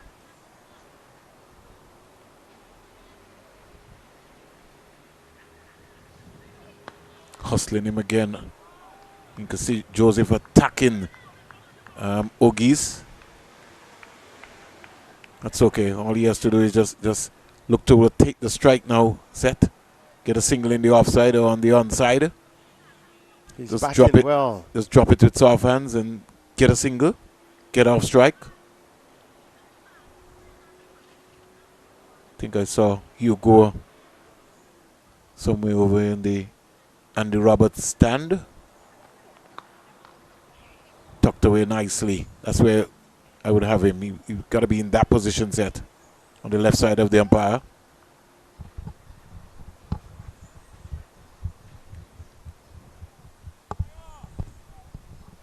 Strike rotation. Very important. You always hear about that. Sonny Glavaska in his book told you that, hello, the best place to look at the cricket is on the non-striker's end. Some people maybe didn't understand that, Seth.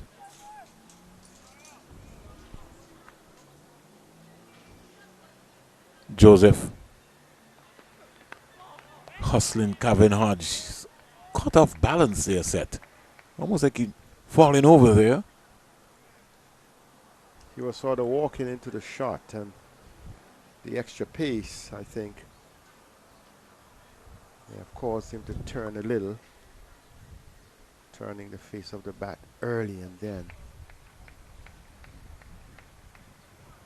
Now we've seen an adjustment once again. Yeah. Imlach has been pretty much an active captain, because he's bringing the field off of the backward point boundary, in fact, to about 3/4 of a way to the boundary, and then he brought Lucknott from out of backward point to just backward of square, deep backward of square. A lot of work for Lucknott. He's been going from end to end, and now he's got to come and bowl. Well, it keeps you, keeps the blood flowing, keeps you thinking. I think he wanted in that, towards the end of the over, he wanted to surprise Kareem Hodge, because with the two fielders backward of square on the onside, the suggestion may have been that he was going for a bouncer. But then you saw the delivery, it was pitched on wicket, and it was quite rapid. So then Hodge, well, was not undone by the thought, because he was able to get out on the front foot and play that. So good contest here. It has been a one-sided game by day 2. But now you're seeing at least some resistance from the Windward Islands batters. Lucknott. Wrong delivery, which is played nicely with a nice high elbow by Ogis. Very confidently in his approach. Nice flighted delivery. Real good teaser just above the eye line. Recognizing that delivery. Just came quietly forward. Slip go down in Anderson. Nice use of the feet, and when he gets there, he checks, makes an adjustment, and just plays it quietly up to Tejan Chandapal. Very good. Good approach. This is going to be a good contest. Could see it. Flighted again. Defending nicely. Things I would just like to see him to set is when he comes forward, just kill the ball right there. Something I was talking to Dave Joseph about. Victor Eddy was a master at executing that. And when he comes forward, he is very decisive. He's not moving down the track just to swing as a lot of batters do. He's moving down the track, and he's able to play a nice check shot and is in control of it.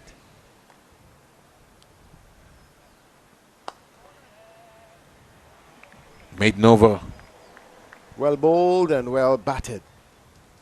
So as Ogis develops, Seth, some of those balls that when you get to use there, you can be able to just hit through the line of the ball or find the gap. You know, that's something that he'll work on to be able to kind of put the pressure back on the fielders. Because the higher you go, you got to face Lion and company. Got to be able to find the gaps. And he's showing good proficiency both for pace and spin. Oftentimes you have players who may be good at pace and outdone by spin, or vice versa. But for now he has shown that steadiness. He has shown he has the capacity to absorb both. You got to back yourself as well too. You know, you got to execute your skills. That comes from preparation. That comes from practice. So we're seeing another change. Kimapol? Yes, Kimapol is going to replace Shamar Joseph. So he's perhaps bowling the fast bowlers in some short bursts. And we know what the trick is going to be, because Moti and Pomol are going to have to bowl for a very long time. And so he's maybe, as you rightly said, Seth, he'll maybe give them 3. It's going to be a long day, 3-4 over spells. Well, the Windward's batters would determine how long the day is. What turns out to be. Hodge gets a delivery which just pulls it around. Now, this is good tactics here, because Kim Paul has got Hodges' number. Got him twice at the Sir Vivian Richards Stadium. And that's something will be playing on Hodges' mind. And they know he likes that pull shot. In fact, they're setting him up because two were on the boundary on the onside. One was inside the boundary in a short backward of square position, one forward of square, and one on the boundary backward of square. So around that area, but he was given the short ball first up. He played it, he controlled it, and we have known of Kavim Hodge getting out to hook and pull shots in his international game, playing the shot hard, but playing it to hand. So left-hander Ogis, he comes in to strike. Paul himself a leader, so he's very meticulous in terms of his field placing and where he wants his fielders, which in hindsight is right. Ooh. Oh. Well, left again on length, as quickly I picked up from Akeem Ogis that he's a good lever of the ball. But it was the swing that Paul got from that one. That's why this pace attack for Guyana is so dangerous, because they're all different in their formations.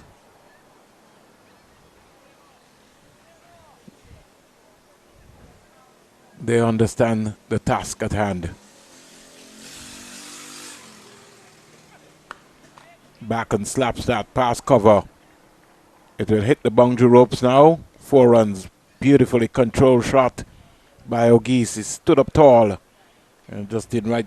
Just slapped it. And down to the boundary for 4. 50 comes up for the Windward Island Volcanoes. Got on top of his toes and played it elegantly. Found a gap. You would enjoy that any day. One thing about the cricket wicket here at the Antigua Recreation Ground, it's got good carry. 52 for 1. Ogis gets another delivery. Oh, plays inside the line of that delivery. Well, he's always pleasant to the eye. What a shot that was before. And he didn't really put a lot of power, but it was just placement, timing. He needs to bat long. He needs to bat through this critical period. Well, he's already... Sorry, Seth. No, go right ahead, Brandon. He's batted for 55 minutes so far. Make it ball going across him. Needs to be careful because it's getting closer and closer to the stumps, and that one kept a bit low.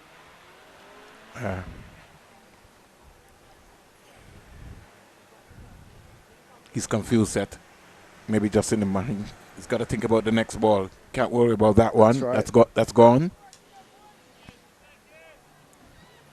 Just look at the next ball. That is history. Reset yourself again. Get your head in the right position. Get those eyes like an eagle looking at that red Duke's cherry from Kim Paul. Slow bumper. Didn't get up. Pomol is after it. They'll only get 1 run. But he got into position and just had to wait for a long time. 15 overs bowled, 53 for 1. Ogis is 31 and Hodges 1. A good testing over. Yes, 5 runs did come from it, but Paul, after being struck for that 4, you saw him coming back intending to pitch just outside the off stump, attack. Then he attacked the off stump, but then went, I think, straight the final delivery with that slow bouncer. But perhaps that slow bouncer was a setup. But Ogis did not bite that trap. He, in fact, played it down into the ground instead of going to hoik it in the deep.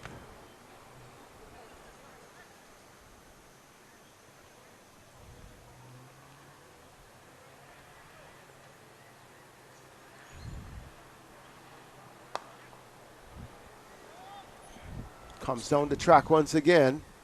This time plays it in the onside. Keeps the strike turning over. Keep rotating the strike. And bring the experienced Kavim Hodge to face Locknott.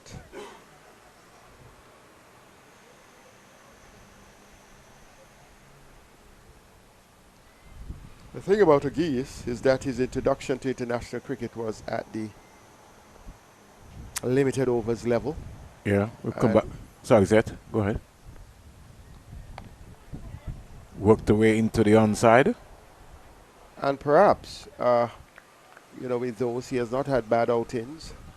And I think the confidence that has been placed in him, I see him having the temperament as well to survive in the longer format of the game. Because oftentimes you have players who are unidimensional. You're a big hitting player, so you are for ODIs, or you're for T20, or you are sedate player, you're for the longer version. But he definitely has the capacity. Here's a delivery which is slapped into the outside. I'll give you my opinion, Seth. I think he'll be a wonderful number 4, anywhere between 3, 4, and 5. Same thing for Andrew. I'd like to see Andrew batted maybe 5. Have a look at the game. Right. It doesn't matter where, but you look at quality. Yeah.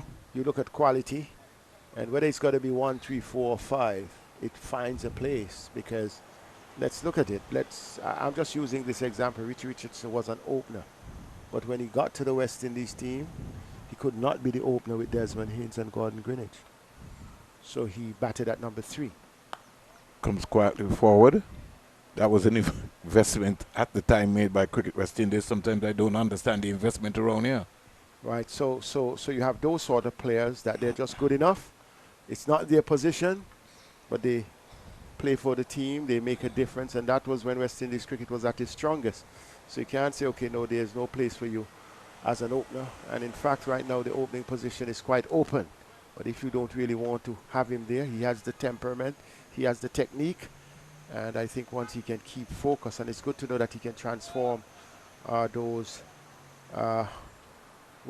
opportunities that he has gotten with white ball cricket, that he has shown the capacity to also excel with the red ball. And this one, he works it down to fielder at backward point, and he gets a single. 56 for 1. Relatively good reply by the Windward Islands Volcano after disastrous first innings. An opening stand of 40 between Ogis and Pascal was departed. Kavim Hodge coming to play the supportive knock. As young Akeem Ogis takes command. Here is Hodge just riding that one. Good delivery from Kima Paul. One of the things we have seen, Vernon, we have also seen the situation where the glut of West Indian players who used to play in the IPL has been reduced, significantly. So quite a few are available for the 41st class season, and that may be good for West Indies cricket. Here is Paul. I think we're playing less cricket as well, too, Seth. Well, that's true. So, but also, to be fair, is that I think the territorial levels would need to pick up that slack and really have serious contests. I know Guyana, they are pretty much ahead. But they're handicapped with the weather. But right, that's so. Yeah, So perhaps I I was going to say something, I would withdraw, but perhaps there can be some collaboration. You have weather issues. Maybe you can go to Barbados or go to Trinidad. Well, even so why Trinidad. You don't say come to Antigua, man? Well, you have to be organized to come to Antigua. No, I'm just making a point. Yeah, I understand what you say. But again, Seth, you're going to have players who are contracted. So let's look at somebody like a Dimitri Adams, a Landeveld, and those guys. They're being contracted now, and they might not get a game this season. How do you work that down there on side? And I guess you could say the same for some of the other franchises, and that's the point that you were talking about. Well, I'm seeing our collaborative effort. I think CWI with Canada, that there is something with that global game that they're playing, and there's so many opportunities. Yeah, but that's white ball. Yes. You in the Caribbean set, cricket has grown. Yeah, we need to be able to grow something between us. That's right. Cricket has grown. Yeah, we have and to. I think we have to keep. You can't have an MOU with Bermuda and not enhancing the game or making something happen. Clipped away. You have somebody like a Winston Benjamin who took his academy team to Bermuda a couple of years ago. Why is the Leewards not thinking about taking a second 11 team to Bermuda? In fact, in the past, it was the Parish League who used to actually take their teams to Bermuda. And in fact, even Viv and Richie would have gone with some of those teams. There you some go. of the young players. Well, at that time, Ridley Jacobs, Foster Henry, a bunch of other young players would have gone. Walston Otto would have led our teams there. So those matters, as we see, it is time for the water break of the first hour. We're just saying that the Windward Islands Volcanoes, in reply, well, 58 for 1. They're 58 for 1. All right. O'Geese leading the charge on 34. So we'll take the Sunny water break, and we'll come back in under 5 minutes.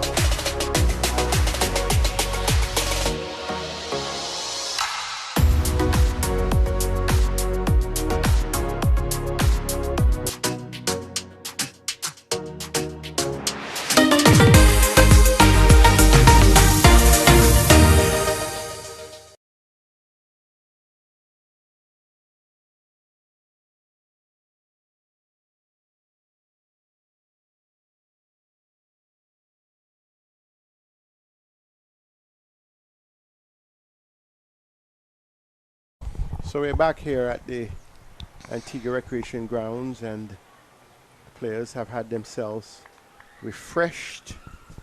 We're in the second half now of the post-lunch session. Look North being driven by Hodge for 4. Lovely shot. He just came forward and played that between the gap of cover and mid-off. And Hodge has now announced himself that he's ready for action. Yeah. Sort of over-pitch delivery there from Look North and put away nicely by Hodge. That will give him some confidence. He's back and cracking it square. Pass backward point down to the boundary for 4. Back-to-back boundaries. Well, he's confirming that he's ready and he's up to it. And they're pushing on. 62 for 1. Should be 66 for 1. Yes. Hodge has gone to 11. Our score's not working with us very fast enough, so they've every now and again they catch Seth and myself. Sometimes we have to look down on our own scorecard to make sure that we've got it right. 66 for 1. Hodge is 11. Back-to-back boundaries after the Dasani water break. He's driving up to mid-off. Took a risk there. Well run in the end. Ricocheted off of the stumps. He's gone for an overthrow. And they get an extra one if they want. No. They'll only get 1. So they will get 2 runs in the end. 1 overthrow, the ricochet from the stump. Allow the ball to go way down towards the third man boundary. Barbados 241 for 2.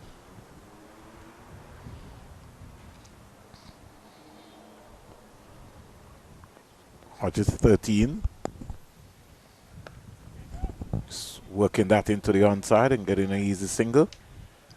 Joseph from deep backward square comes in halfway. Can't stop the single. I'm alongside my colleague Seth Burton. We're bringing the coverage to you. Compliments of, not compliments, but of the production for Cricket West Indies, live and louder. O'Geese is 34. He's got to start. But he want more than 34. Make it 35. Moti challenged again.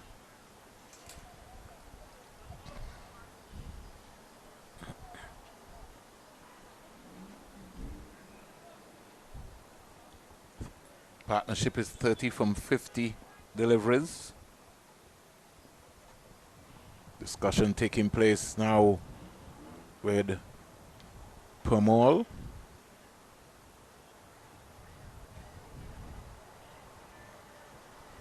They're looking to make some adjustments in the field.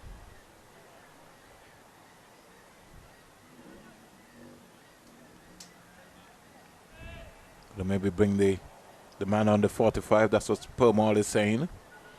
Taking the sweeper around. Kimopol now comes into that position. Slip fielder goes down. Deep backward square, and Shamar Joseph I think needs to come to his left, really.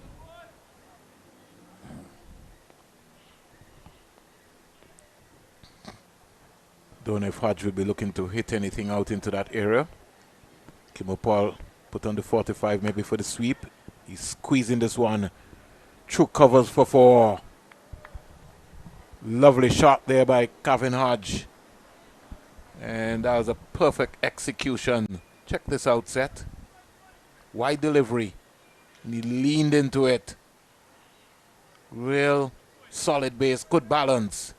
And lovely drive there from Hodge. Well, the first one he played through cover, I said he was announcing himself that he's ready and up to it. And since then, he has moved from announcing it to confirming it. And he has had 3 4s all in good fashion. And this is good. Good thinking. He would be mindful that he barely troubled the score in the first innings, just making 4. And as a senior bat, as a West Indian player, one who is expected to be on the team for the upcoming series, he has to lead by example and show that he is deserving of a place. Kimopol to O'Geese, hustling him again. Played straight. Pomol comes up round, stops it with his right hand. 74 for 1. They trail by 266 runs. I think their first objective would be to bat out the day. Unless there's a flurry of wickets.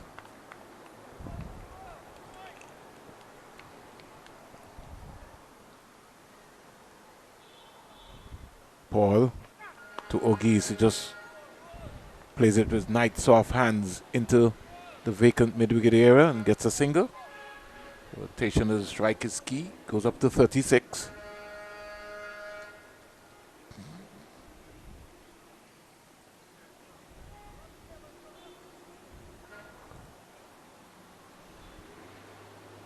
Now brings the right-hander Kevin Hodge. He's already got 3 spanking boundaries so far after the Dasani water break. He's on 18. The Commonwealth of Dominica. Short ball gone over Imlak's head and down to the boundary for 4. It was above his head. And look at this set. Something which has troubled him for some time. Hodge is really in an attacking mood. It went over the keeper's head. It could have gone anywhere. And he must be mindful that there's 1 forward of square and 2 fielders backward of square. 1 forward of square on the boundary, 1 backward of square, 1 on a long leg out, and 1 just short backward of square halfway to the boundary. They're setting him up. Here's the delivery. He just made the adjustment, steered it into the offside. And picks up his 23rd run. So Vernon, I've just been through the press release put out by Cricket West Indies, which is actually on the site. So viewers, listeners, you can look at CWI's site. And the summary of it is that the game has been abandon as, and the current position in which the game was would determine the point standings or the points extracted by each team for the match. So which means that Trinidad and Tobago would have won on first innings. First innings, precisely. And whatever bowling, batting, any points will be allocated accordingly. To the teams. It is, right. It is also saying that, which is the standard, that if the umpires determine that a surface is dangerous, the umpires have the right to make that decision, but ultimately they would consult the match referee and the CWI match referee. They're all in unison, and the match had to be abandoned. CWI is also making the point that no other match is scheduled for the Survey until the final, which is May 17th to 20th.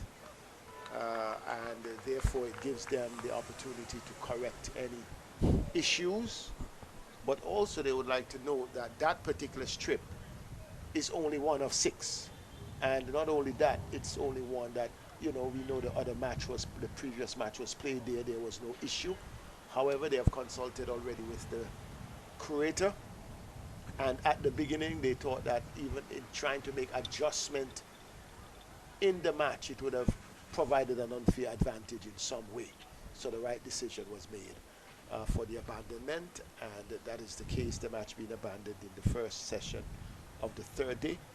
So Trinidad and Tobago, that's huge advantage for them, because the possibility of even losing or even being under pressure in that game was negated by the call. Jeremiah Louis, who was the player hit, that created the alarm. Yes, he went to the hospital, and he is in good condition, stable condition. So no worry, Mommy and Daddy Louis, your son is okay, and we hope that everything goes well from there. Look not. Deliveries, crack square. Fielder coming around, can't get there, and it's gone for 4. No, in fact he stops it. Yes, he did. Some football skills there, saving 2 runs in the process. I want to say thanks to my colleague Seth Burton for going through the press release. I called up Roland Holder, and he did say to me, Springs, there was a press release on the site. He also sent me as well. Thank you, Roland. And so you heard it there from the expert analysis from Seth Burton. Sounded very much like a lawyer, as if he wrote that press release himself. Maybe he did, and he didn't tell me. Don't give any impression. I don't write press. I have written for other sources, but not for CWI. So it's all let's good. Make that clear. Don't even make that joke. Is it Live and Louder? Maybe you might have written it for Live and Louder Network. That's okay. Nothing wrong with that, Seth. You're capable.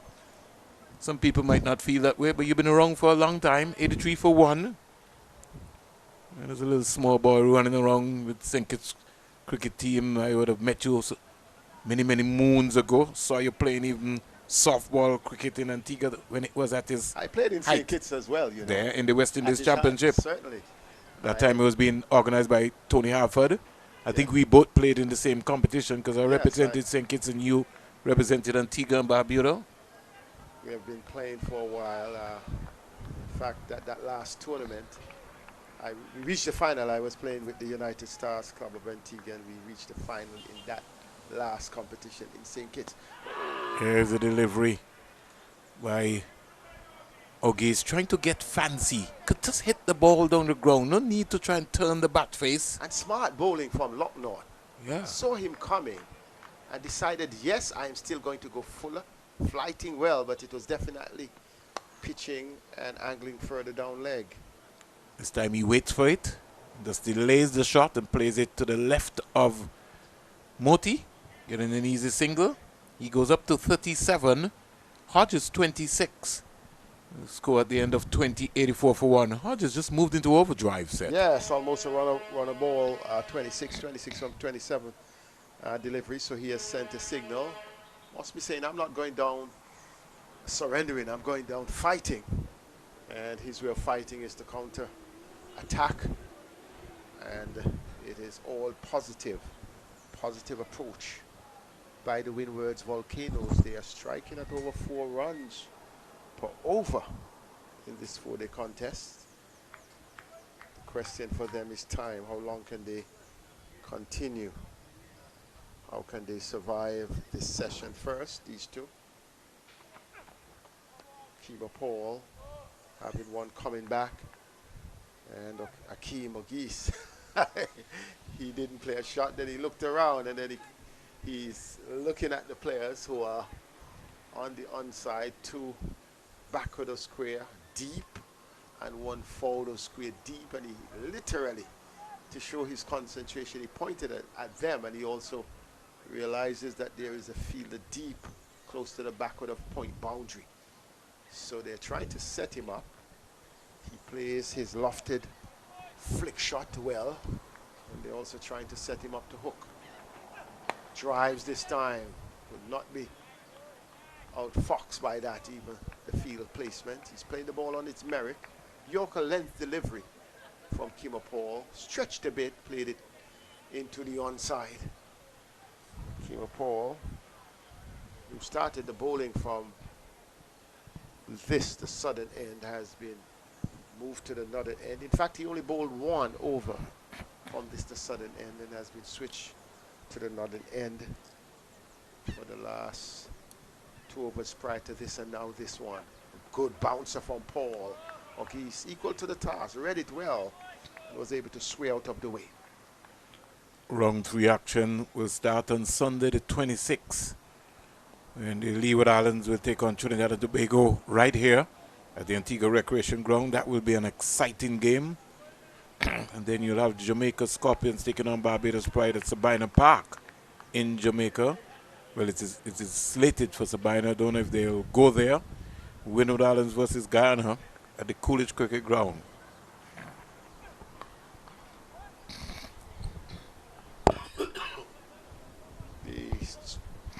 The advantage of the bilateral series amongst the team is that you get a chance to see the player or the players you're playing against. You have another bite at the cherry. You have 3 opportunities to play against the same team in the same manner in which one would play a test series, whether you're on tour or you're at home.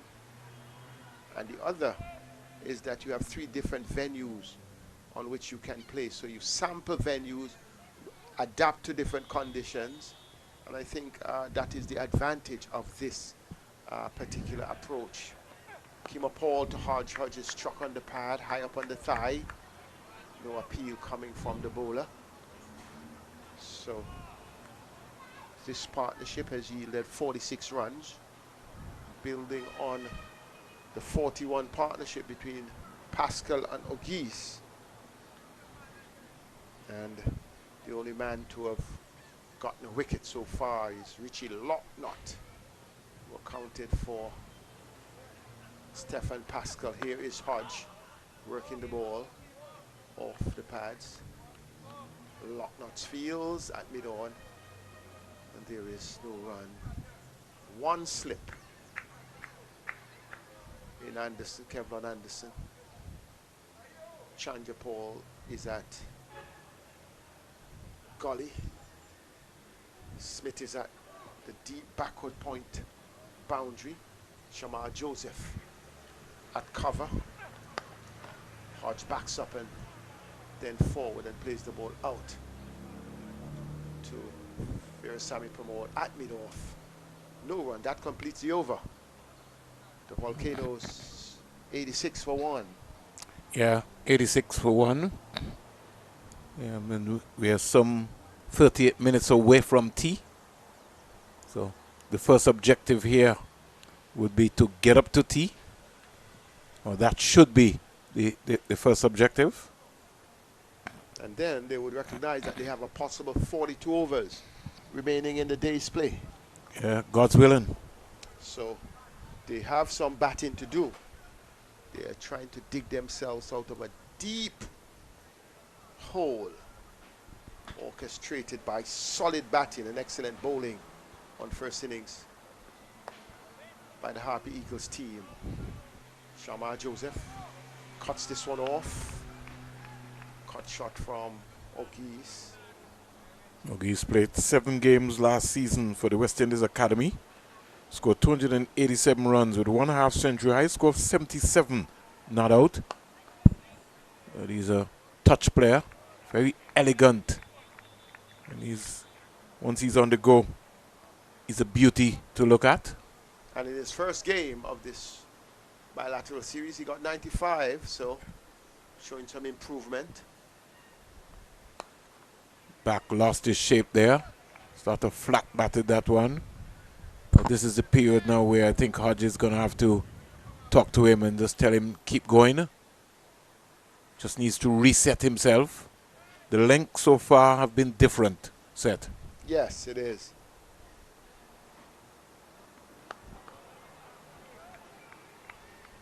Kevin Hodge, last season he played 6 games for the Windward Island Volcanoes, scored 314 runs, faced 545 balls, high score over 126, scored 101 half century. For a test player, he will feel that that was not quite good enough. Well, in fact, lost his place in the West Indies team before regaining it. So Well, he should not have lost his place I agree. in the first instance. I agree. That was a serious selection error. Well, not to the selectors. Sorry. It was an error. In fact, I was trying to find out who could find him to find out if something was wrong with him. Because it was amazing.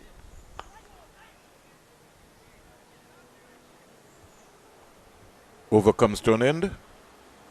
To come next, Sonny Lambris, 316 runs from 7 games. He's already got 100 this season, so he's made his intent, and his 100 came off of 176 balls. His 17 fours batted for 269 minutes. I was going to ask you if, in the context with the absence of Alec Atenes, if you would have brought Ambush in at 4, or would you delay him? No, he's got to come. 5? He's got to come.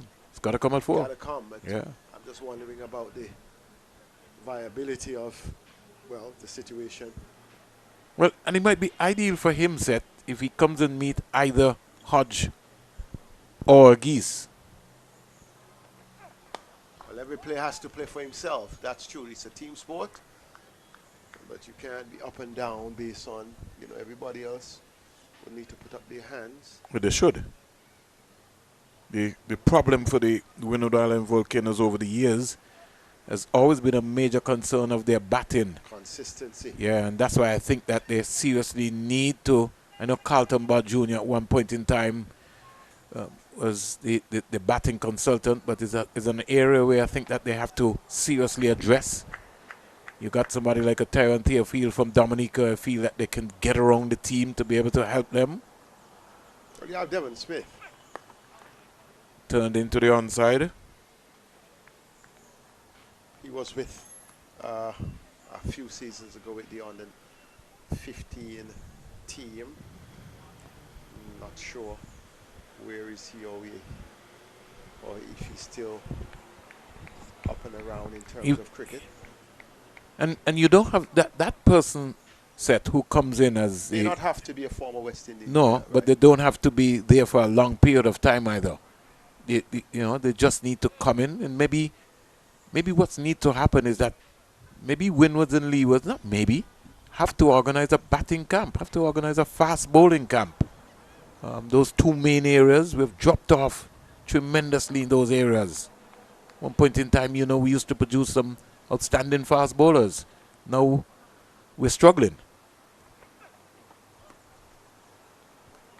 In fact, at one time we used to have a Combined Islands team, and the game between the Leewards and the Windwards in preparation for the Combined Islands team was considered a first-class game. There we go. And that game, I'm telling you, was so competitive that it could be tantamount to a test match. So we have to go back to those days where I know it's been tried at the under 15 level. That was really. But I feel at the special. franchise level. The Combined Islands. It was Combined Islands trials, but it was literally a first-class game, and it was always competitive. Here is O'Geese getting a single. You see, Seth, you could practice all you want in the middle. If you don't play matches, you'll be in trouble. That's right, and it affects the confidence level. You're out there when you did it, even though you may not have had the best game, you may have made an error, you come back. Case in point, O'Geese only had 2 runs first innings. But then he measures the situation, he comes out, he looks totally in charge and totally in command. The more you play, the better you get. 50 partnership up between O'Geese and Hodge. 50 came off 80 deliveries. So motoring around.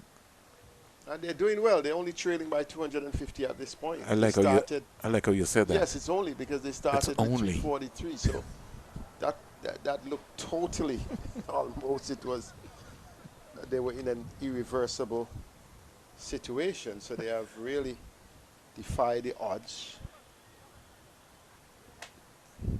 90 for 1. Oh, where did he find that? What a delivery. Shoo. What a delivery. Now, had he not been watching that ball set, he'd have got himself into some trouble. And he did the right thing. Didn't play, but he took evasive action. That's the dangerous thing about Kimo Swayed Paul. away. I don't want to say evasive action because he didn't commit the bat. And that's it. He can always get this extra pace. And Kimo Paul, I can tell he's enjoying his time here. That woke him up. It's got to be on the money. First wicket fell at 10. Good smart bowling. Then after that testing bouncer, it was one pitched up, and Hodge was equal to the task to end the over. Yeah. And to remain not out on 27. First wicket going down at 40. So these two have added a critical 50-run partnership, as Seth said. Very important. And we're going into tea. Tea is some 30 minutes away. Can they survive until tea? Those two? They certainly will. Those two? That will be critical. That bouncer just woke up Hodge even more. Telling me, listen, you've got to be on the money here. I've come to compete. Hodge is on the money, but he would have to control that pull shot or decide that he's not going to hook because they're trying to set him up in that vein. Takes a lot of discipline. He's hit that onto the Sir Richie Richardson's stand roof. I'm wondering if it would stay up there. And it will come right back down. Thank God. I'm telling you, what a shot. Locknott had been tantalizing to Ogis, at least on 3 occasions before. Ogis was charging and then played check shots. On this occasion, he decided it was right to go, and he went with the win. And it's really a 6 that sails him up to 47. Goes back into his shell, set, and defense. That's right. The game is not 2 balls. Sometimes some people feel so, set. In fact, it doesn't matter where you're playing, set, whether it's 10-10, T20 or whatever. The game is called cricket. Exactly. You sometimes have to respect it. He goes again. Where that is gone. It's gone even further, but I don't think it will come back this time. 6 more, 50 for Akeem Ogis. This one will roll into the road. Lovely knock by the young man. 84 balls. And what a knock by this young man. 100 comes up as well. 85 balls. Let's look at that. Was in the slot. And he got close to it and dispatched it into St. John's. And so he will enjoy that. 85 balls, 60 dot balls, 5 fours, 2 sixes, and so far he's batted for 98 minutes. And has brought up his 8th first-class half-century. He's a young man who has really lit the place up. St. Lucian, former West Indies under 19 player. And he has announced himself already, but he's trying to suggest that he has appetite for the longer version. But I think Vernon, he can only get better.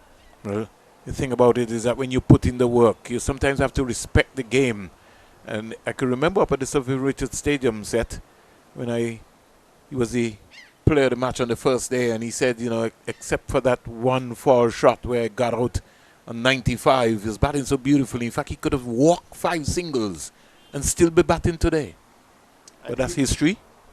What I liked, after the first 6, he could have gone after the second, but then he decides, let me pay respect.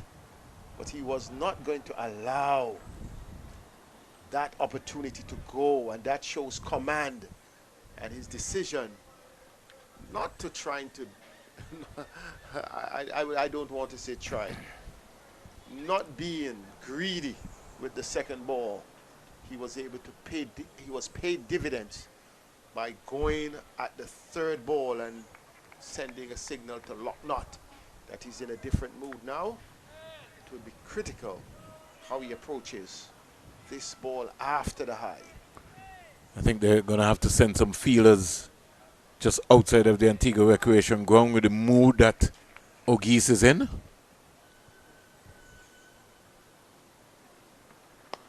Stands up straight and just knocks that down to Moti on the long on boundary.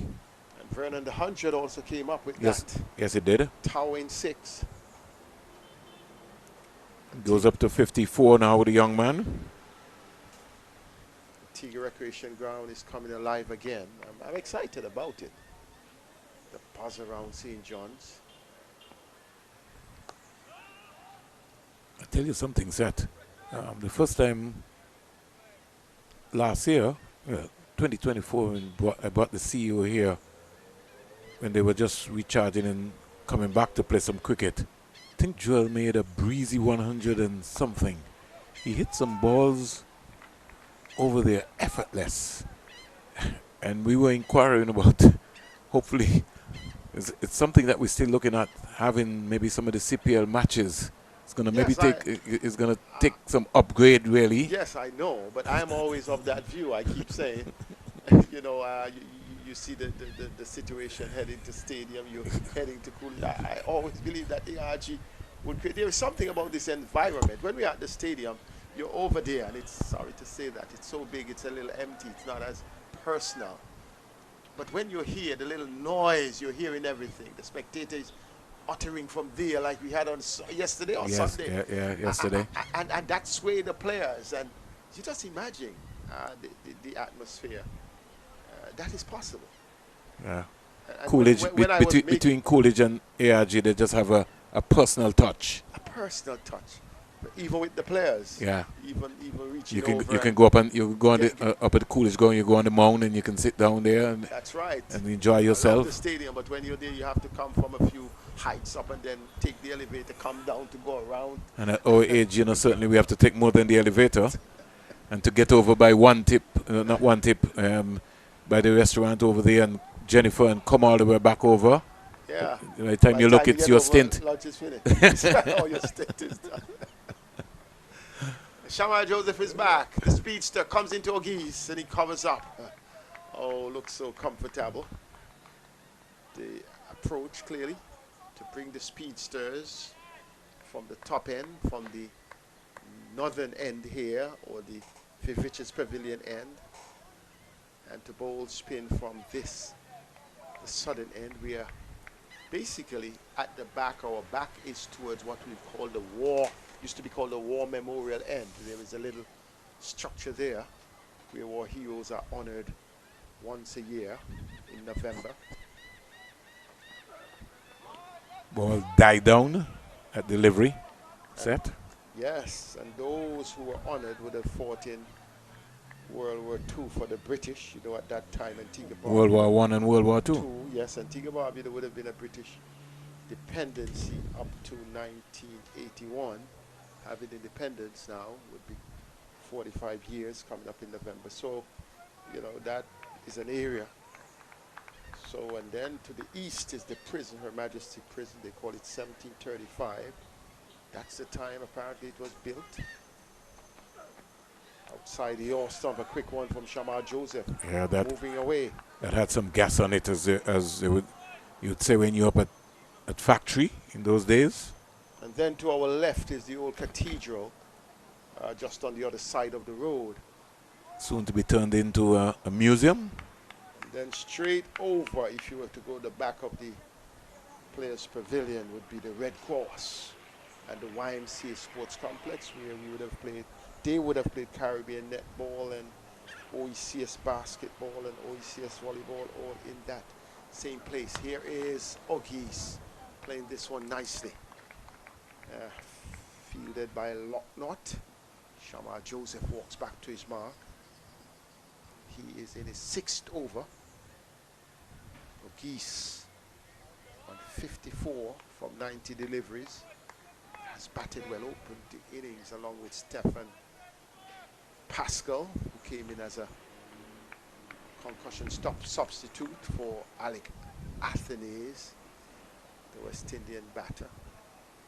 Had a ball struck while he was at short leg into his shoulder on the first day. This time he goes back and he cracks this one, but that fielder becoming almost a permanent position, the one on the back of the square boundary on the outside.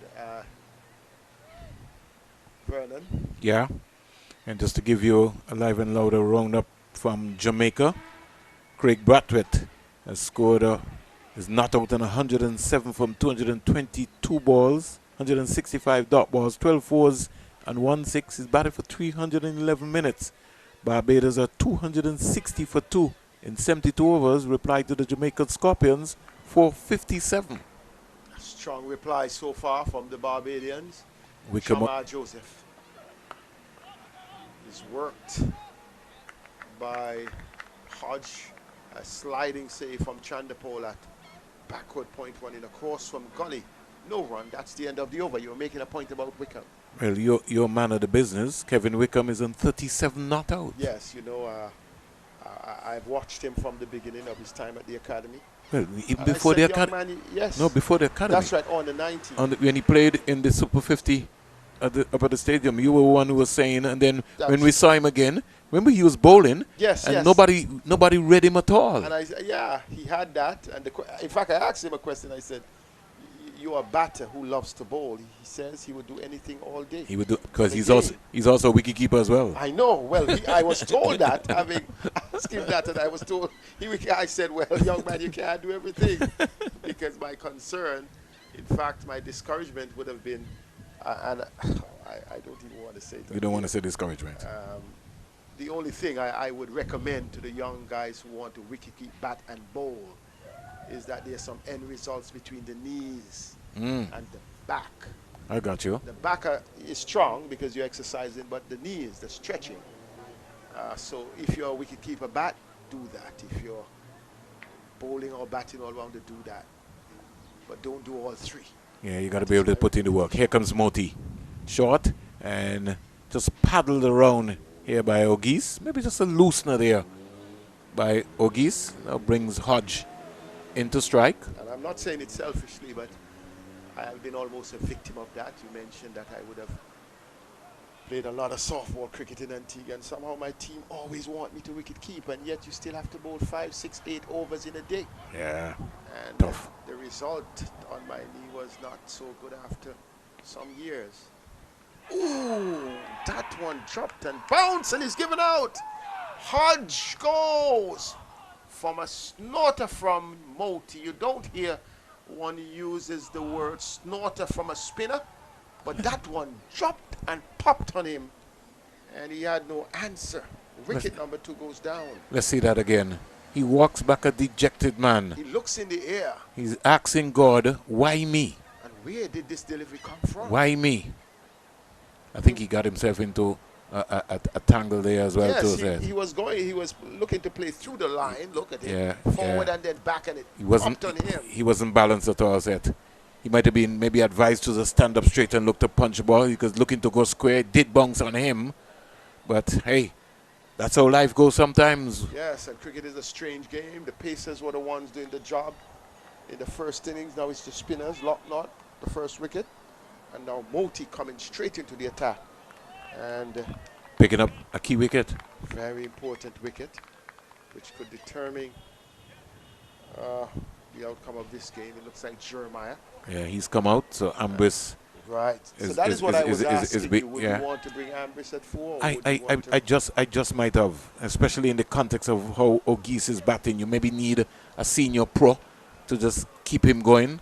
Jeremiah is trying to feel his way into the team. It's going to put maybe some added pressure on O'Geese now. You know, you wanted somebody to just calm the nerves, just cool things down. But Jeremiah might surprise me today.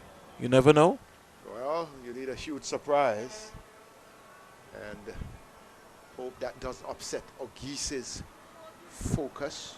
And with him? And thought process. Oh, that's a good delivery. What a He dropped it, I think. You believe? Yeah. It did beat him. Moti's body language is showing disgust. That was a sharp one. It came back. I think he dropped him, Seth. Let's see, Jason can get that one for us. Yes, we have it here. It's dropped. It's dropped. Got to take those. I think he got up too early as well, too, Seth. Imlach. Well, Moti's getting something special out of this pitch. I think it surprised the wicketkeeper as well, because it had pace and it also was turning real sharply. 105 for 2. Jeremiah dropped a knot. Well, having gotten that reprieve, the question for him is, what are you going to do with that opportunity? Ogis comes down, they're having a word. It's a lot of pressure on a lot of people, Seth. You know that, right? Yes. Imlach is under some pressure as well. He's not got the runs he think he deserves to get yet. His leadership has been good, but for his own personal game, he would also want to feel that he wants to be in the conversation. That's right. It's good that everyone wants to be. But I don't think you have a choice right now. Runs are important. This one kept a bit low, but Ogis watched it right on the eye line and was able to keep it out. Yes, and that's important. Now he's coming down, or he's going to stab at the pitch. The pitch has played well all 3 days. It's impossible to have a pitch where something naughty does not happen throughout an entire test match. Just so to let you test match. I'm so hungry for tests. Yeah, well, These two days, Vernon, test matches are coming to Antigua and Barbuda. Don't worry. We got 4 coming to the Caribbean. The Men in Maroon home series for 2026, and we have 2 right here in Antigua and Barbuda. We used to get 5 in one series. Now we're getting 4 in a year. Well, you give praise and you give gratitude for what you get, Seth. Yes, we give thanks, but at the same time, you know, when the desire.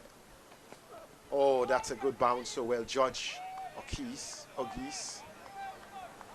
You crave things that you had in the past more than things that you're wishing for. And I'm saying that because there is a track record, a history of 5 tests against Australia, or 6 against England, plus 3 against India, or 4 against India in 1 year, and then you're getting 2, and then you're getting 4. It's not enough. So you're thankful, but you're also asking for more. Shamar Joseph, Ogis comes forward. And this is a very important period, the period after losing a wicket. Has to be consolidation.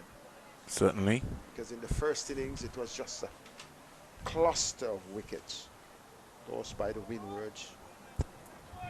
One stage, you were wondering if they were going to be out for under 100. And they were 7 down for 93. So this time, they are 2 down for 105. Good bowling from Shamar Joseph, attacking the body line. But Ogis is equal to the task. Did not get beside himself, did not try to pull, did not pivot, and try to play it fine on the onside. He just stood up straight and played it back up the track for the bowler. Shamar receives the ball from Pomol and is bundling over the wicket to the left-hander. Oh, this one, he was looking to drive outside the off-stump. The ball took the inside edge towards the bottom of the bat and went into the onside. Fortuitous shot. Could have gone back and hit the stumps, but instead it went into the onside. He gets a single in the process. Tea is 12 minutes away. Ogis will have to look to start all over again. And he needs Jeremiah's support. Keep thinking about it. He's lost Hodge. He's lost Pascal. That could be playing on his mind. He's now dealing with a man who is hungry and want wickets. Shamar Joseph, he's a sort of kind of cricketer. He wants to be in the conversation. Feels he's a match winner. He's demonstrated that for the West Indies, and he backs himself.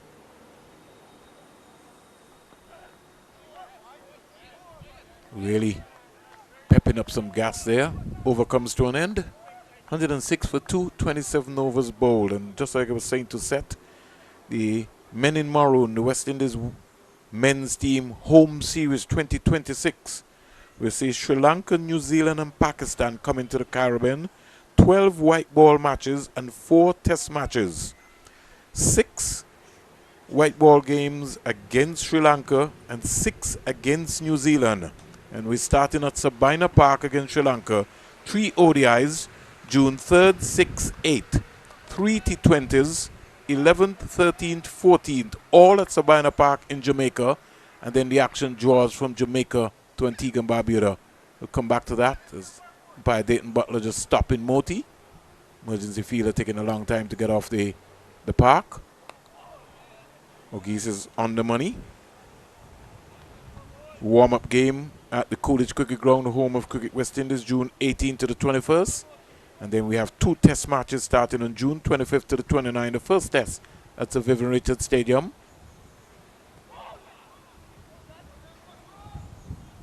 It was an attempted sweep shot by O'Geese. Would you play that at this time, Seth? No, I don't think it's necessary. He has always been reaching him on the front foot, and he needs to realize that there is a man at mid-wicket, there is a top edge, and there is also a man deep back with a square on the boundary. Now he plays it a fancy sweep shot. It will get to the boundary for smart thinking. He's quick in thinking and he is technically sound. And I think that one was offline, Seth. So but he picked it well. Outside the line of the leg stump, and he just got low, paddled it. He was one of the young players sent by Cricket West Indies to a spin bowling batting camp in India. Showing that he has learned from it. He learned some craft. He lost his shape there. He was not balanced playing that shot. I think he was in 2 minds. He looked like he wanted to go for a slug sweep. Yes. And then in the end, you saw that, Seth. Picking the gap nicely now. Out to Savory on the long on boundary. So he's rotating the strike. He's not just scoring well, but rotating the strike. He's now in the 60s. 61. 95 in the first game, in the first innings. Jeremiah looks sort of pensive playing that shot. Over comes to an end. Over number 28. Nelson it is. 111 for 2. Something usually happens. Something normally happens. Score. We have 8 minutes to go before tea. Talking about the men's home series. The second test is at the Sir Vivian Richards Stadium, July 3rd to the 7th. And then against New Zealand, international cricket comes to Guyana National Stadium. Hopefully on July 11th, we could be naming it the Sir Clive Lloyd Guyana National Stadium. 3 ODIs, July 11th, 13th, 15th. And then we have 3 T20s, 18th, 19th, 21st. And then the action moves to Trinidad and Tobago right after Guyana. We'll come back to that set.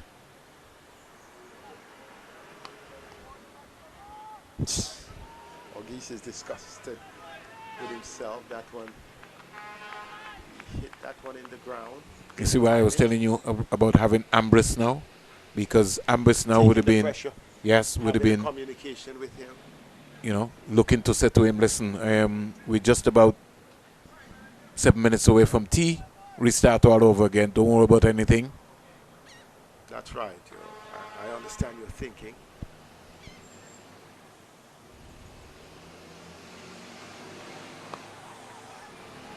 Jeremiah would have opened the batting in the first innings.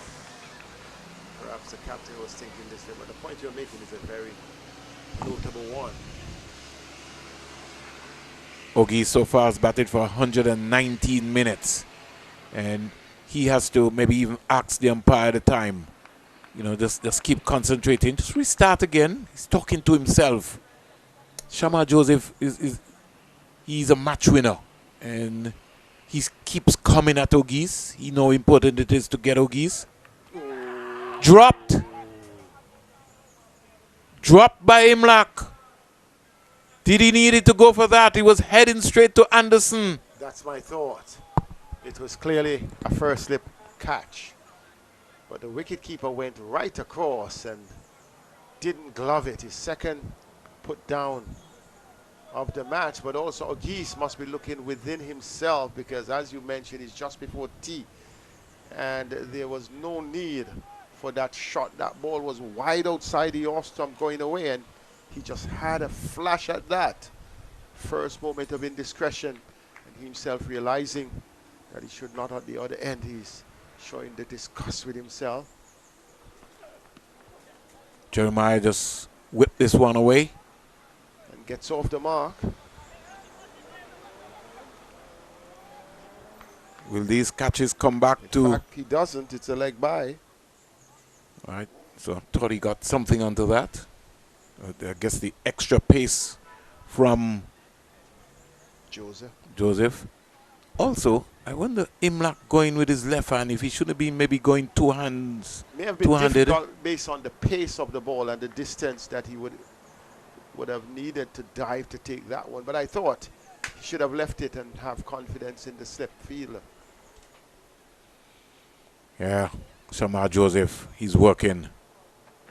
He's sometimes always an unlucky bowler set. Somebody's always dropping something off of him. I think it goes with the Josephs, because that both was Alzari and frustration over time. And Shamar. Yes, they were just dropping catches. And then in the analysis set, nobody remembers those drop things. Catches. No, we are dealing with statistics. Nobody's taking note of the number of drop catches, which perhaps needs to be done. I remember in football years ago, nobody paid attention to assists. You score a goal or you don't score a goal. Or you don't score. Assist comes in the column. You know who gets you know who sometimes used to get the abuse? The goalkeeper. I'm telling you, nobody looking at the number of saves. So perhaps Vernon is creating a column for drop catches and who is the bowler, so that could come in the analysis. I think it's fair. No, it is. It is. You know, I can remember a couple of times Alzari played here, and when you walk around, maybe came off of your stint and you walked around on the north side, and you'd hear some of the folks saying, well, by God, man, well, Alzari could have done so, or this person could have, Jason Holder could have done, or somebody could have done all these drop catches. Yeah. Everybody just question, you know. The same as Shamar Joseph must be feeling. Yeah, he's in that column, and it's at all levels, you know. Whether it was Guyana, West Indies, yeah. Moti's back, slug swept by O'Geese, only a single. He seems to want to go into that ultra-aggressive mode. He's the one with the bat. But 3 minutes to realize that it's coming close to tea. 3 minutes before tea. He would not want to get out at this time, because I'm sure he would not want to face the coach if he gets out at this time. Where is he going? He's thinking about a single. I guess intent is always good. But I like the intensity of Moti. Whether or not he was going after single, Moti was running after the ball, and now you see Moti bringing in a fielder. And that's the sort of intensity I look at. You know, when the Windwards were in, one of the things I think was lacking was that intensity in the field, that moving around of players, that presence in spite of the challenge that they were facing. Intensity oftentimes, you know, is converted into good results. Now, Jeremiah is going to have to be on the money here, because Moti's got a quicker, faster arm ball, and he's playing late from his back foot. Ooh, he did get back onto that set. Yes, he did. So he's off the mark. He's off the mark now, and he's off the mark with the 4. Just as you said it, Moti with that fast arm ball coming in, and you can understand at times the variation at which he bowls, because I thought that got him the wicket of Kaveem Hodge. Yeah. So you have to be on P's and Q's, they say. Nice flight there, nice flight there. Don't like the approach at all here from Jeremiah. He's not staying over the ball long enough. He's playing and coming back up. Yeah, just relax himself. T just 2 minutes away. It's got to be tight. He's facing an international bowler. Ooh. That came off the pad, just ballooned. Moti's upset. Yeah. He got something onto that set. Yes, he did. Ooh. Moti's upset because that one went over the head of the forward short leg fielder. And but it would have been a difficult catch for anyone. It really would not have gone. But maybe in contest, maybe Shanda Paul maybe should have been in the leg slip position there, especially to Moti. Moti getting that amount of turn there, especially to Jeremiah. And then took the thigh pad, so it lobbed in the air for a little while. So this may be our last.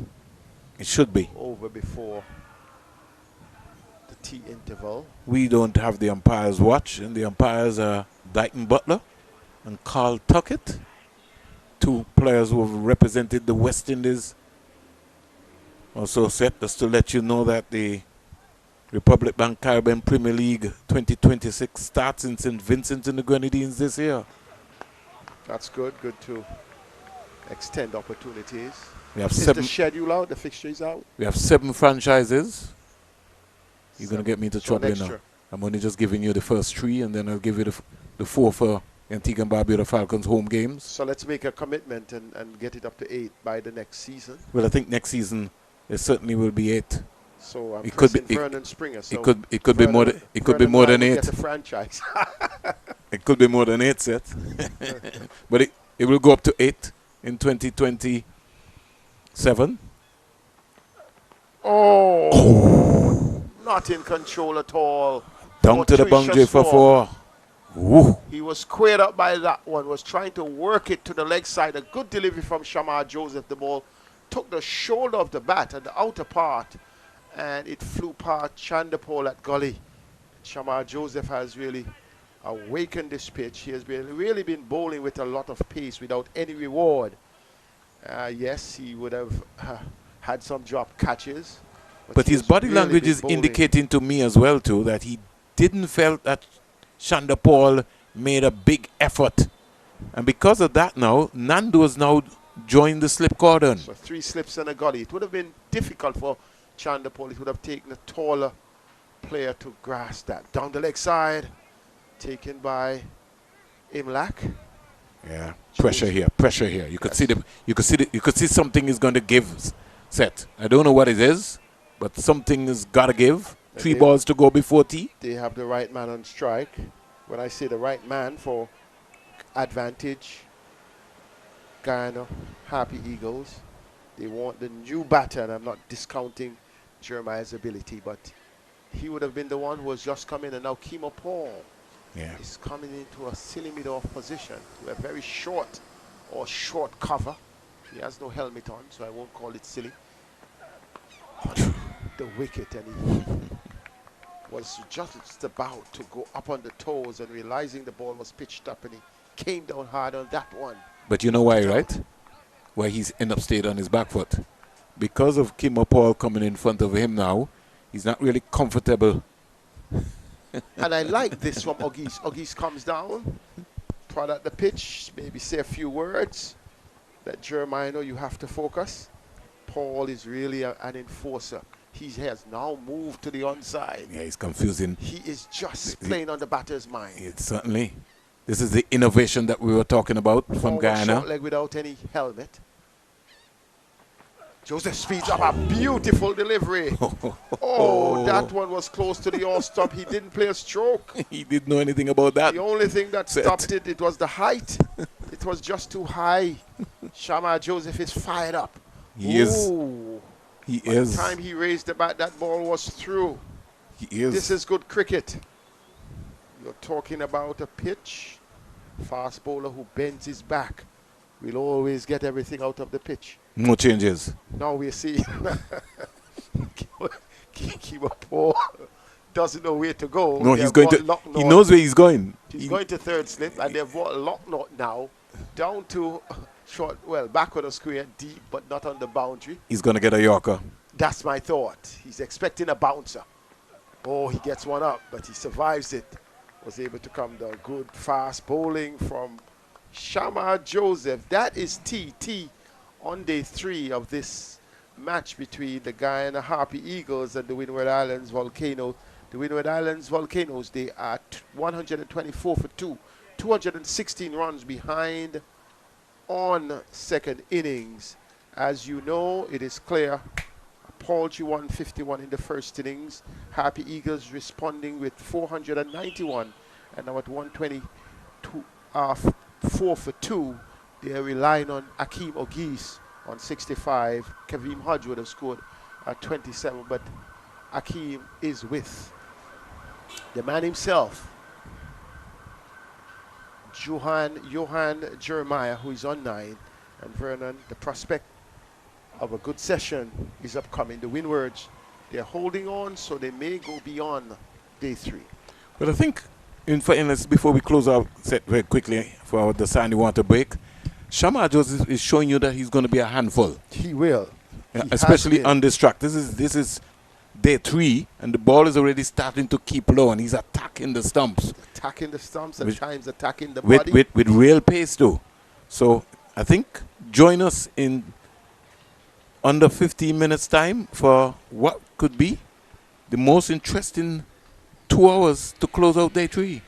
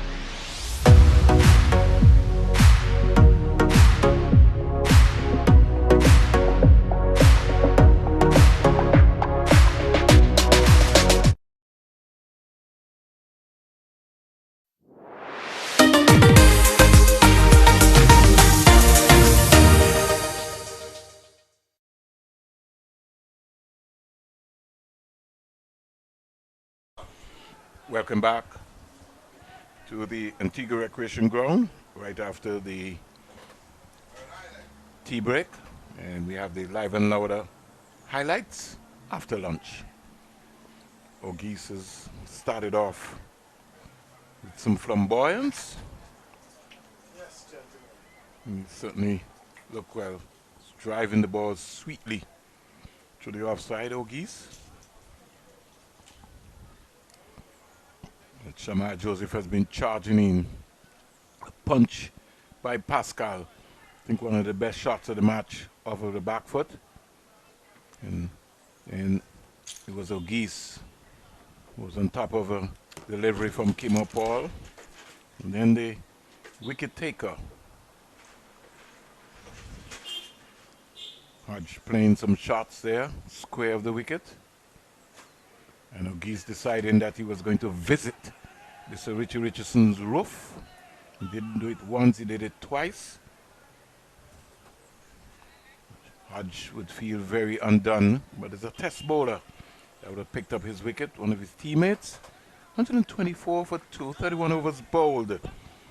And this hour, Guyana really would be below par. They would have dropped some crucial catches, and they have really set the bar very high. So to drop a couple of sitters, I don't know if the fielding bug maybe might have caught Guyana Harpy Eagles as well, but it certainly does not look good, and they will certainly have to be clinical to end the day's play very well. So at tea, 124 for 2, 31 overs bowled. They trailed by some 216 runs. This is after Guyana scored 491 all out of 157.1 overs, 666 minutes, 56 boundaries, 8 sixes. Moti and Pomol, 82 of 150 balls, 107 dot balls, 9 fours, 2 sixes, 205 minutes. Moti looking to start and will continue. And after the tea break, we're looking to be ready and ready to go. So here goes Moti. Slip goes down. Kevlin Anderson comes quietly forward in the process. Moti has already shown his exploits at the Survivor-rated stadium. You'd maybe want to leave the Antigua Recreation Ground as well with 5 wickets. O'Geese is back and across and just playing the ball as late as possible from under his eyes. I want to say good afternoon to Basil Chambers and Basil Morgan in Montserrat, Dale Brown in the United States of America, Earl Basden in Bermuda. Wherever you're listening to us around the world, we thank you very much for supporting West Indies cricket. Comes quietly forward. I think he was more or less just off balance there. He could have maybe just waited. Didn't have to overbalance himself that much. No, he wanted to kill the ball, but you know, he's got a good stride. He's a tall guy. He's driving sweetly. Show point. Joseph is after it. And it's gone for 4. Beautifully played by O'Geese. And Joseph had a long run, but only to retrieve a boundary to O'Geese. Well, that's the natural flow of his stroke play. Very quick to the ball and very decisive. Kept it all along the ground and looks as though he's always in control. He's back and just turning this into the square leg area. Nando with the pads on. In fact, look like it's Chandapal chasing for all his work. Over comes to an end, and at the end of it, score looks like it's 129 for 2. Yes, good start to the Windwards after Moti just thereabout, but O'Geese has been equal to the task, continuing to set himself up for a good innings, a good knock. And I think at this stage, he must be saying that I have the rest of the afternoon to bat and I'm not in any trouble. I can only get in trouble if I put myself in trouble. But the next task he has is to try and see off the flair and speed of Shamar Joseph, who has been bowling well and who will resume from the northern end. Niall Smith, 4 overs, 2 maidens, 16 runs, no wicket. Kim up all 6 overs, no maidens, 27 runs, no wicket. Shamar Joseph, wicket to start his 10th over, 9 overs, no maidens, 24 runs, no wicket. And Richie Lugnat, 9 overs, 2 maidens, 39 runs, 1 wicket. Gudakish Moti, 4 overs, no maidens, 17 runs, 1 wicket. Down the onside. Leg glance, but I think he'll be considered leg buys. And yes, I did call it right. That rushed him real quick. Yes, it was fast, but he also was smart. He was looking to get inside the line to play. By the time he did that, the ball had already brushed out a part of his pad, and it presented a challenge in distance for Tevin Imlach. Good afternoon to those in Georgetown. Good afternoon to you, Sean Devers. Good afternoon to Donald Duff. Good afternoon to Naim Chang and all the others. 133 for 2. O'Geese waits for Shamar Joseph. Delivery which is playing down into the ground. Just went down into the second slip area collected by Kimo Paul. I think he's going to have to be tight set. That left foot is sort of getting square. He's got to keep that left foot. He's got to be balanced when he's playing that ball off of the back foot. And maybe just play Shamar Joseph a lot later. He's looking to force him. You don't need to force him. You just need to use his feet. Because he's coming at those stumps. He pushes it. Pass mid off for 4. Brilliant shot. Brilliant shot. He pushed forward and realized the ball was off stump and pitched outside the off stump. And he leaned into it and was able to get it past Moti to his right. And really another 4 for this young man. Very attractive player when he's on the go. Ogis. Stylish in his approach as well too. He'd want to be able to turn this start into a big one.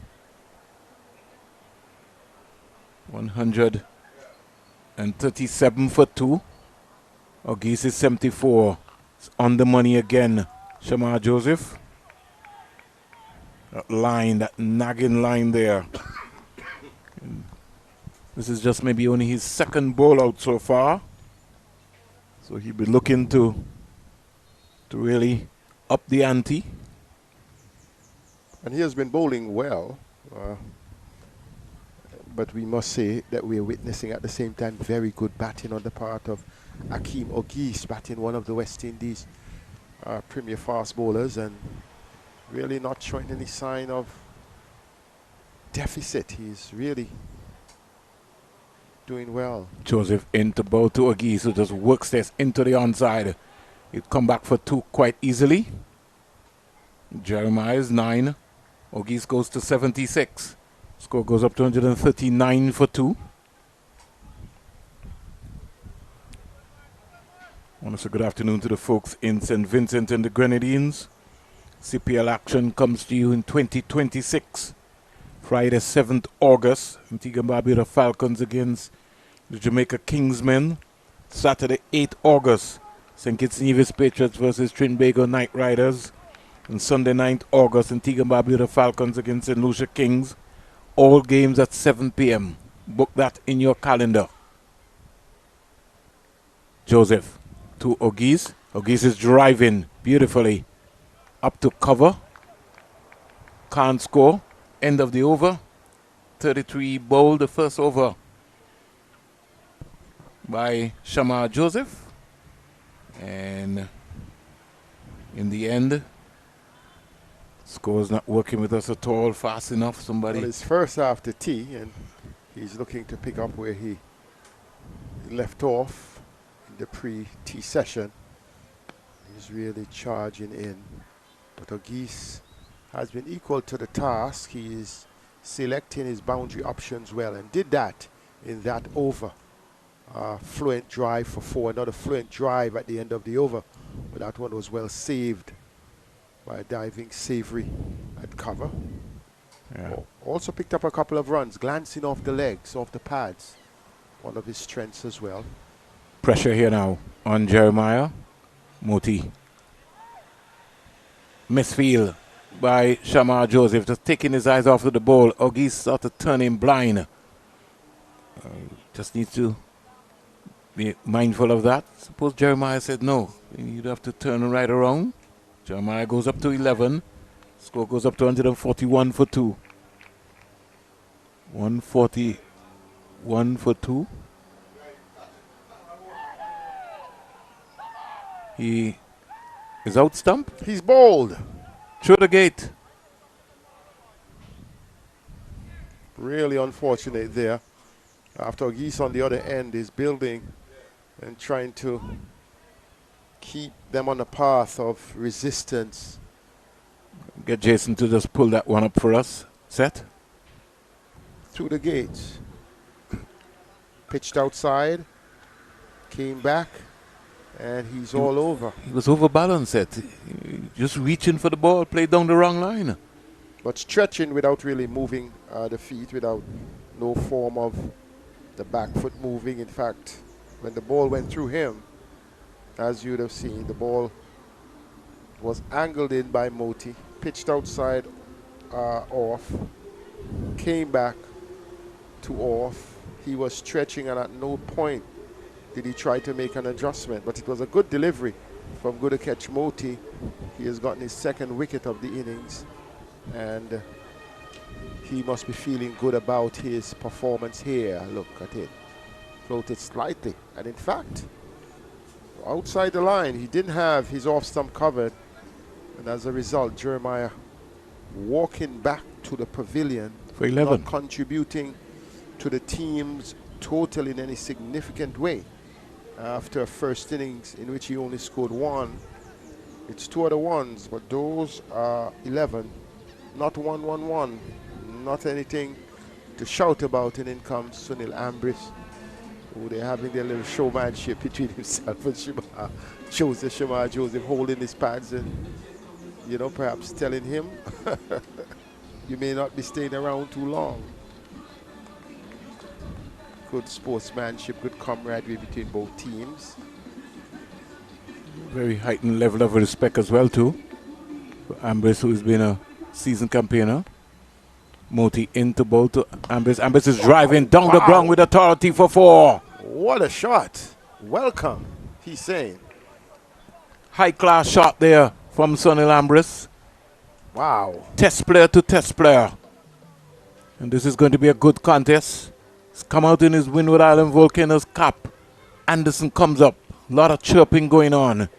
And Ambrose always brings some energy. The good thing is that he hit that one straight. If you're going straight. So he's 4, flighted. And he's back and looking to crack that past the backward point feeler. His initial movement was looking to chip again down the track, but then he made the adjustment, which was important. Now I know he's going to want to counter attack here. He's got to mix aggression. Comes quietly forward. Tends to go hard at the ball set. You can hear how it comes off of his bat. Well, he's strongly built. Looks a muscle-bound player. Bonded by muscle, so. Goes back and cracks that. Coming around there is the feeler. Look not. And they get 1 run in the process. So, success for Guyana. Jeremiah dismissed by Moti. He's now got 2 for 24 from his 5. Windward Island Volcanoes at the end of 34, a 146 for 3. Definitely improvement from their first innings. Their first innings, they only scored 151 and from 37.5 overs. Now it's 34 overs completed. They are 146 for 3. So we would monitor their progress because they still have another 29 overs remaining until the end of play. The big question for them is a matter of survival. But they're showing that they're not just going to block and survive, but they're going to be positive. They have really shown a measure of intent. Ambrose just calling for the helmet. So the adjustment is that he will use his Windward Island Volcanoes cap for the spin. When the pace of Shamar Joseph comes on, he'd want to be able to make sure that he grabs that helmet.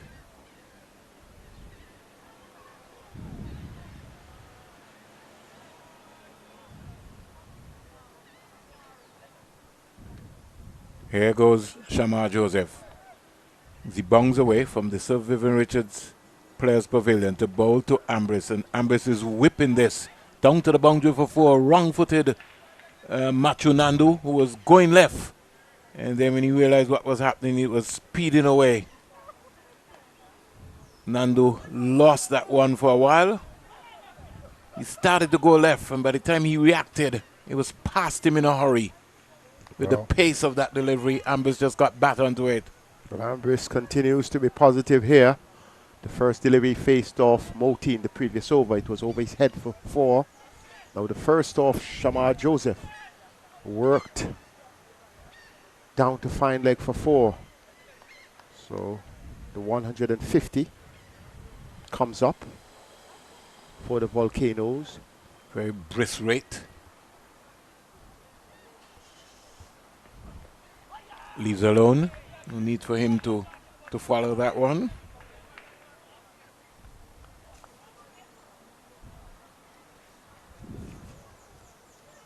They're scoring at a rate of 4.39, their current run rate. They batted for 143 minutes so far. This is what we consider to be over number 35. So in the first innings, they scored 151 of 37.1 overs.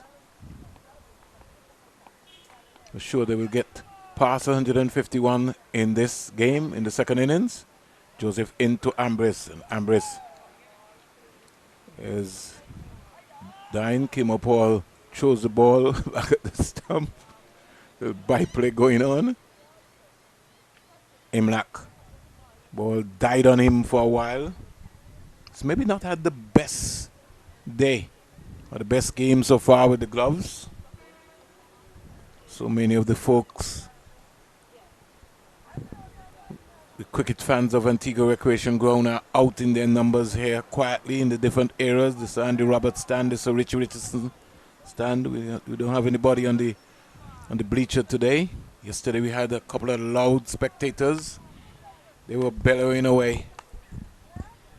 Slip cordon being strengthened. Savory comes to second slip. Shanda Paul at gully, remains at gully. Here goes Joseph into bowl to Ambrose. Ambrose whipping this out to the fielder. He'll get one run in the process. Dayton Butler is walking up very quickly because he's moving from square leg on the western side to square leg on the eastern side for the left-hander. Got some folks in the United States of America who are enjoying our coverage set. Folks in Canada as well. Now Ingle Libert would be locked in. Everybody paying attention as to this West Indies Championship, looking at this talent in Akeem Ogis. It's good to hear the name Ingleton Libert. It's a while. Here goes Ogis. Squared him up. Shanda Paul is diving. Shamai is saying, come on. Can't get a single there. Sometimes I know people like to dive, but I like fielders to stay on their feet and stop the ball. As much as you can. Yeah. You should, but if you can't. It's a lot of diving, that they've made their mind up that they're going to dive, just move across. You see the ball and stop the ball. Joseph indicating to Imlach that he wants a change. Gotta give him the support, Imlach. He's working on something. Yes, he's requesting he's something. Requesting something. Yeah, the captain is showing that it's okay. Yeah, the disgust there. Imlach. No, he wants to. Got to understand Shamar Joseph. He's been around enough long time to know that you have to give him what he wants. Got to give the bowler what he wants, and he's not your what lead bowler. Yeah, not what you want. Overcomes to on the 35 ball, 152 for 3. Yes. So Shamar Joseph would walk away not feeling pleased, even though it is the last ball. You have your premier fast bowler on the run and on the loose. He expects every movement that he requests to be made, and you know, it was clear. We can't hear what the discussion was, but we could see the body language, gestures, the body language. We yeah, could it gotta be. We gotta final. be. And sometimes, Seth, you know, you might be the captain, but you gotta understand sometimes. That's why I think Malcolm Marshall, the late Malcolm Marshall, and Viv Richards' relationship was so excellent, because he trusted him and he knew what he wanted. You sometimes have to trust your mainline bowler, because he knows something, or he's going to see something that you don't see. The principle, I give you what you want, and if you don't hold to what you requested, then I would make the change. Moti to Ogis, comes quietly forward.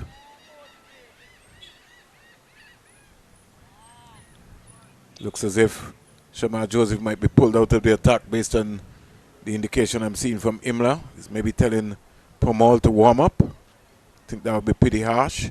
Here is Ogis just getting down on one leg and sweeping it right down to the fielder on fine leg. Looks like Kimo Paul, who's having a roll out on the Antigua Recreation Ground. He certainly enjoyed himself here. Says he loves this track, likes the atmosphere.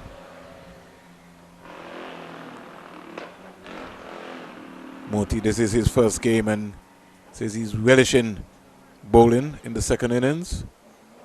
Indeed, so far he's demonstrated that.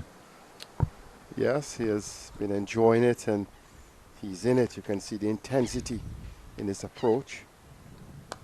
Here's Ambris driving past Pomol and down to the boundary for 4.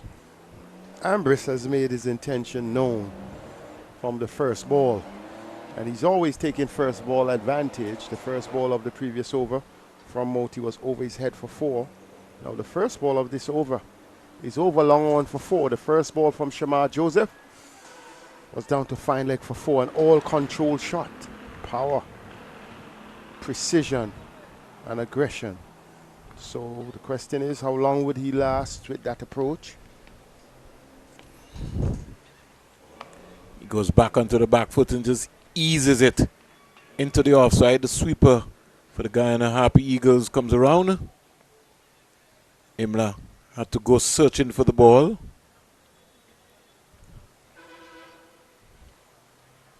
Imla goes down, so too is Anderson at first slip.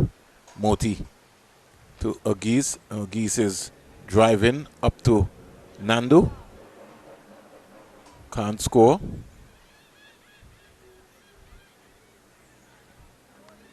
Moti just looking around the corner, saying, hey, let me see if I can get to a fox you with a beauty. Full toss, stroke beautifully. Pass mid off and down to the boundary for 4.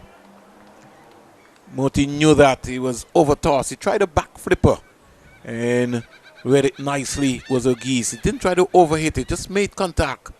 Pushed it with the head position. He was balanced at the crease and sped away for a lovely boundary. It was an elegant shot, and also I thought he made it into a full toss. It was definitely tossed up, but then he prodded forward and was really moving his feet to the pitch of the delivery. Got it outside the off stump and into the right place, and it's really just the character of Akeem Ogis.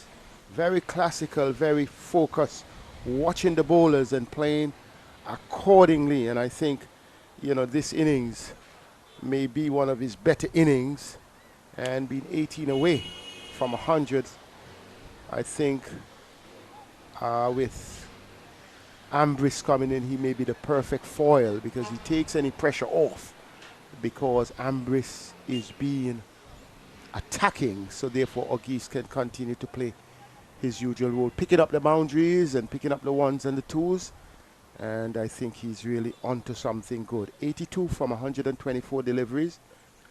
Now what I don't like here, Seth, is that Pomol has just come on and Shamar Joseph has gone all the way down on the boundary. Why give up that single? Well, I guess he has seen exactly how Ambris is playing. Well, I would have been maybe more likely to push Moti back and bring Shamar Joseph up. The coach is coming out now to speak to Shamar Joseph on the boundary. It's kind of strange that he pulled Shamar Joseph out of the attack.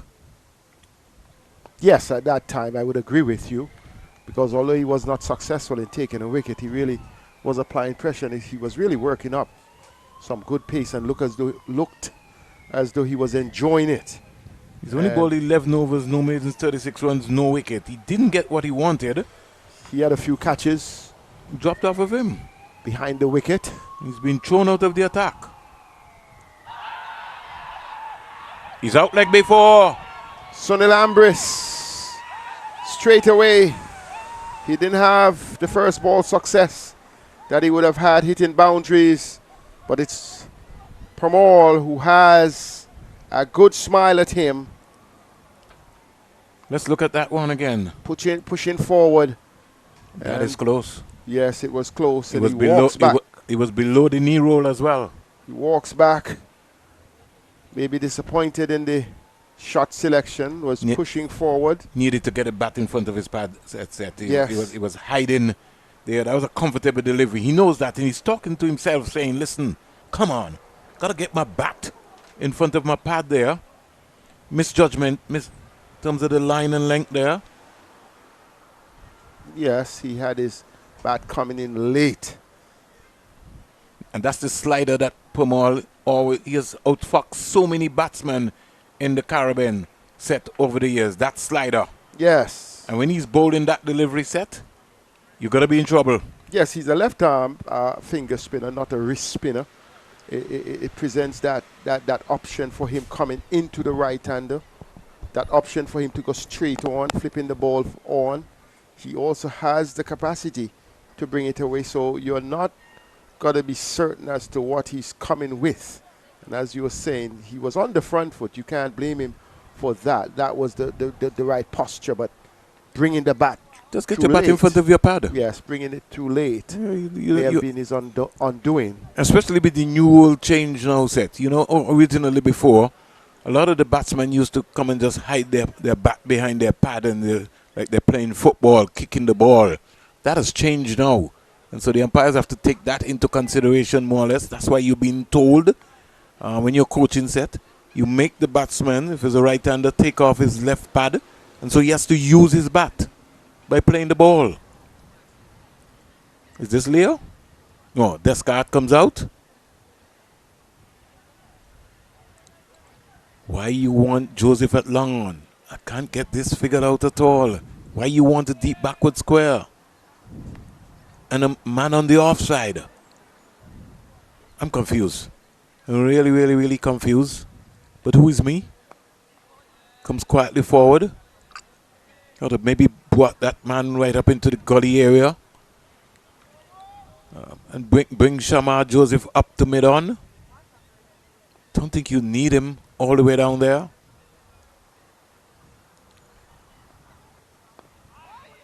Comes quietly forward is Descartes to Pomol delivery.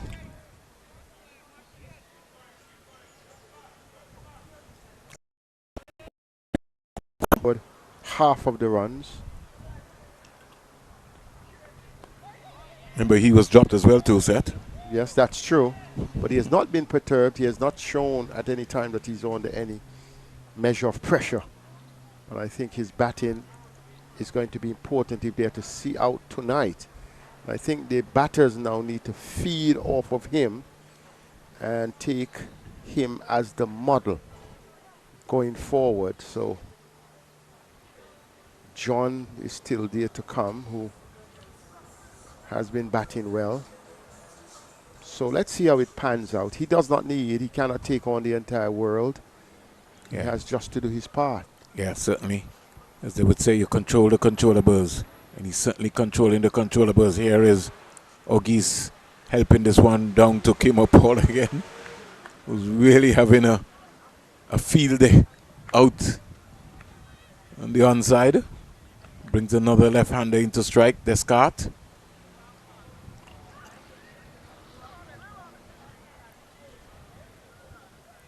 Kim Paul comes up on the 45 now for Descartes. Joseph remains sweeping on the offside. He's tugging this one down to Imlak. A lot of bottom-man coming into that play there from Descartes.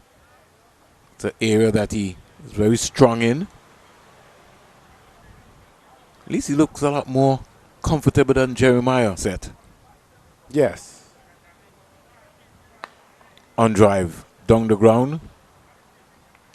Should he be giving up these singles, Moti? What do you think, Seth? I don't think so. I think he's a test bowler. He has bowled well. He has been the the wicket taker in this innings. Has already had, what, 2 wickets. And he should be having the conventional mid-on and mid-off instead of the deep mid-on and the deep mid-off. They are not in any spot of bother here, the Guyana Harpy Eagles. It's still a long way off for the Windward Islands Volcanoes in terms of them even getting a lead, and I don't understand the reason for that defensive approach. He's out caught behind. Moti strikes again. Loose shot by Descartes. Finally, Imlak holds one. They're crumbling. Well, really a clutter of wickets now, because at one stage they were looking good at 141 for 2, and then It was 141 for 3, then 162 for 4, and now another wicket, 165 for 5.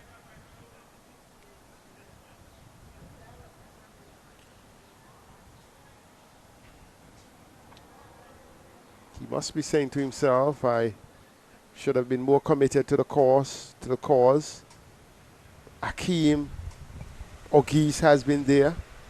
Should have been looking to play that supportive role, supporting the man who is in front. Moti had him over the wicket, flighting the ball up, and he really hadn't gotten any reach. He just stretched. He was off balance. No movement of the feet coming forward, just stretching. Yeah, he was off balance. Didn't see a foot back, a foot forward. It was just stretching and swinging the bat. And at the end of the day, the ball taking the outer half of the bat. Give him Imlak. Catch. Behind. Ryan John comes out. And I think they missed a trick. Remember I spoke to your set? This is a good move for John to be coming out at this time and letting Leo just hold back for a while. And that's why I thought with Jeremiah, Ambrose could have come before Jeremiah. John technically comes correctly forward. A lot of chatter. He, like Ambrose, he brings some energy to the cricket as well. Over completed. Well, so go ahead, Seth. Well, John is a solid player. It was a good over by Moti. Not only a good over, a successful over, but John is a solid player, and I think that will be a calming influence to Akeem Ogis. Not that he has looked as though he's anxious, but you know, when you consider that they would have felt going into tea that they were in a comfortable position in terms of resistance, and then after tea they're losing wickets. He would be saying, okay, John as the captain, the acting captain, he has a solid man with him. He restarts again here is Ogis. Plays it into the offside. Pomol runs in and picks that up quite easily. Pomol on the money. Flatter faster. That is keeping low there. Searing away at those stumps. Bowling lineup for Team Guyana. Niall Smith, 4 overs, 2 maidens, 16 runs, no wicket. Pomol, 6 overs, no maidens, 27 runs, no wicket. Shamar Joseph, 11 naught, 36 naught. Stands up straight and punches that down the ground single. Almost thought he could have walked a single. Shamar Joseph just alerting him that, listen, get into your crease. Batsman out so far. Ogis goes to 85. He's on 84 from 129 balls, 9 fours and 2 sixes. Pascal 16, Hodge 27, Jeremiah 11, Ambis 15, and Descartes 1. John on North faces his second delivery from Pomol. And he's coming quietly forward. Fixes his helmet as if to say, I'm going to be here for a long time. 166 for 5. Windward's just not batting. 38.3 overs. He's driving, looking to go to cover. Can't beat Niall Smith, who's certainly improved in his batting, in his bowling, and his fielding. Looks a fitter cricketer as well. Squeezing it again out to the offside. Tested is Smith. He can't stop that. Direct hit. As Pomol moved out of the way, there was an appeal. Umpire Carl Tuckett said not out. Moti's still asking umpire Carl Tuckett. I think he already said not out. Over comes to an end. And at the end of it, a very sharp single there from Ryan John. Contrast in circumstances. In the first innings, well, all but one of the wickets went to the Pacers. In this inning so far, all 5 wickets have gone to the spinners. 3 for Moti, 1 Pomol, and 1 for North. So the Pacers have not had the wickets. Well, they have not bowled many overs, but yet we have seen good fast bowling from Shamar Joseph in this innings, though he has not had the success that you'd have expected from that quality of fast bowling. One of these are going to be key for Guyana before closer play. And John has demonstrated that he's got good batting skills. You could consider him to be a bowling all-rounder, a bowler who can bat. Comes quietly forward. Last season, Ryan John for the Windward Islands.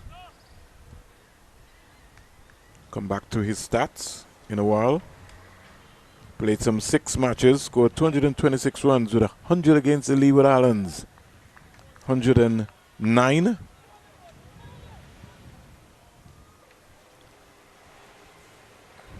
He's a vice captain of the original squad when Athens is available. He's now the captain today. Comes quietly forward again. Just don't want to be prodding alone to Moti.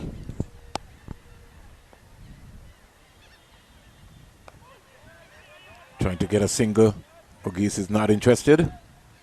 Sends him back very quickly.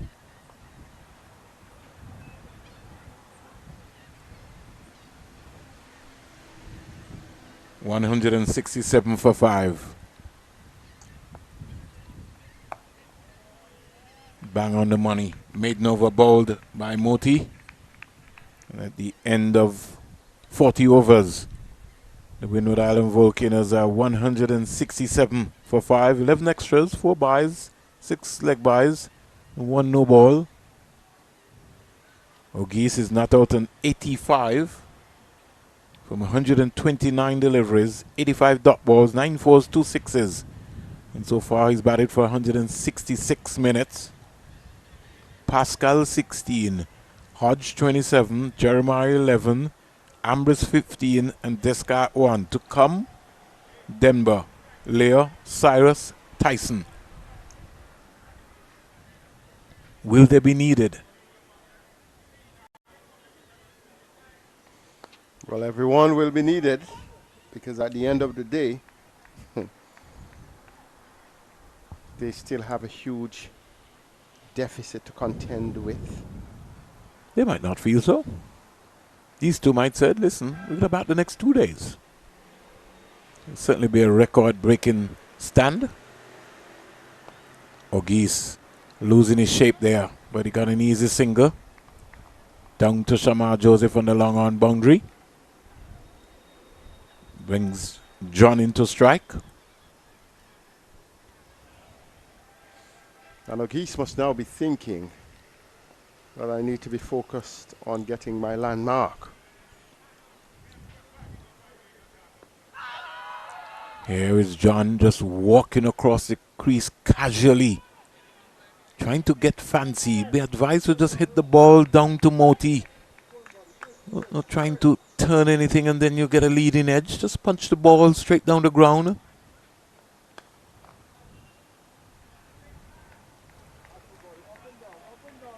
John looks like a man under some pressure. A lot of responsibilities here. Ogis has looked good, but he too has to contribute, John. Who? For a moment, Moti thought he'd gone through there. Moti is one who enjoys appealing. He likes that. He's and always one on who believes that every ball is going to be a wicket, and you must just enjoy watching him operate. Yeah, wiry about it. And he gets there, John using his feet, and just chips that one away.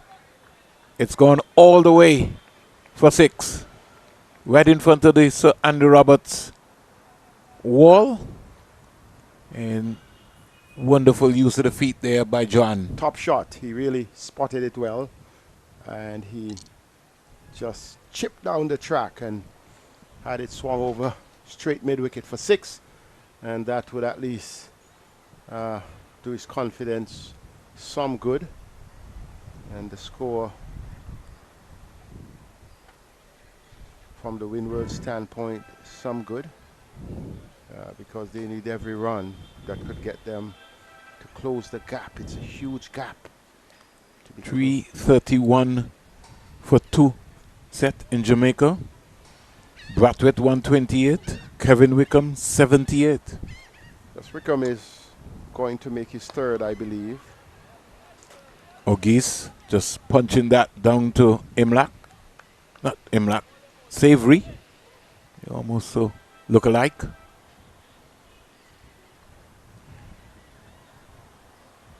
$174 for 5.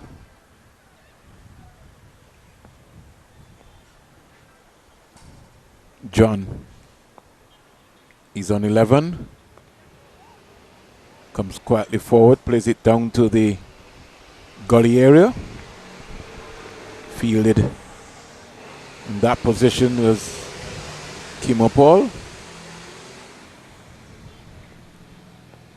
Here goes Moti, looking to outfox John. Quicker, flatter, faster.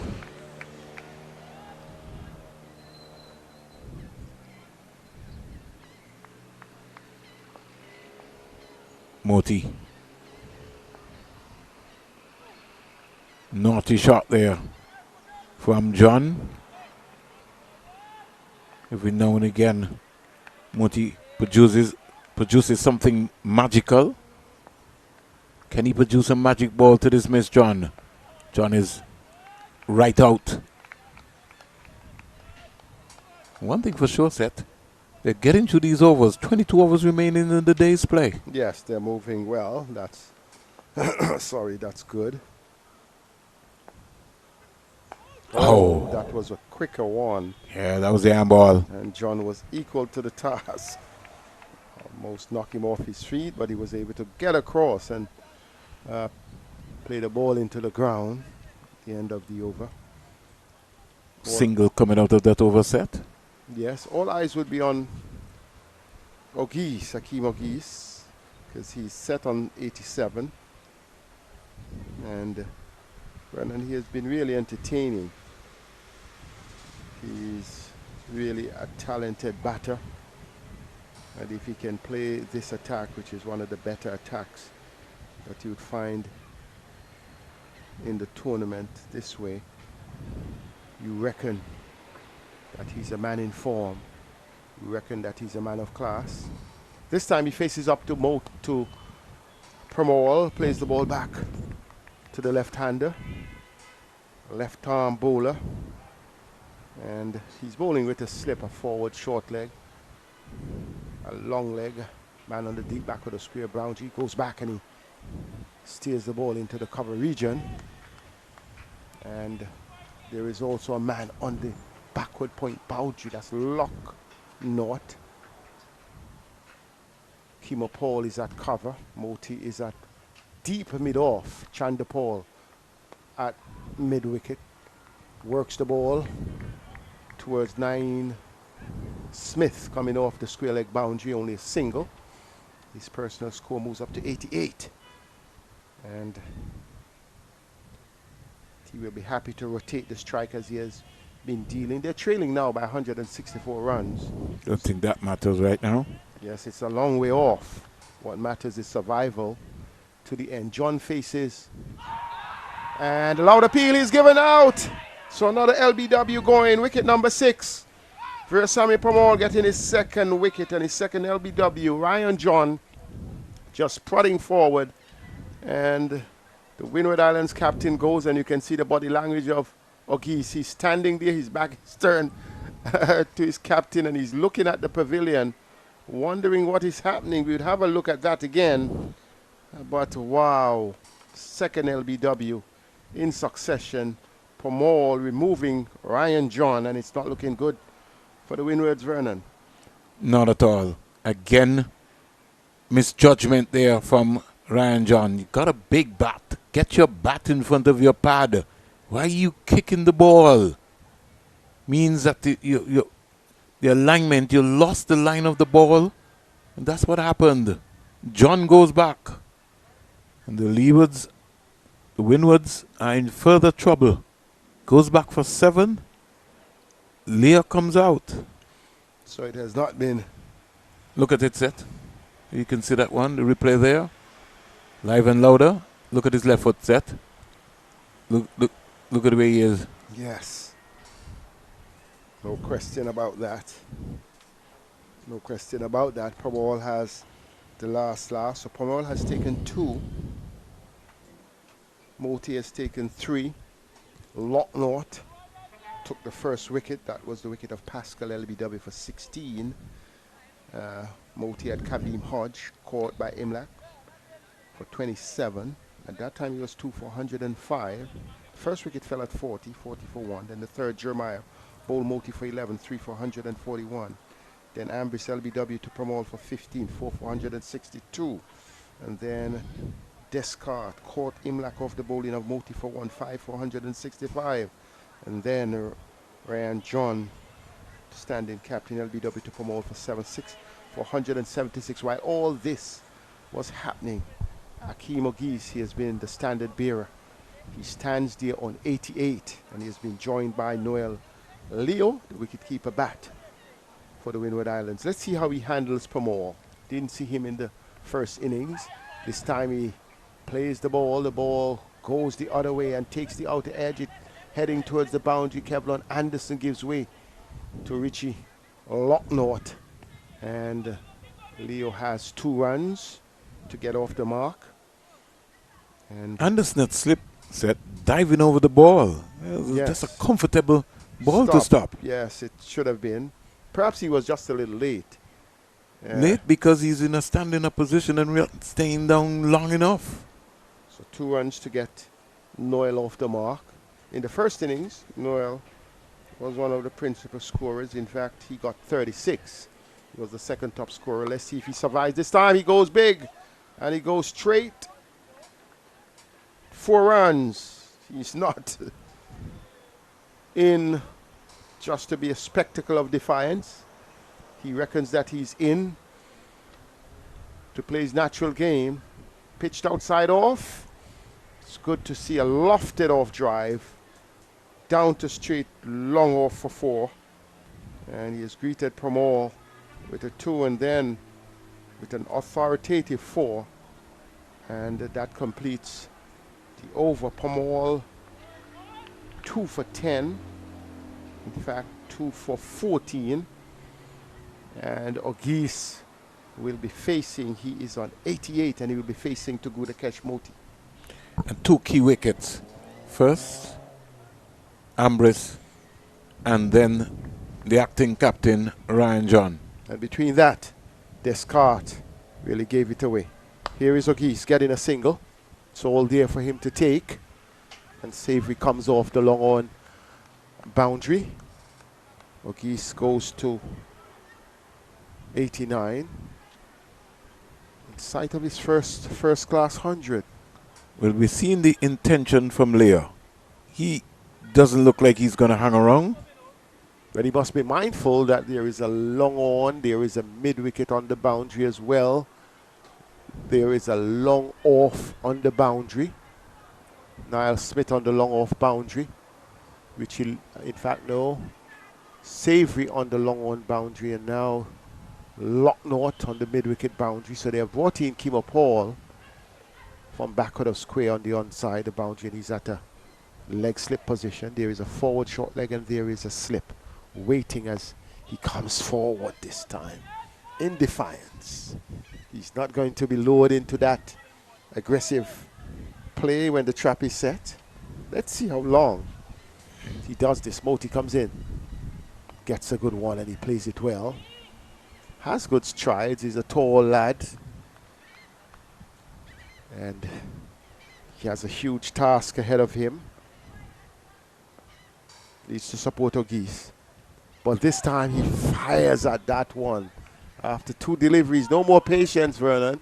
Missed it completely. So, doesn't matter for him whether the trap is set or not. He believes he has the muscle and the power. But it has also to do with watching the ball, timing and precision, not just power. And this time he plays it back to Moti. Good bowling on the part of Gudakesh Moti. West Indian player. He has 3 for 30. Comes in, goes back, and this time he's wrapped on the pad and he goes! He does not survive. Gudakesh Moti spinning webs around the Volcanoes. Wicket number 7 goes down, and there is a question as to whether or not they will survive the night now, Vernon, after being at a better position earlier on. Look at this. Ooh, on the back foot. It was really turning towards leg, but he was trapped between wicket and wicket on the back foot. And Vernon Springer, your thoughts? You know, in cricket, sometimes you have to leave alone. I'm leaving alone, Seth. You leave that one alone. Yeah. So he walks back, and Akeem Ogis might be wondering, is there anyone who can just hang around with me? He has made it look so easy. And on the other end of the spectrum, after Hodge departed, the others have made it look so hard. What do you tell the youngster? I keep saying to you, Seth, and I know sometimes you maybe feel that I'm a repeated record, but I've been around this setup for some time, Seth, and I'm beckoning, I'm calling. Let's get some independent investigators to find out what's happening in terms of the preparation of these franchises coming into a competition. Where the shortfalls, how we can improve, and what technical assistance is needed. You have the Windward Island Volcanoes. They have 2 bowling coaches as coach and assistant coach. There's no batting consultant. There's no batting coach here to be able to help them. You know, you have to address those areas. So Ogis just needs to keep focus on the bigger picture. Don't be flustered about what is happening around. Moti comes into him and he drives, takes the single, does the right thing. He was even reluctant to take that single but as you rightly said, Seth, he's got to trust Denver now to say, Denver, I think you can bat. So just watch the ball. That's all. But it's not a matter of watching the ball. It's a matter of playing with some sort of common sense and game awareness to understand what's happening. Everybody just coming out and everybody just seems to be in a hurry. And an entire day's play remaining tomorrow. He's having a conversation with Denver.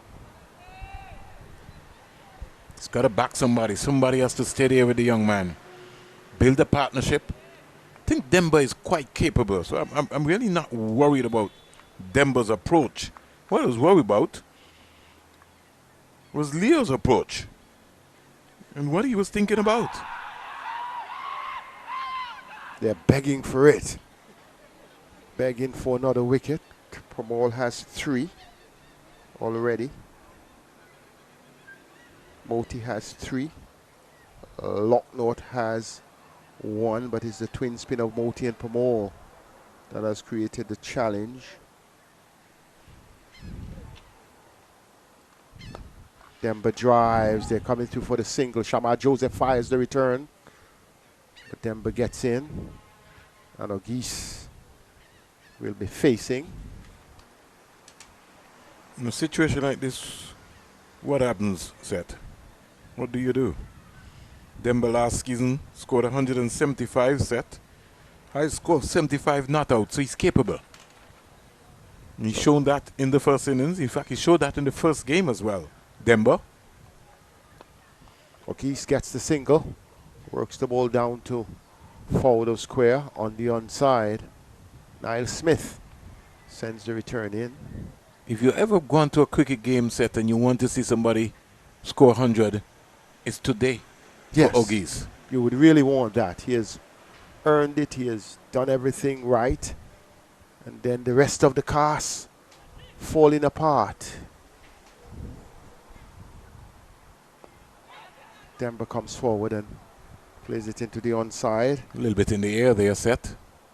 But away from the forward short leg fielder. Well, I think Nando is now would have heard you, Seth, and so he just edged around 2 steps to his left. Well played. Well, he ends the over well, plays the ball into the offside. Chandapal fields, and it is 186 for 7. And they have a monumental task ahead. But they may say the first is to survive each over. We're approaching, we're 2 minutes away from 4 o'clock in St. John's, Antigua and Barbuda, 3 o'clock in Jamaica. O'Geese not out, 91, 138 balls, 9 fours, 2 sixes. He's batted for 184 minutes. Pascal 16, Hodge 27, Jeremiah 11, Ambers 15, Descartes 1, John 7, Leo 6, Denver not out 1. That is the tail of the tape. This is after Guyana Happy Eagles scored 400. Help me out here, Vernon. 491. 491 of 157.1 overs. And then you want to get bowled out within 50. Yeah, the lead is 340. O'Geese now, he gets carried away with the moment. He gives it away. Takes a diving catch. What a screamer by Savory. That is an excellent catch. He lost his concentration, O'Geese. And just as Seth said, pressure. That shot was not needed. Not at all. He wanted to close in on the 100. He had all the time. I know everyone around him was falling, but he would have struck 2 sixes before. Perhaps wanted to task Moti, but Moti would have been a different bowler than Lock North, whom he would have struck for 2 sixes. And the ball came off. Look at it. Top edge in the end, and Savory taking a diving catch, running around from long on, almost straight over the bowler's head to end an innings from Akeem O'Geese, an innings of 91, an innings of character. But at the end of the day, he came up short, and it looks as though the Volcanoes will be out this evening, because there are still some 18 overs to go in the day's play. And they have lost the 8th wicket. And the 8th wicket with the score on 186. It's unbelievable. Really unbelievable. From a position of 141 for 3 before tea, and they have just not looked disciplined as they should have. Good innings from Akeem O'Geese, but he did not carry through to take it home. Big shot straight down the ground on the bounce. Denver feeling that he would not, he's not amused by what has transpired so far in the innings. Go to Kesh Moti. In a position, now he's celebrating his 5th wicket. He has had 5 wickets so far. Pomol has had 2. And 1 for Lock North. So the over comes to an end. 190 for 8. And you can have a look at that last delivery. It would tell you why Gudakesh Moti has been unplayable, because he could have had another. So Windward Islands Volcanoes not doing themselves any honor here. Really showed signs of a different approach in the 2nd innings comparative to the 1st. And the top order had it going. O'Geese and Pascal put on 40. O'Geese and Hodge put on 64.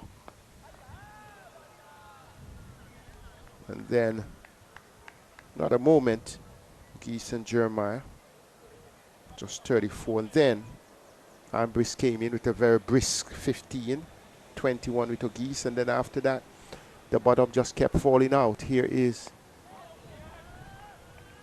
Pomol to Denver. Denver is content to be defensive. Cyrus at the other end had a 4 to start off. Demba gets a single. They're coming through for a quick single. Cyrus gets in quickly. Kimo Paul is having fun. He's doing some footballing with the ball, perhaps saying, go and try the second. Happy Eagles would feel that they're on the verge of an emphatic victory. It would be a victory by an innings plus, but I'm not trying to be prophetic, but going with the vein of things. Huge first innings deficit of 343 runs. They have only had 191 of those, with 8 wickets down. Pomol to Demba, and Demba plays the ball out to point, and there is no run. They have had pretty much one-sided encounter. Demba plays the ball to Nando at forward short leg. He fields, and there is no run. So the scores would be Ogis 91, Pascal 16, Hodge 27, Jeremiah 11, Ambrose 15, Descartes 1, John 7, and Leo 6. Really not representative of the standard expecting from the Windward Islands Volcanoes. Pomol is in, and Demba comes forward and plays the ball back up on the offside. That completes the over, and the end of over number 47 in this innings. Windward Islands Volcanoes 191 for 8. 191 for 8. Gudakesh Moti, who will be continuing from this end, has 5 for 43. Where Sammy Pomol has 2 for 20. The other wicket was taken by Locknort, who took the first wicket, the wicket of Stephen Pascal for 16. But it has been the twin spin, the left arm twin spin of Moti and Pomol that has done the damage to the Windward's Volcano and for the Guyana Happy Eagles. 16 overs remaining in the day's play, and Cyrus just blocks this one. Allows the fielder from mid-on to do the fielding. This time he tries to go over the top. It goes over the head of Savory. One bounce into the long off boundary for 4. And Cyrus is saying that I can throw my arms. Soitwell played it inside out, and gets 4. Pushes the score along to 195. 195 for 8. This time he plays the ball along the ground for Chandapol to field.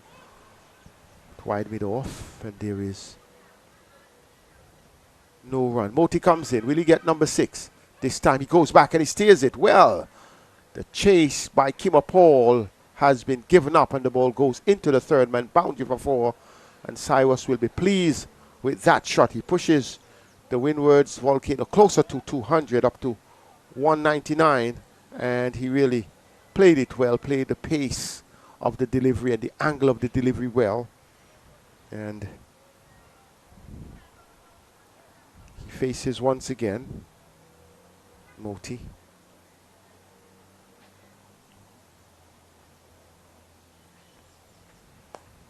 Cyrus plays it to Pomol at mid-on. Moti has been doing well. He got the first 5-wicket haul of the championship when he had his 6 wickets in the first game, first innings of the first game. But Demba and Cyrus would want to lock him out, would want to keep him on 5. So the over has come to an end, over number 48. 199 for 8. What a disaster from the Windward Islands Volcanoes.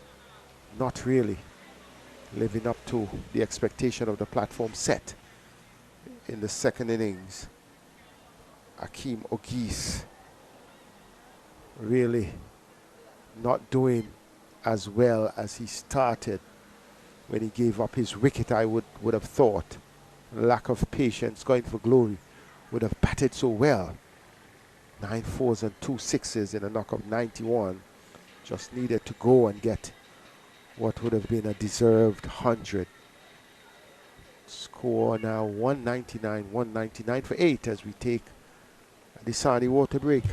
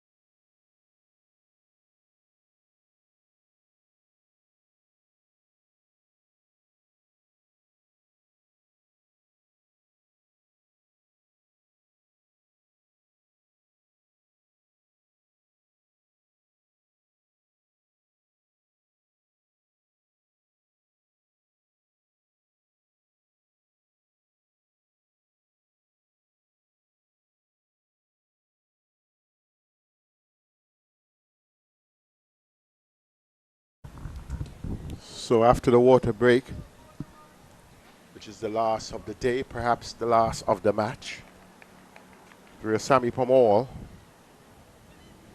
continuing his spell.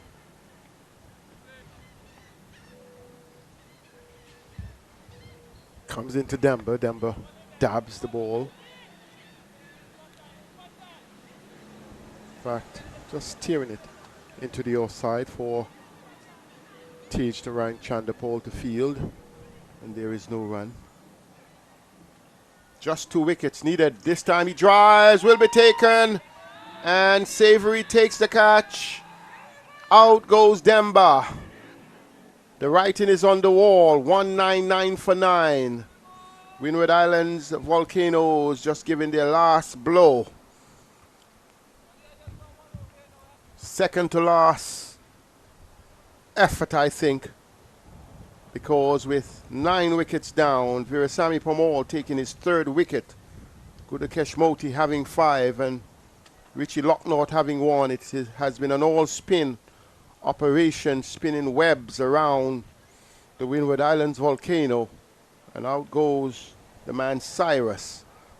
Demba stands there wondering what is next, and in comes Tyson, the man who left the field earlier in the day after diving for a catch. Tyson, the last hope. Do we say the last hope, or do we say the last effort? Because they're still trailing by 141 runs, and this will be a huge defeat. And Alec Atene is the captain who cannot continue the game because of an on-field injury. He must be wondering what is happening, Vernon. It's 9 wickets down. We are really on the verge of another blowout here. I'm speechless. I was just downstairs by our colleague Colin James. We were just talking about the attitude of the batsman. Everybody seems to be in a hurry. I think there's a fete, a concert this weekend. They may be thinking about it. Look at this. And it's all over. Look at this. It's all over. Tyson just ran down the track to Sammy Pomol, and the captain Imla doing the rest. And it is a defeat, a huge defeat, being defeated by an innings and 141 runs. It is certainly not what you would have expected. Charging down the track, Sammy Pomol happy to join the fray, having 4 wickets in the innings. And the Volcanoes losing by an innings and 141 runs. Vernon Springer, you will wrap up the proceedings, but it is in fact a day for Moti, a day for Ogis. But Ogis also may have been disappointed by his last effort, only scoring 91. Well, what can we say? As you heard it there from Seth. Seth will get himself to talk to the player of the match over on the other side. But let me just give you an update in terms of what has happened. Akeem Ogis caught Savory, bowl Moti for 91. He faced 139 balls, 89 dot balls, 9 fours, and 2 magnificent sixes. 185 minutes at the crease. Stephen Pascal with LBW to Locknott for 16. Kevin Hodge was caught Imla bowl Niall Smith for 4. Alex Athenes was LBW to Smith for 9. Sonny Lamris was bowled Shamar Joseph. No, I think let's pull that one up. I think we got the wrong scorecard. I'm giving you the first innings of the Windward Islands. This is the second innings. And somebody just bumped off my screen right there. Akeem Ogis caught Savory, bowl Moti for 91. Stephen Pascal, LBW looking at for 16. Kevin Hodge was caught Imla, bowl Moti for 27. Yon Jeremiah bowled by Moti for 11. Sonny Lambris, LBW to Pomol for 15. Shadrach Descartes caught Imla, bowled Moti for 1. Ryan John, LBW to Pomol for 7. Noah Leah, LBW to Moti for 6. Darryl Cyrus caught Savory, bowled Pomol for 4. And Jillian Tyson was stumped Imla, bowled Pomol for 0. Not out batsman was Kenneth Demba on 10. There were 11 extras, 4 byes, 6 leg byes, and 1 no ball. Let's give you the bowling figures. 199 all out the Windward Islands in their second innings, 48.3 overs. So they were dismissed for 199 in 48.3 overs. And this is in contrast to their first innings. Let's go to the bowling figures of Guyana. This time, it was the spin trio of Looknott, Moti and Pomol. Niall Smith, 4 overs, 2 maidens, 16 runs, no wicket. Kimo Paul, 6 overs, no maidens, 27 runs, no wicket. Shamar Joseph, 11 overs, 36 runs, no maidens, no wicket. Richie Looknott, 9 overs, 2 maidens, 39 runs, 1 wicket. He's the guy that came up with the breakthrough. Then, Gudakish Moti, 12 overs, 1 maiden, 51 runs, 5 wickets. That's his second 5-wicket haul of this championship. And this was followed by Sammy Pomol, 6.3 overs, 1 maiden, 20 runs, 1 wicket. So, the news here, we wait for Jason the Wiz to come up with the highlights. And while Jason is wheeling his magic to come up with the highlights, here are the highlights. The live and louder highlights of the third day's play.